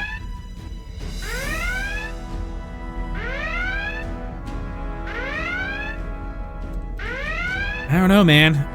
It looks pretty serious. At least get it to where she's not going to bleed out.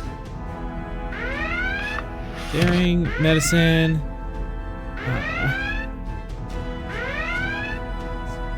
Two. Yeah. Daring medicine, diff 3. You may assist. Physician, heal thyself. Heal yourself through Fox's hands. You can use either daring medicine or presence medicine. However, Sinclair, I'm gonna give you increased comp range just for you, because ow, ow, ow, hard braining. What's the comp range? Your comp range would be 2. Just for Sinclair. Fox doesn't suffer from this. Yeah, I don't have the head trauma. I don't have any head trauma or wounds that are causing my focus to be. But yes, you're getting threat before again. Onwards, downwards, throughwards.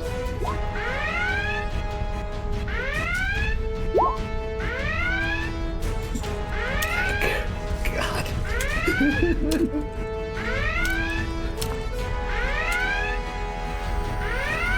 Just got it. As through Sinclair's Air's 2 lids, you're able to bandage her up.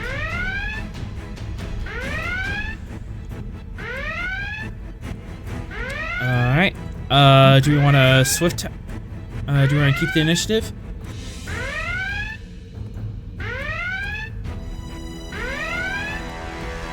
To you guys.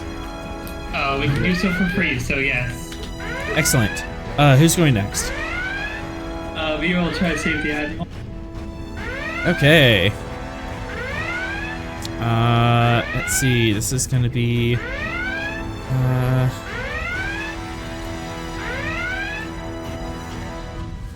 fitness, engineering, 3,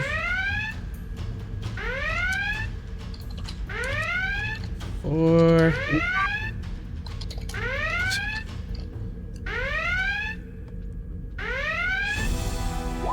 Fitness engineering, diff 4, comp 4. Oh boy. Fitness engineering's not a great score, guys.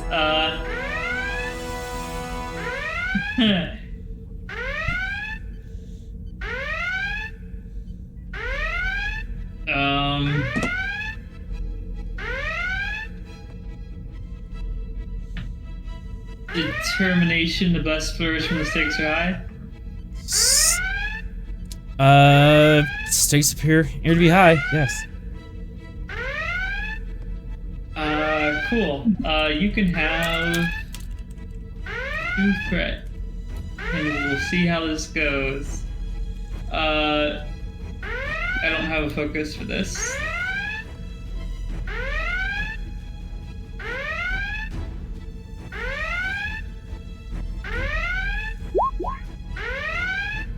Oh, bad. Oh no! No! I wasn't looking. All I heard was "oh bad." Look up. Why are they red? Does that stand? Can I call on a trait here? Can I call on that trait here?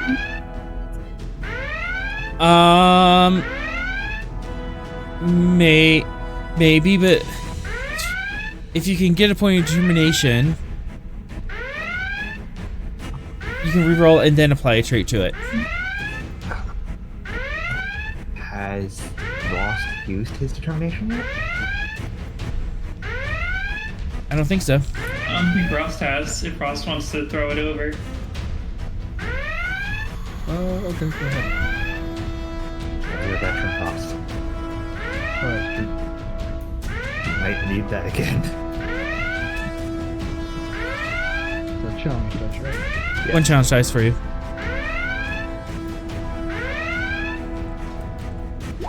Oh, Oh my gosh. Okay. This is fine. This is fine. I take a threat as Veera, you have an advantage on this roll. Yeah. Cool. Let's lower the difficulty.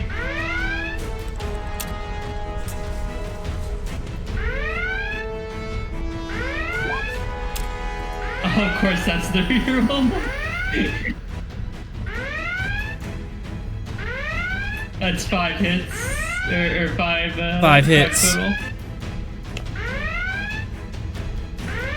As through a burst of strength, and that some might call inhuman, or in Romulan, in Orion. God damn it.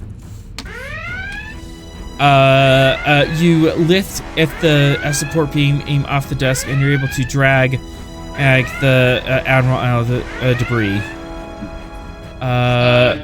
Farrell is still trapped. Can I spend momentum to untrap them since they were hit by the same support beam? 2 momentum, you can get both of them. Go for that. As you manage to drag both these men out of the debris. They are both still injured, but not lethally. Is Sinclair up? Please tell me Sinclair's up. Sinclair is up. Might need Fox's aid to actually get over there. I'll get over there then. Swift task. 2 threat, 2 momentum. 2 threat. What you doing? Dragging these 2 to Sinclair. Oh boy. Okay. Your advantage from before will still stand, because jeans are still hot. Okay, fitness. Let me get that.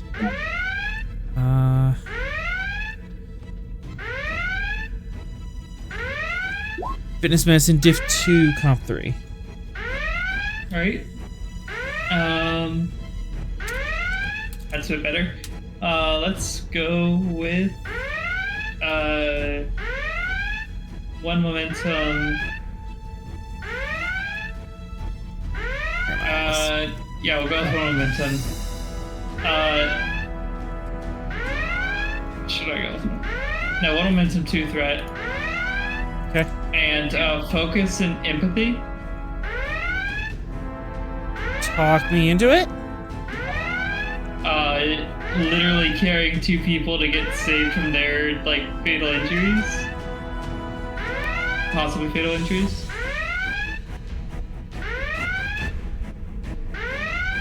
Increase comp.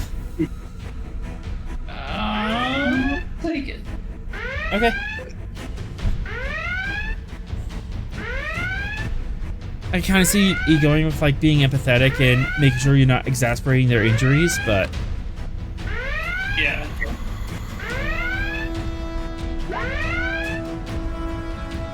We got there.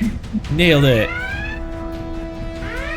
As Veera, just one on each shoulder. You heave these 2 men over your shoulder, and you just bound across the courtroom.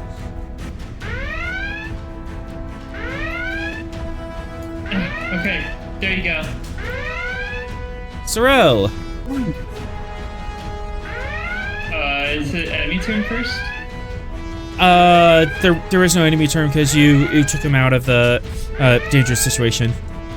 Oh, I see. More narrative combat than actual combat. Kind of. Timing was still important, but you took him out of the timing situation.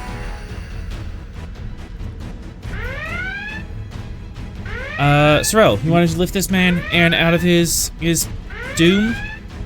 Yes, I do. All right. Even though he was a jerk for you for the past 2 hours? I've been watching a lot of Perry Mason Hamilton Burger over the last month or so yeah, no, I'm here to help Hamilton. Sorel, use your bulk of strength to save him. Yeah. All right. Fitness engineering, diff 4, comp 3. Oh, you're not gonna make it easy, apparently. These are pretty heavy beams. And if you do it wrong, you might crush them. Alright, first off, Vulcan is a trait. I'll take it. The irony of that is not lost on me. I'll lower the comp to 2.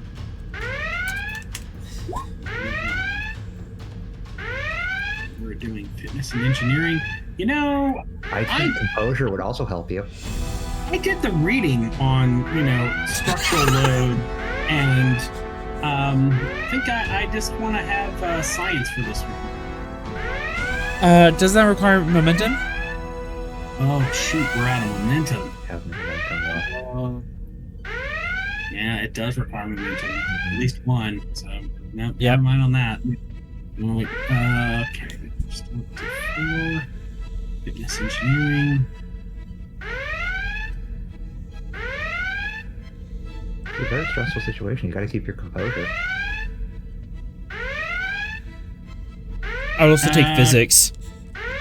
I have astrophysics with that, and composure as either is focus. Okay, so you have a focus. Composure is a focus.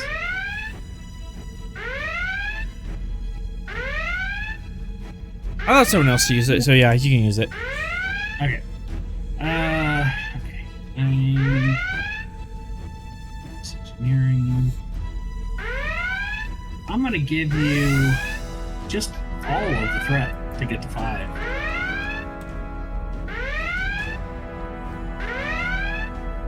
Yeah, just gonna roll. Well, I got it. It is complicated though. Oh boy. He's losing a foot. Dude might be losing a foot.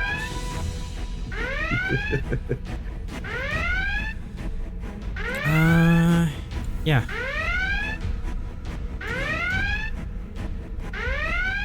Come on, counselor, the verdict's not yet in. Good news is you got him out. Using your Vulcanoid ice strength, you're able to lift this massive beam off him and get him out.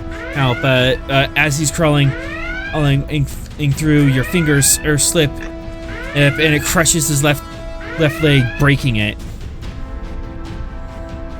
That's why we have doctors. They can fix that stuff. Lets out a scream. Lets out a high-pitched girly scream. Looks at the two women in the room. Neither of them scream. Alright, Doctor, you have injuries to take care of. Yeah, I'm just gonna see if I can. Let's see. Well, focus on the animal first, I guess. You don't have to. Rank takes priority. Actually, no, severity of injury does, but...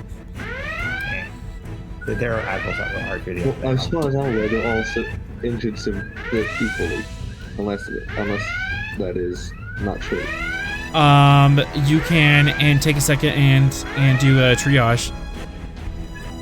Sure. Even just looking at these people are longer than that. Reason or insight medicine, diff 2. Any increased complication range or emergency medicine focus?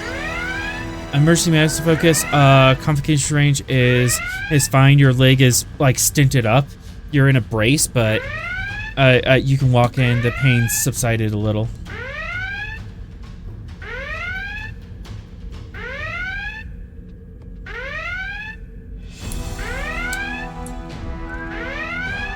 Take a threat.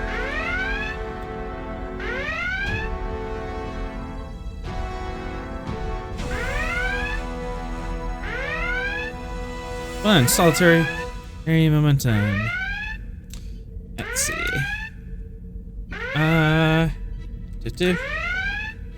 Spend into threat. I'm rolling 1d20.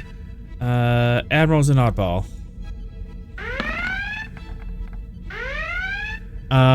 Marcus has has a torso injury that's pretty bad. He has a spar that's cutting through his torso. He's bleeding out now pretty bad. That's probably the worst injury.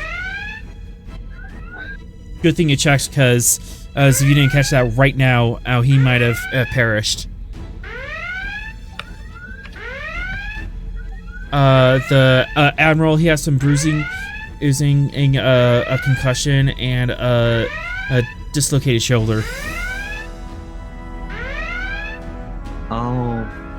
I'll pull out my phaser, use it to cut the spar in half and warm a side of it, and then see if I can pull without cauterizing the wound in the process. Okay then. That's gonna be daring medicine if I ever heard it. Base difficulty 2. Bump it up to 3 because it's unusual. Nature of injury. Let's have some fun with this. You like Farrell? He's a good guy, right? He's using a phaser. Could I assist with proper bead settings? Weapons and armor technology. You could assist.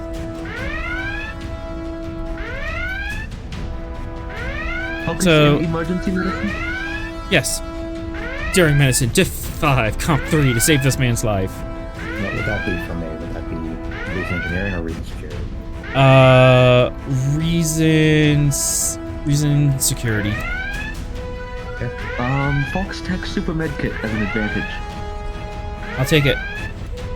Decrease difficulty.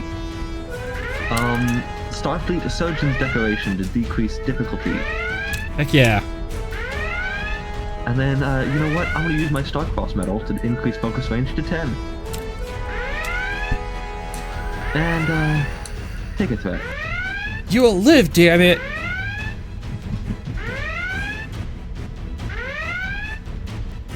He will live. Okay, and he just... oh god, so 2, 4, 6, 8 on a diff 3.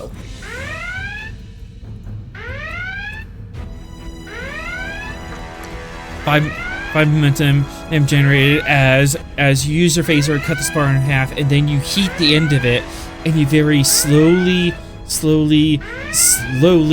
you pull it out. Fox, you're just holding him down as this hurts like a bitch, but very carefully you pull the spar out, and the wound cauterizes behind it. And you're able to use actual medicine and to heal up the room, seal it up, and stabilize him and for regeneration. He is going to need a hospital stay after this, but he will live.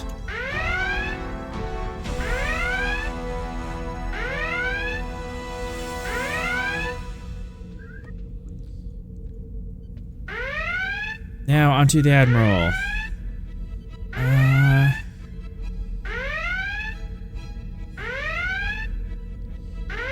Daring medicine, diff 3. Well, Fox Tech Super Medkit as a advantage? Yep. Emergency medicine as a focus? Yep. Fox, you want to assist? How are they doing it? Threat for gold. Because I was assisting using the phaser in order to make sure that it didn't go crazy. Yeah, this is just regular medicine. That'll do. Yeah. I can assist. Go for it. There's not much on that end that I can do.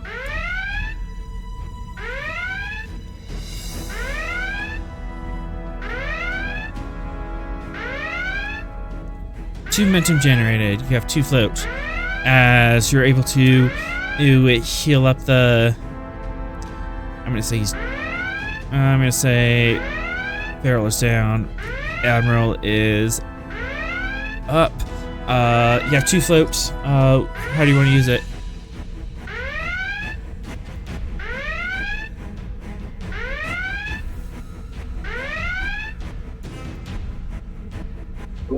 Save Veera if you can.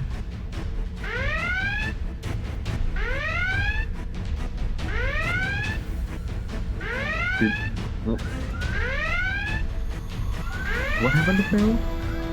Sorel was the one we were working on. Why did he just get... He's unconscious. Sorry. Oh. Okay, maybe I did that wrong. He's fine. He's just... He's stable, but he's unconscious. That's what I was trying to get at. I mean, I don't know where we're at, but Sorel's gonna fireman carry Adams out. Okay. Sinclair, you have 2 float after saving the Admiral. How do you want to use that?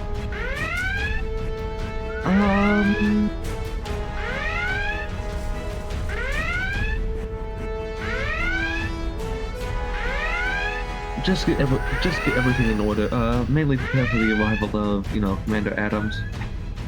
Be ready for when Sorel gets in here. Okay. You have an advantage of, you took some extra time and you have a clean workspace.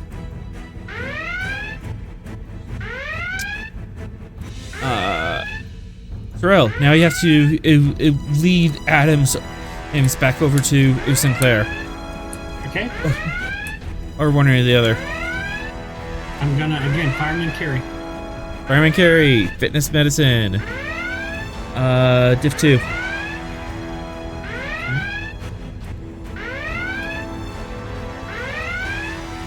Medicine? Yes, my other greatest role. I do think composure plays here, so I'm gonna argue. I'll take composure, yes.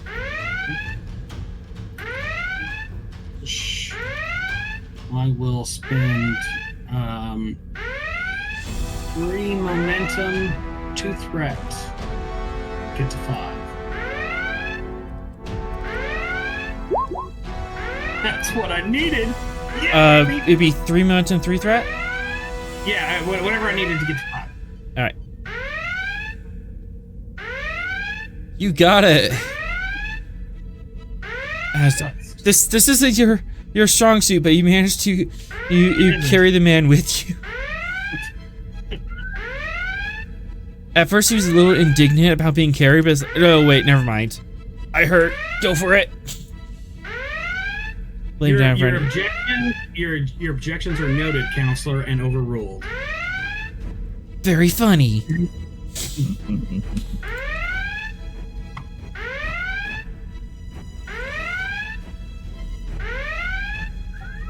Alright, daring medicine, div 2. Emergency medicine is focus, and yeah, and you know what? I'm gonna use the Fox text of the medkit if you'll allow me to decrease the difficulty. Yep.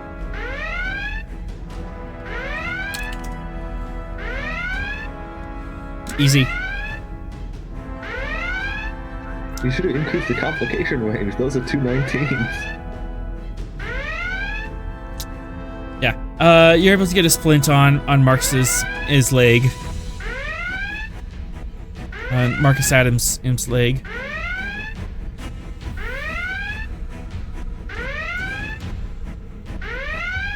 As 2, 3, 4. There's another small explosion from the deck below you. It doesn't shake or anything, just a slight boom. And 2, 3, 4. The lights go out. Oh boy. I'm activating my goggles. And on that note, we will end tonight's episode. Oh, it's a two-parter. It's a two-parter. So that means Meridian will be the episode after this. Yeah, I'm taking creative liberties. And with that, we will end tonight's episode. Thank you to our awesome players tonight. So first time doing a legal episode. I might need to work on the mechanics and my debating skills, but that was fun. Author just never again. Never again. Never again with Sorel. Oh God, I got creamed.